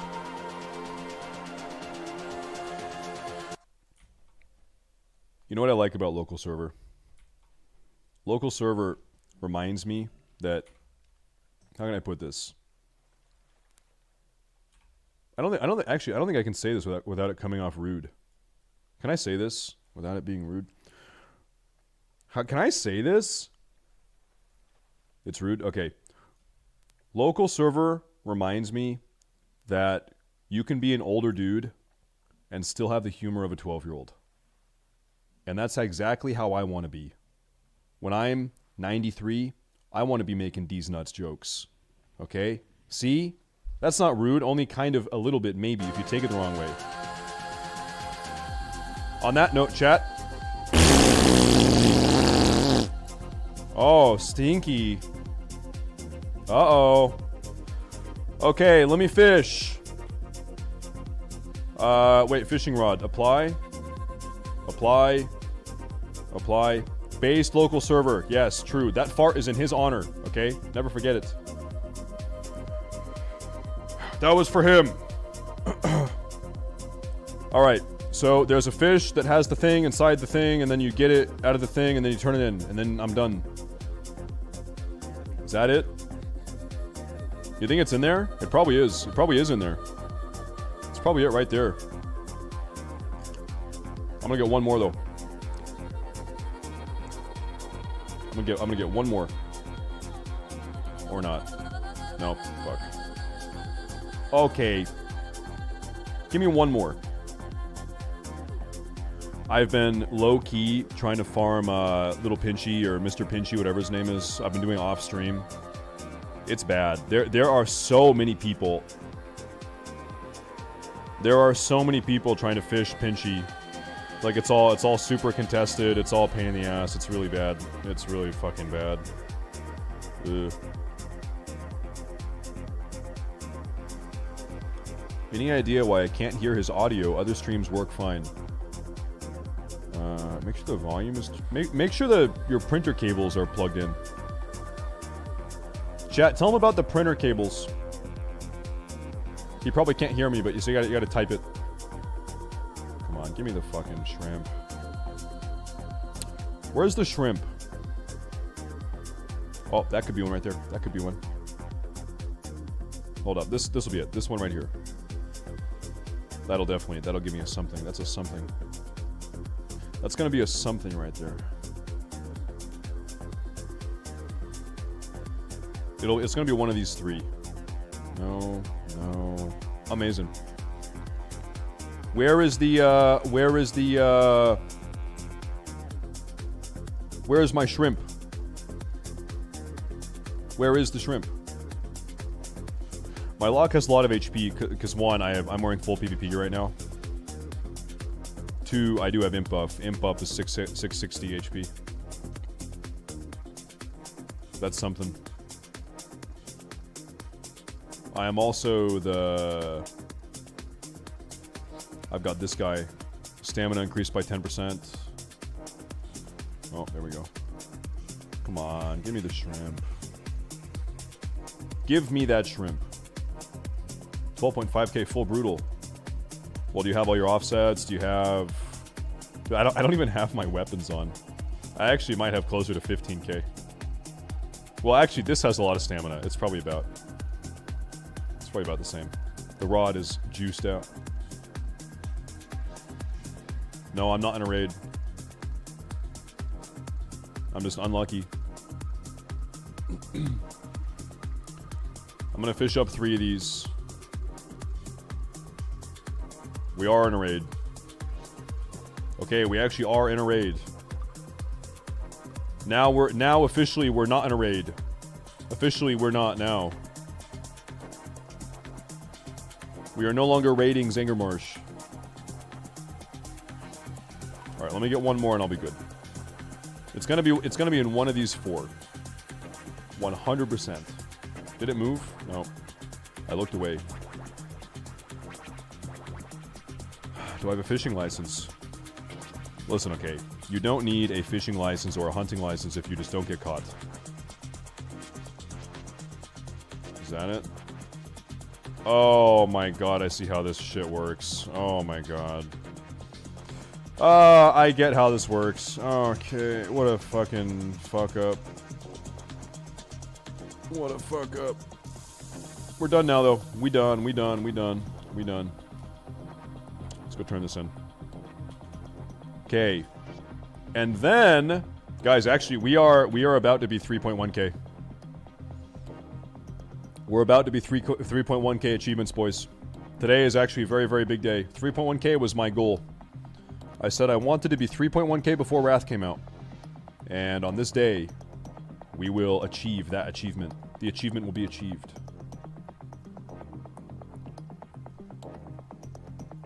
In 5 seconds. Alright, hello. Old Man Barlow. There it is. Boys! 3105. That's a big number.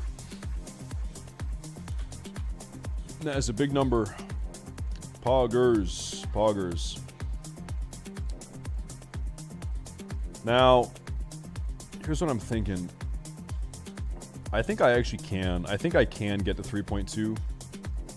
I'm gonna have to queue a lot of BGs, though. A lot of BGs. 13k on retail. Only, I think on retail I have 18k? I think 18k. Yeah, I got the bat. I got the bat today. I got the bat. Okay, are people flipping these towers? Oh yeah, just one of them just got flipped. Just as I checked. Cool. Okay, new goal. 3.2. All right? 3.2 is the new goal. And I can do it. I can do it. I've got another 10 achievements that are free. It's the Alterac Ram. There's 10 for free, so I need 90 more. I loot some more. I loot some more gold. There's another 10. I've got 20 for free, easily. Oh fuck, are we flipping here? Oh my god. Oh, this guy's doing it. This guy's doing it. Flip for me, baby. What a nice guy. Wanted to be... Oh, dude, I just realized. Ha ha ha ha ha ha ha ha ha ha. No flag. It's even worse. I don't even have the goddamn quest. I'm gonna put that on. I don't actually. You don't actually need to be PvP flagged to get credit if someone else flips it. So if you're there when someone else who's PvP flagged flips it, you will get credit for it. But in order to contribute to the flip, you do need to be flagged. Weird little thing. Anyway, yeah, I should probably pick up the fucking quest before I go out there. There you are. So that guy is just flying around all day flipping towers. Is there someone... He probably has a main on the Alliance I can, like, send gold to or something, yeah? He's doing a nice public service. This man should be tipped. Tip this man. He does it for free. Oh, boy. He's one of those, huh? Let me put this gear in the other bag. Ooh, give me this. Yeah, gimme. Gimme.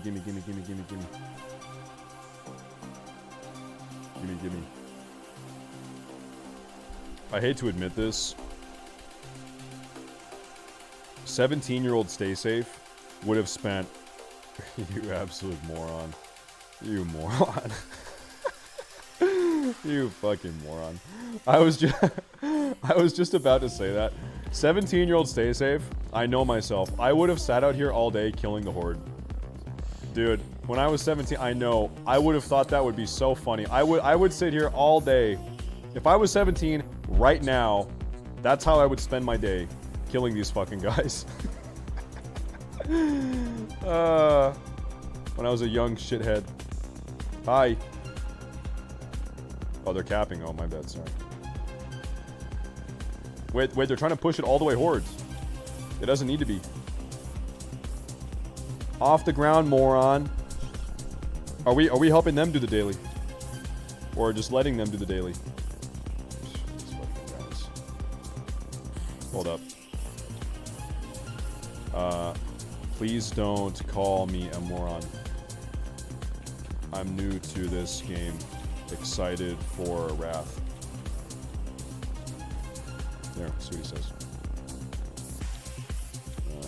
Put that there. You hurt my feelings. My feelings are hurt. Oh shit. Don't land. This guy landed. He landed. He landed. It's hard to believe that Horde actually legitimately play this game on Peggle. Okay, fair. Just so many people don't listen to not get on the ground when they're trying to flip or get the quest themselves. Oh, sorry. There, okay. Are we good? Yeah, we're good. There. See? He's a nice guy.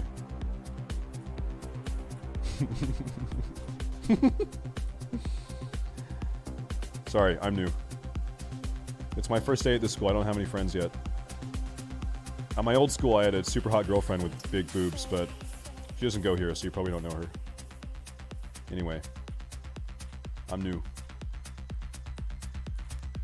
Alright. Let us cap. We capping. Ugh. Have you looked into gnome phrenology? Gnome players have 40% of the brain mass of an average human. Listen, okay, it's not about the mass of the brain, it's about the neurons connecting. You understand? For example, a dolphin has fucking the brain the size of a peanut. but dolphins are 80% as smart as your average Texan. Okay? So it's like, it doesn't even really matter. It doesn't matter a whole lot. We're chilling. Yeah, dolphins are top G's. Yep, true. Are we ready? It's not racism, it's speciesism. I think. I don't know. Who gives a shit? Yeah, also, phrenology is a pseudoscience. It's been debunked. I read that on Wikipedia. Not physiognomy, though. I am 100% throwing in with physiognomy. It's my scientific study of choice. I'm a physiognomist. Uh-huh. Alright, let's do it. Horde, cap it. Cap it, boys. Do it. Do it. Fizzy what? Huh? Physiognomy is the, like, science of determining someone's behavior or predicting someone's behavior or character traits, behavioral tendencies based off of their face, their facial features, the width of their jaw, how wide their face is, how far apart their eyeballs are, how big their forehead is.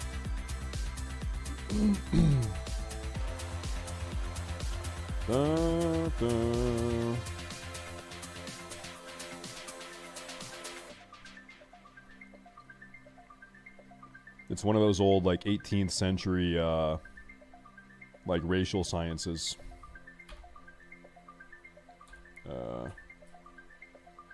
I was actually reading about it. Interestingly enough, physiognomy specifically is having sort of a weird resurgence in the AI field, in the artificial intelligence field. It's like sort of a resurgence insofar as they're using what's the fucking, anyway, they're similar principles are being applied and ingrained into AI for like behavior, for like facial recognition software and stuff like that. Yeah. You know.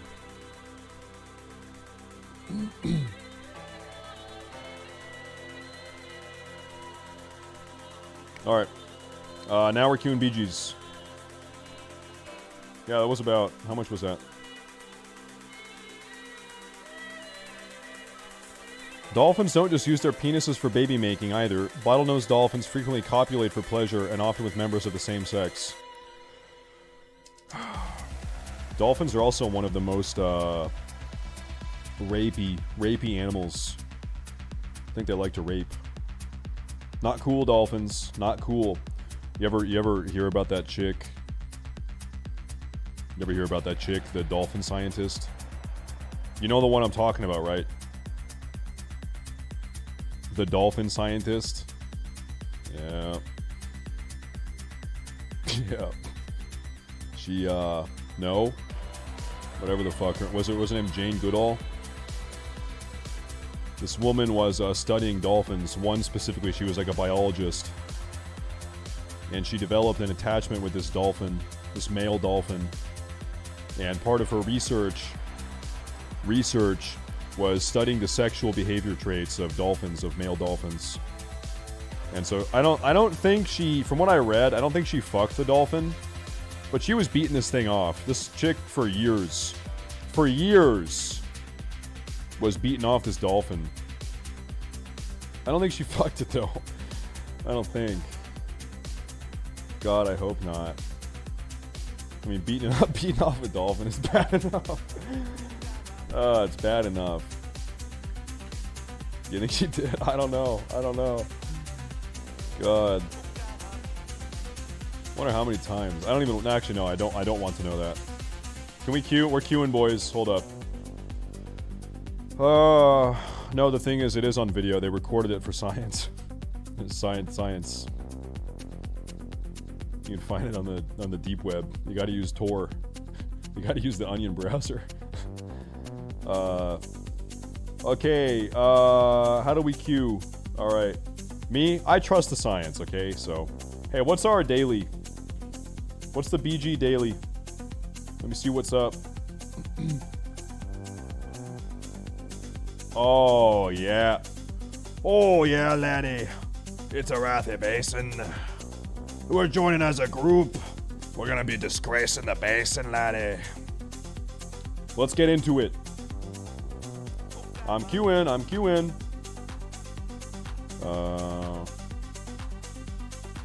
The fuck is that? Why did I get the 5 minute? It's getting deleted. I think I got it as a reward for that quest, maybe. Pogo, listen. I'm allowed to do any white accent. Even though I'm not ethnically Irish, I think because I think I'm white enough, I can get away with doing any white accent. I don't think I could do a Jamaican accent, for instance. I can't do that. But any white one I can do, I think. I think I'm good. Yeah. Yes. Do English. Well, the problem with English is there's two types of English accents. There's the Harry Potter accent. Come on, Hermione, we've got to go down to Hogwarts. We've got to find out what Professor Snape is up to, Hermione. There's that accent. It's like a posh pussy accent. And then there's the other one, you know. Oi, bruv. Having a pint down at the pub, you watching some footy on the telly? Oh, yeah, that's that one. It's like you work at the fucking dockyard. You work on a fishing boat.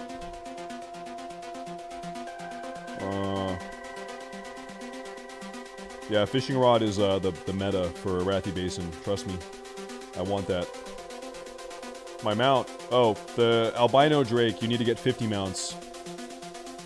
50 mounts, then you get the albino drake.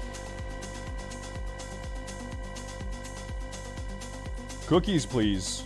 Oh, shit. Oi, mate. Isn't it?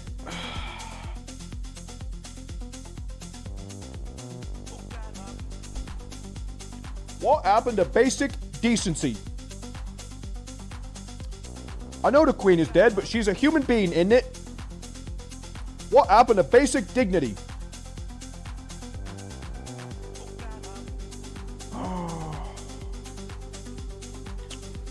I need a, there we go.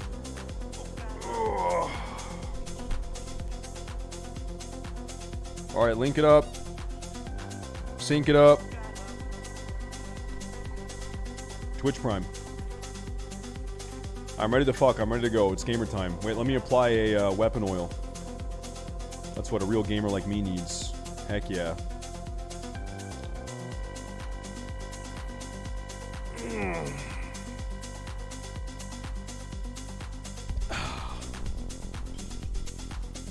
Ooh. I watched your toxicity video. Could you elaborate on your 4chan's history you have? I remember watching you a bit. Pre-classic beta came up as an old-time poll user. Yeah, I've been around the channel, the 4 channels. I've been to all 4 of them. All 4 channels, I've been to them.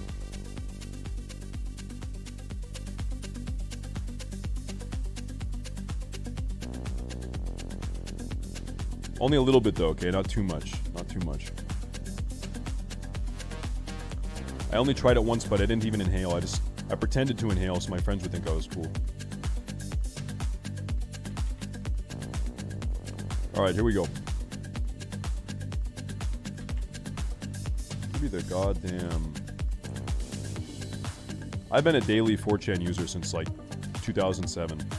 These days, my most common boards, I spend most of my time reading Psy, DIY, Out, a little bit of K.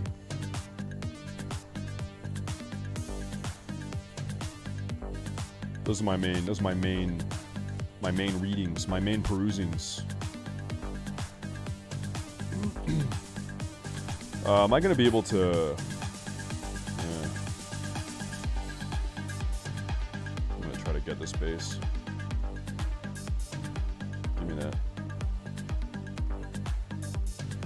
Keep these fucking psycho rogues away from me.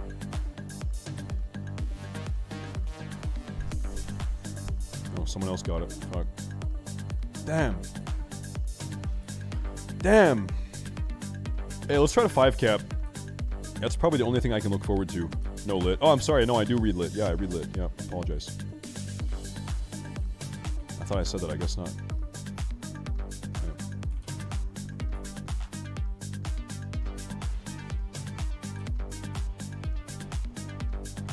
Yeah. Yeah. I have to say, I just really, really sincerely always have hated the Reddit user interface. I hate reading through Reddit. I hate the way that like Reddit threads unfold. I hate the culture where someone will post one comment and then it's like 400 people dropping their weird little Marvel quips. And so if you want to read original responses to the article or to the discussion at hand, you have to filter through 10 billion fucking little comments that you don't give a shit about. It's just very annoying. It's very annoying. I don't like the culture. I don't like the posting culture or the interface how you have to navigate through that shit. I know, and by the way, I know you can collapse the comment, but I don't want to have to, as I'm browsing on my mobile phone, for instance, sit here and tap to collapse comments I don't care about. That's like annoying as fuck.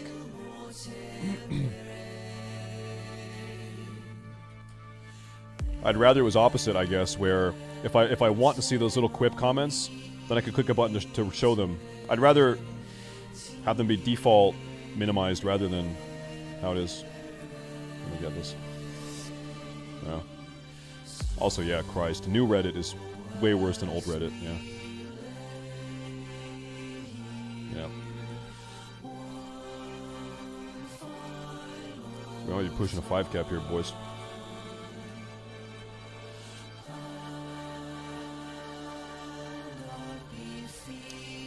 I wish actually that I wish I was a Redditor, to be honest, because there's way more people using it. There's way more to read. I never post. I'm not a poster. Never have been. But I like to read. I like to read what people are saying. And legit, sometimes you can just run out of shit to read on 4chan. I just run out of shit that I'm interested in. There's just not enough posting volume.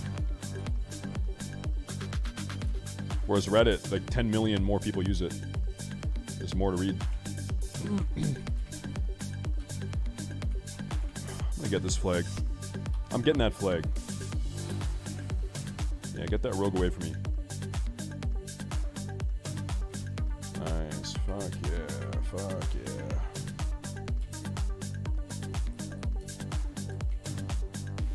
What boards? I said a moment ago. I typically read... I like to read Psy. I like to read Lit. Out. DIY. I read a lot of DIY lately because I'm in my dad phase. I like DIY and Out a lot. I read Lit, Psy, DIY, Out. A little bit of K.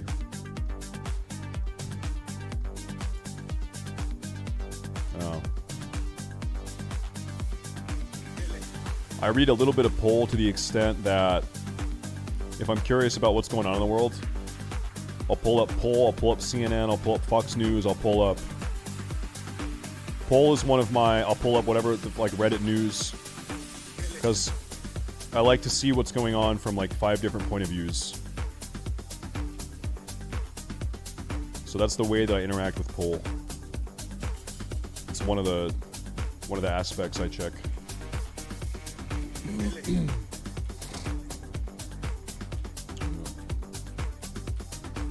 Hi there. Hi Nivik. Hey bro. I'm dotting you. Someone cap something. No. Alright. There's actually an achievement you can earn by capping on 5 caps, or by winning on 5 caps. So that's good. There's one right there. Boom! That's the daily. It's also the daily BG. Let me queue another one. I'm gonna queue. Let's keep trying to 5 cap, I guess. You guys gotta leave the BG. He's loading out.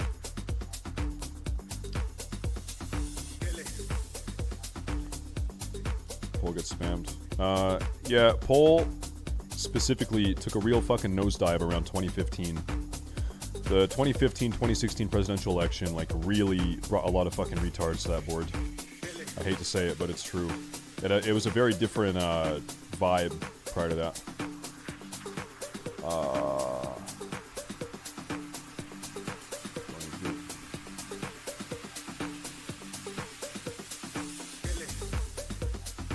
It was much more libertarian. Prior to the 2015-2016 election, it was much more of like a libertarian Ron Paul board.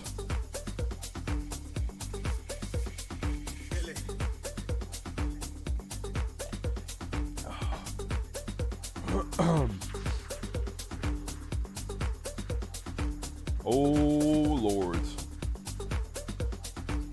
You soloed Strat for the first time in the mountain dropped. Amazing. Hey, grats though. Grats though. That's big. No, I remember it was, this was during the election. It was 2015, 2016. There are most definitely think tanks, agenda-driven think tanks that are, have paid staffers to post on Reddit, 4chan. They got caught on 4chan. It was an organization called CRT. This is 2015. It was CRT is Correct the Record. A group called Correct the Record. It was like a DNC think tank where they had paid staffers to post. They were just trying to like swing the rhetoric and get people talking about certain things and downplay other things. And yeah.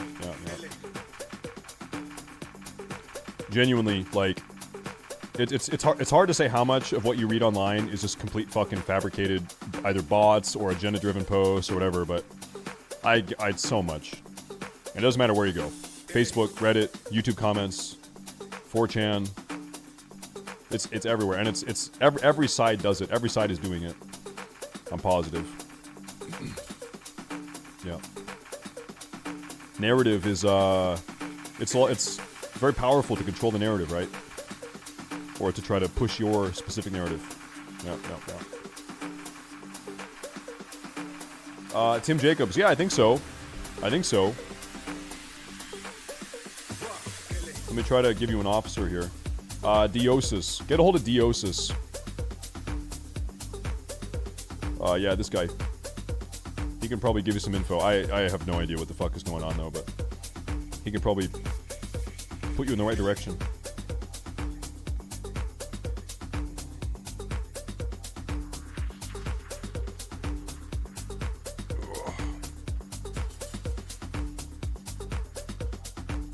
Y'all gonna raid in Wrath? Yeah, of course.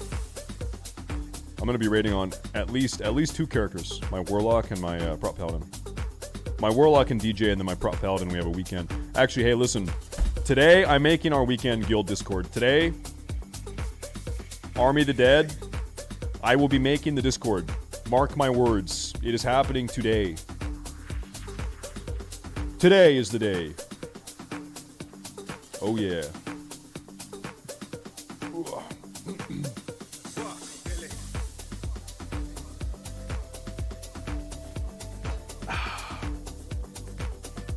Do I work out? Yeah. I work out at least 4 times a week. For 5 months now, I've been keeping a really close eye on my diet, and I spent the first 3 months losing weight. I was cutting. I lost almost 25 pounds in 3 months. Cut a lot of fat. Because I noticed I was getting kind of a gamer dad fat bod. And I said, enough is enough, fuck this. So I lost a bunch of weight, slimmed down, and then I've been kind of like slow bulking for a month and a half or 2 months.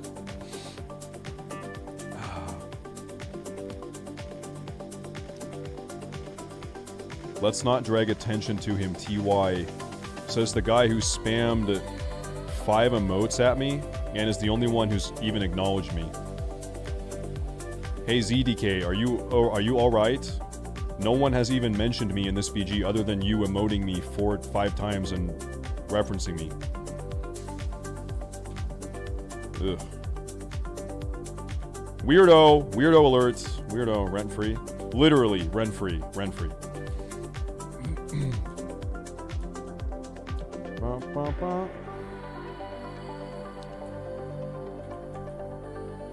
Yeah, get the fuck out of here, hordes. Get out of here. Best tips on losing. Best tips for diet, losing weight, and light workout. Probably the #1 tip that all of you guys should. This is the most important thing any of you guys can do. Stop drinking energy drinks, high-calorie energy drinks, or sodas, whatever, alcohol. I.e., cut out your liquid calories. If you're drinking calories, stop doing that. Legit, it's actually very hard to get like obese if you're just eating food. The path to obesity is drinking calories. Alcohol, soda, energy drinks. Yeah.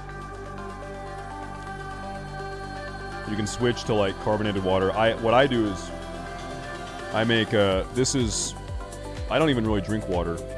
I make a drink. It's carbonated water, 90%, and then 10% cranberry juice. That's what I drink, and like I do that because like tap water is fucking boring, and you don't want to drink that. It's gonna make you hate your life. So that's my substitute. Works well. And I never, because that drink is so good. It has that fizzy thing. It feels great, tastes great. I never crave anything else. Very satisfying. Beyond that, once you've cut out all your liquid calorie bullshit, let's be real, like you know what is good food and bad food, like in regards to health or diet. French fries, ice cream, potato chips, whatever sweets you like to eat. Cut it out. I'm gonna go mine, I guess. I don't know. You don't have to be all or nothing. You can make very small decisions. Like if you go to a restaurant and you're gonna get a hamburger, don't get the fries. A hamburger, at least there's something redeemable about it. At least there's some protein in the burger, right? French fries, they are just foods that are commonplace in American diet or modern diet. They're just objectively bad. They're just there's not a positive aspect about them. Don't get the French fries. There's nothing good about them. Cereal. I never think about cereal. I don't eat cereal. For me, like cereal's for kids. That's kind of my take. But yeah, if you're eating cereal, stop eating cereal. Don't eat that. Any of it. It's all bad. Even fucking Cheerios. I'm going farm. Yeah, oatmeal can be fine as a carb source, but when I say oatmeal, that doesn't mean you're putting on fucking 10 scoops of sugar, a bunch of brown sugar and syrup and whatever else you put in it. Not that. Here's a great oatmeal meal. Make some oatmeal and put in a scoop or two of chocolate protein powder. Boom. It tastes okay. It doesn't taste amazing. It tastes okay. That's good. I like that. It tastes all right. Ooh. Yeah, I used to also put some, when I was in the mood for that, I used to get some like freeze-dried strawberries. Just put a couple, sprinkle like half a handful of freeze-dried strawberries in there. Yum, I like that. Not bad. Put some cinnamon in. It's not gonna kill you, it's fine. Ooh, give me this flag.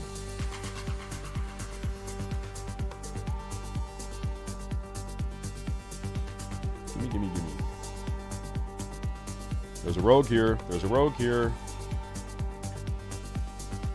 I got it though. I got it.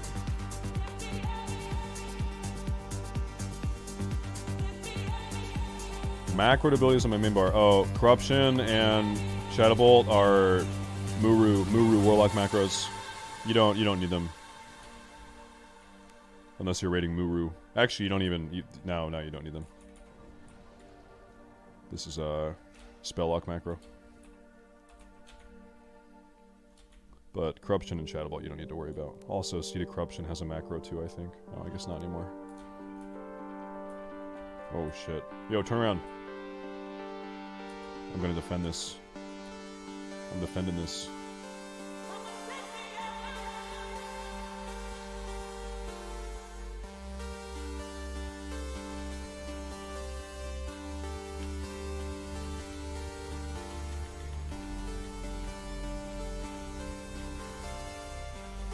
I need to not die. I need to not die.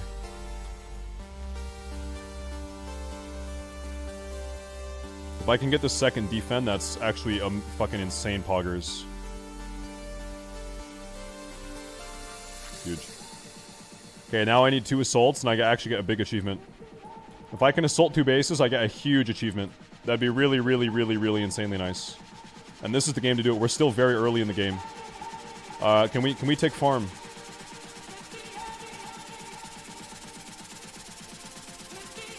Ooh, this will be really there's kind of a lot of people here.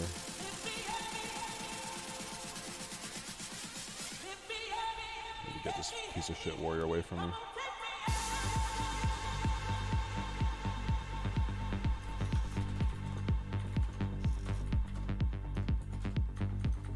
Oh. TY. Thank you, Zleek. Thank you, ZDK. Thank you, Z. I love you. I love you. I know we had our tribulations, okay, but now we're best friends, okay. Mwah. All right, I need to assault 1 more base, and then I get a 20-point achievement. I'm gonna see if I can ninja LM. There's one guy up here. Let's see what we can get done here. Naga, I want you to knock this. I want you to blast this guy off, okay?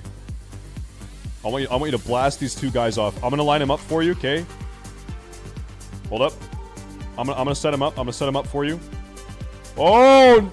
Why would you death grip him? Why did he do that?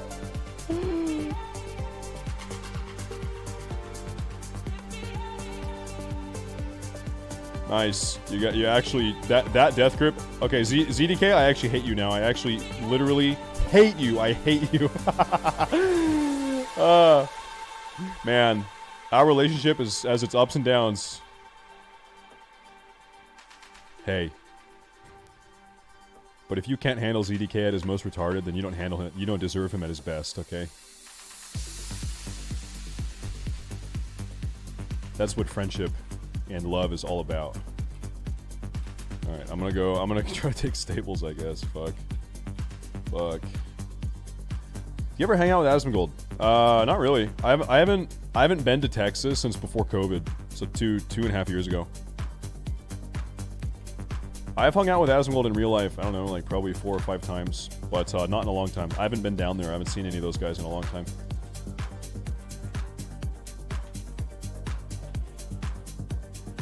COVID kind of shut everyone down. Okay, if I assault this, then I get a big achievie. Yeah, go stun that guy or something. Fuck him up. All right, here's the achievement right here, dude. Arathi Basin All-Star, baby.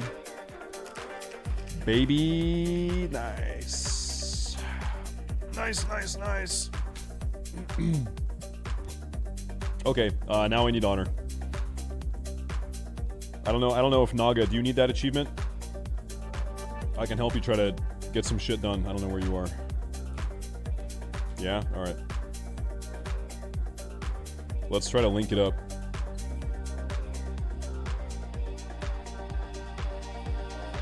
It's a game like this where it's perfect. Like a slow game like this that has a lot of back and forth. Perfect game for this.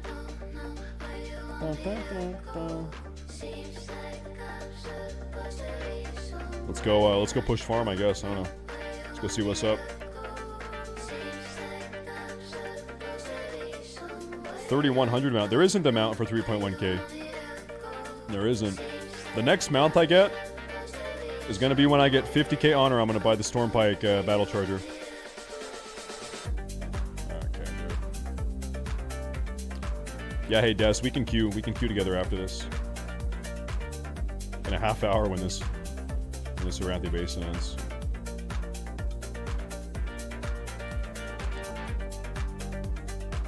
Here, you try to cap that.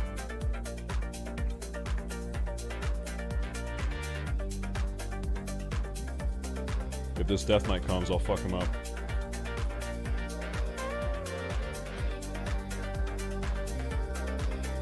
Alright, we Gucci, man. We Gucci.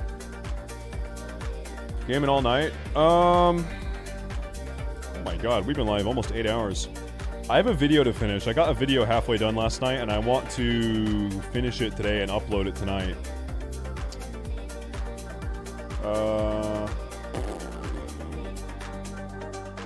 I probably can't game. Probably can't game all night. We'll do a couple more BGs. Orcgasm, yes. If you're smart, you are saving your honor marks. Your marks of honor for Wrath release when you're level 80. Yep. That's the smart decision. You want to go LM? I don't know. Let's go LM. Fuck it. I think we're probably not gonna win this BG, but we can get you your achievement at least, probably.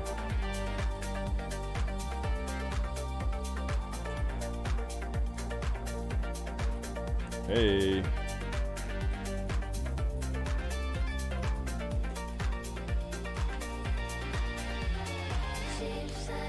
I think my shaman turned around. Drat. Oh, he got peeled off. Oh my goodness. Yeah, I spent all my I didn't pre-farm marks. You could have pre-farmed 100 of each mark, I think. I didn't do that. I have no marks. That's fine. I figure I need to do 10 million BGs anyway. The honor is going to come in regardless. Because in my future, there are a lot of BGs.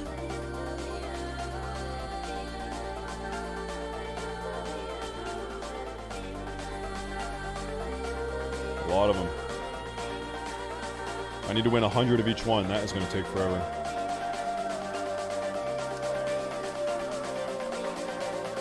One more defend? Okay.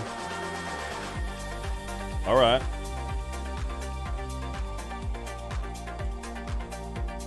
Why don't we leave farm, let them try to cap it, and then just recap it. Let's just leave farm for like 10 seconds. These fucking rogues. I mean, they're gonna cap it here anyway. The insane. Yeah. I'm getting close to having the insane title. We're farming it. I only need Darkmoon Fair and Chandrilar, and both of those I've already done a lot of pre-farming for both of them. These final two reps, I think I would like to get Chandrilar exalted before Wrath comes out, but Darkmoon Fair I'm gonna wait until I'm 80 probably. I'm just gonna do it slowly. I'm not in a rush. But yeah, I've already done Ravenhold, the Goblins, Bloodsteel Buccaneers. I've already done most of it.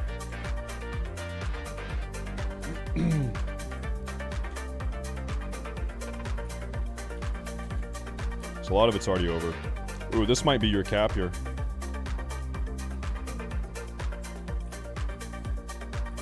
There, I dispel you.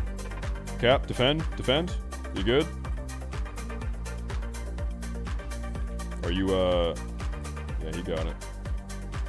Did he get it? Nice, GZ. Alright, Naga's got to defend too. Yeah, Darkmoon Fair is exclusively deck turn-ins. Not card turn-ins, you have to have the complete deck. And I think you need like 80 something decks in total. So, it takes a lot of decks. You just have to kind of buy them. Buy the cards, make your own decks, buy decks. Darkmoon Fair is just kind of expensive. That's the only solution.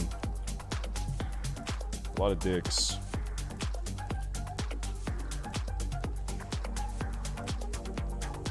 The size of the deck matter. You know, it can be A 60 deck. Could be a 70 deck. Hell, it could even be an 80 deck, a supersized level 80 deck. All decks of all sizes are equally as valued at the Dark Moon Fair. No doubt about that. Yo, let them cap farm. Oh, let's go defend Blacksmith. Oh, they took it. Never mind, they took it. Fuck, that's not what you need. Yeah, bro, you are bugged. Yo, look at this guy. Look at him.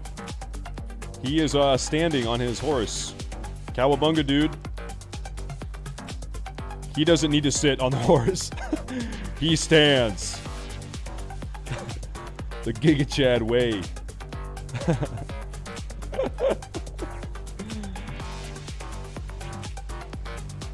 Sitting is for pussies.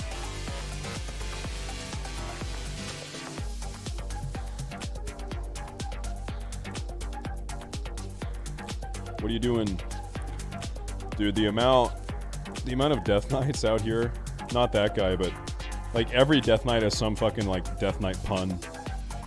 Their names are very punny.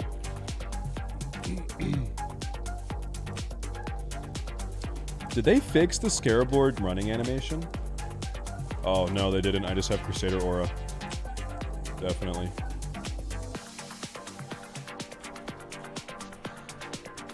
He stands for the light. Yep. A true champion of the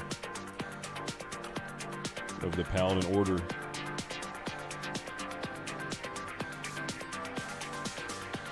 Alright, boy.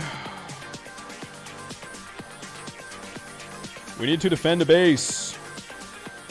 We need to take bases to defend bases, though. We need to cap them.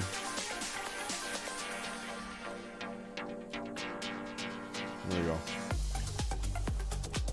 Uh-oh. I don't know why Wrath has a different Scarabord run animation than Vanilla and TBC. It's like the legs move more slowly. It just looks... Because the legs move more slowly, it makes it so your legs are like sliding along the ground as you're running. It just looks bad. Looks bad.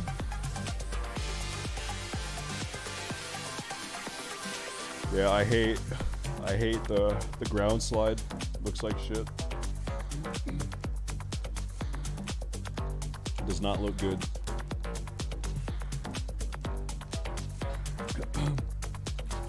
Listen, guys. Listen, guys. It has been 27 minutes since anyone has subbed. 29 minutes. If you have a sub, if you have a Twitch Prime, this is an emergency. You could make a difference in the life of a Stay Safe. You can make a difference by one simple sub. One simple Twitch Prime. You can have an impact. There are Stay Safes out there across the world that are going hungry and that can't afford expensive sports cars. You can make a difference. Look at that. Hold up. Mr. Pulp with the Prime. Hans Cake Stealer with the 9 months. Mr. Schnitzel with the 2 months. It's all the Germans. All the Germans are subbing. Colt 1888 gifted a sub. Brucey 8 months. Pedrox 2 months. What do you think Peyo's Waka Shancy? What do you guys think Peyo's internal like sub timer is? This guy, if he goes 10 minutes without a sub, he's doing exactly what I did. Hello guys, Peyo here. It's been 10 minutes without a sub, BPC. It has been 3 minutes, no sub, BPC. A little sub, of course. A little sub for little Peyo.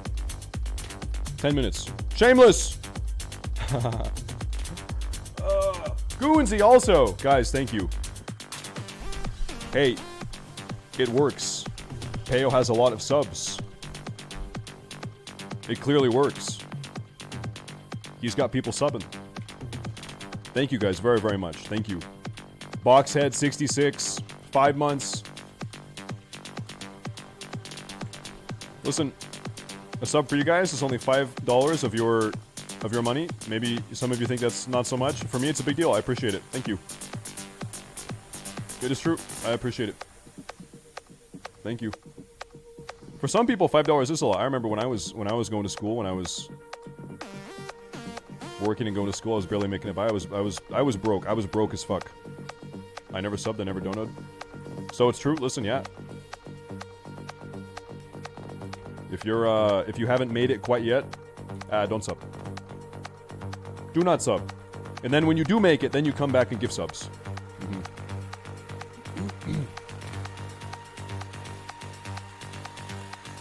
Do we get any... Oh, let me kill this guy. What are you doing, Warlock?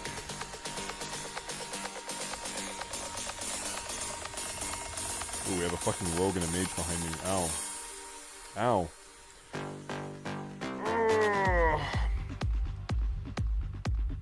Do streamers get worse splits from Prime subs? No. A T1 and a Twitch Prime are the same split. I think we were talking about this the other day. I think Twitch is probably going to remove Twitch Prime in the next. I would bet in the next 12 months that Twitch Prime is no longer a thing. I bet they get rid of it. I can't imagine that they are making money with Twitch Prime. I don't think so. It's got to be a loss for them. Oh shit. Yo, A-Cook. DJ Cleric. Thank you guys. Thank you. No, I mean, hey, I'll tell you, it's like probably out of the money I make on Twitch, like probably 1/4 is Twitch Primes. Twitch Prime is a big chunk. They raised Amazon Prime sub price, I remember. Oh, when did they do that? I actually did not know that. I did not know that. I'll tell you this, there are a ton of people that do have Twitch Prime active and they just forget to use it. I forget to use my Prime most of the time. I'm terrible. Anytime I'm watching someone else and they remind me, I always use it because I always forget. So legitimately, there are people that just forget they have one. So hey, check. Go check. Right now, go check. Free money. Let me see. I actually cannot. I can't Prime myself, otherwise I would. I've got Kathy's Prime. My wife Primes. True. Yeah, that's true. See? He forgot. There it is. Thank you. TBG? Mr. Blake. Alright, we're almost out of here. We're almost out of here. Ooh. It's already 2. I'll be honest, I didn't realize. Yo, Jane. Jane comes. Jane, do not come. Do not come. I'm gonna come. And also Rich. Lizard King. 3 months. It actually works. You just mentioned Prime. So many people forget to use their Twitch Prime. It is insane. So many people forget. Thank you guys very much. Thank you. Thank you.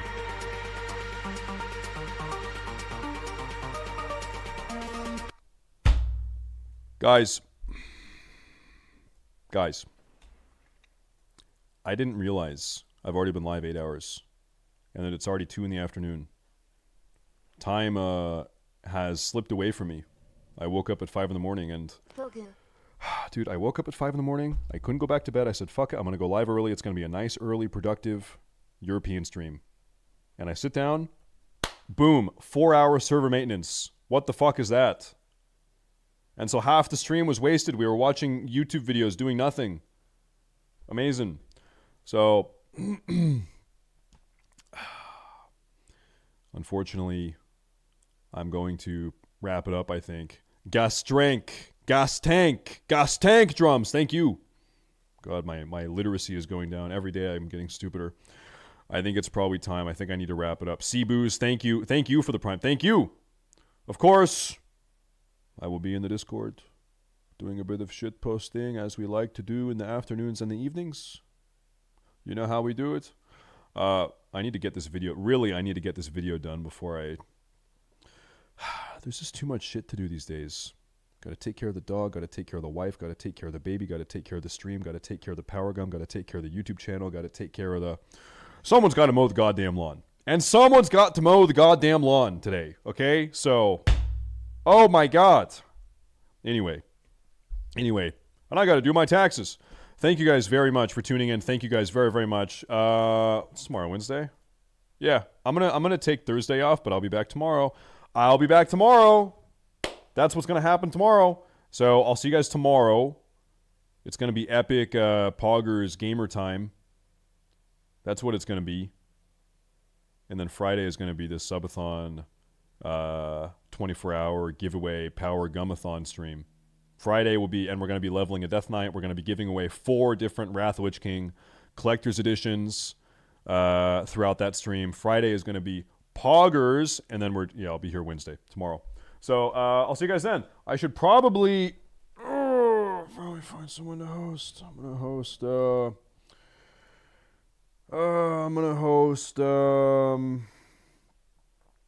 host SFand. You guys heard of that guy? StaySafeTV. He seems like a nice guy. MacArthur, hey, thank you. I think, MacArthur, that's the final sub of the day. Probably. Host SFand.TV. I think that is the final sub of the day. Unless... Okay. I think MacArthur has the final sub of the day. The very final sub of the stream. Unless... Chilled Treat. Oh my goodness. Chilled Treat got the final sub of the day. Holy shit. The final sub of the day, Chilled Treat. Unless...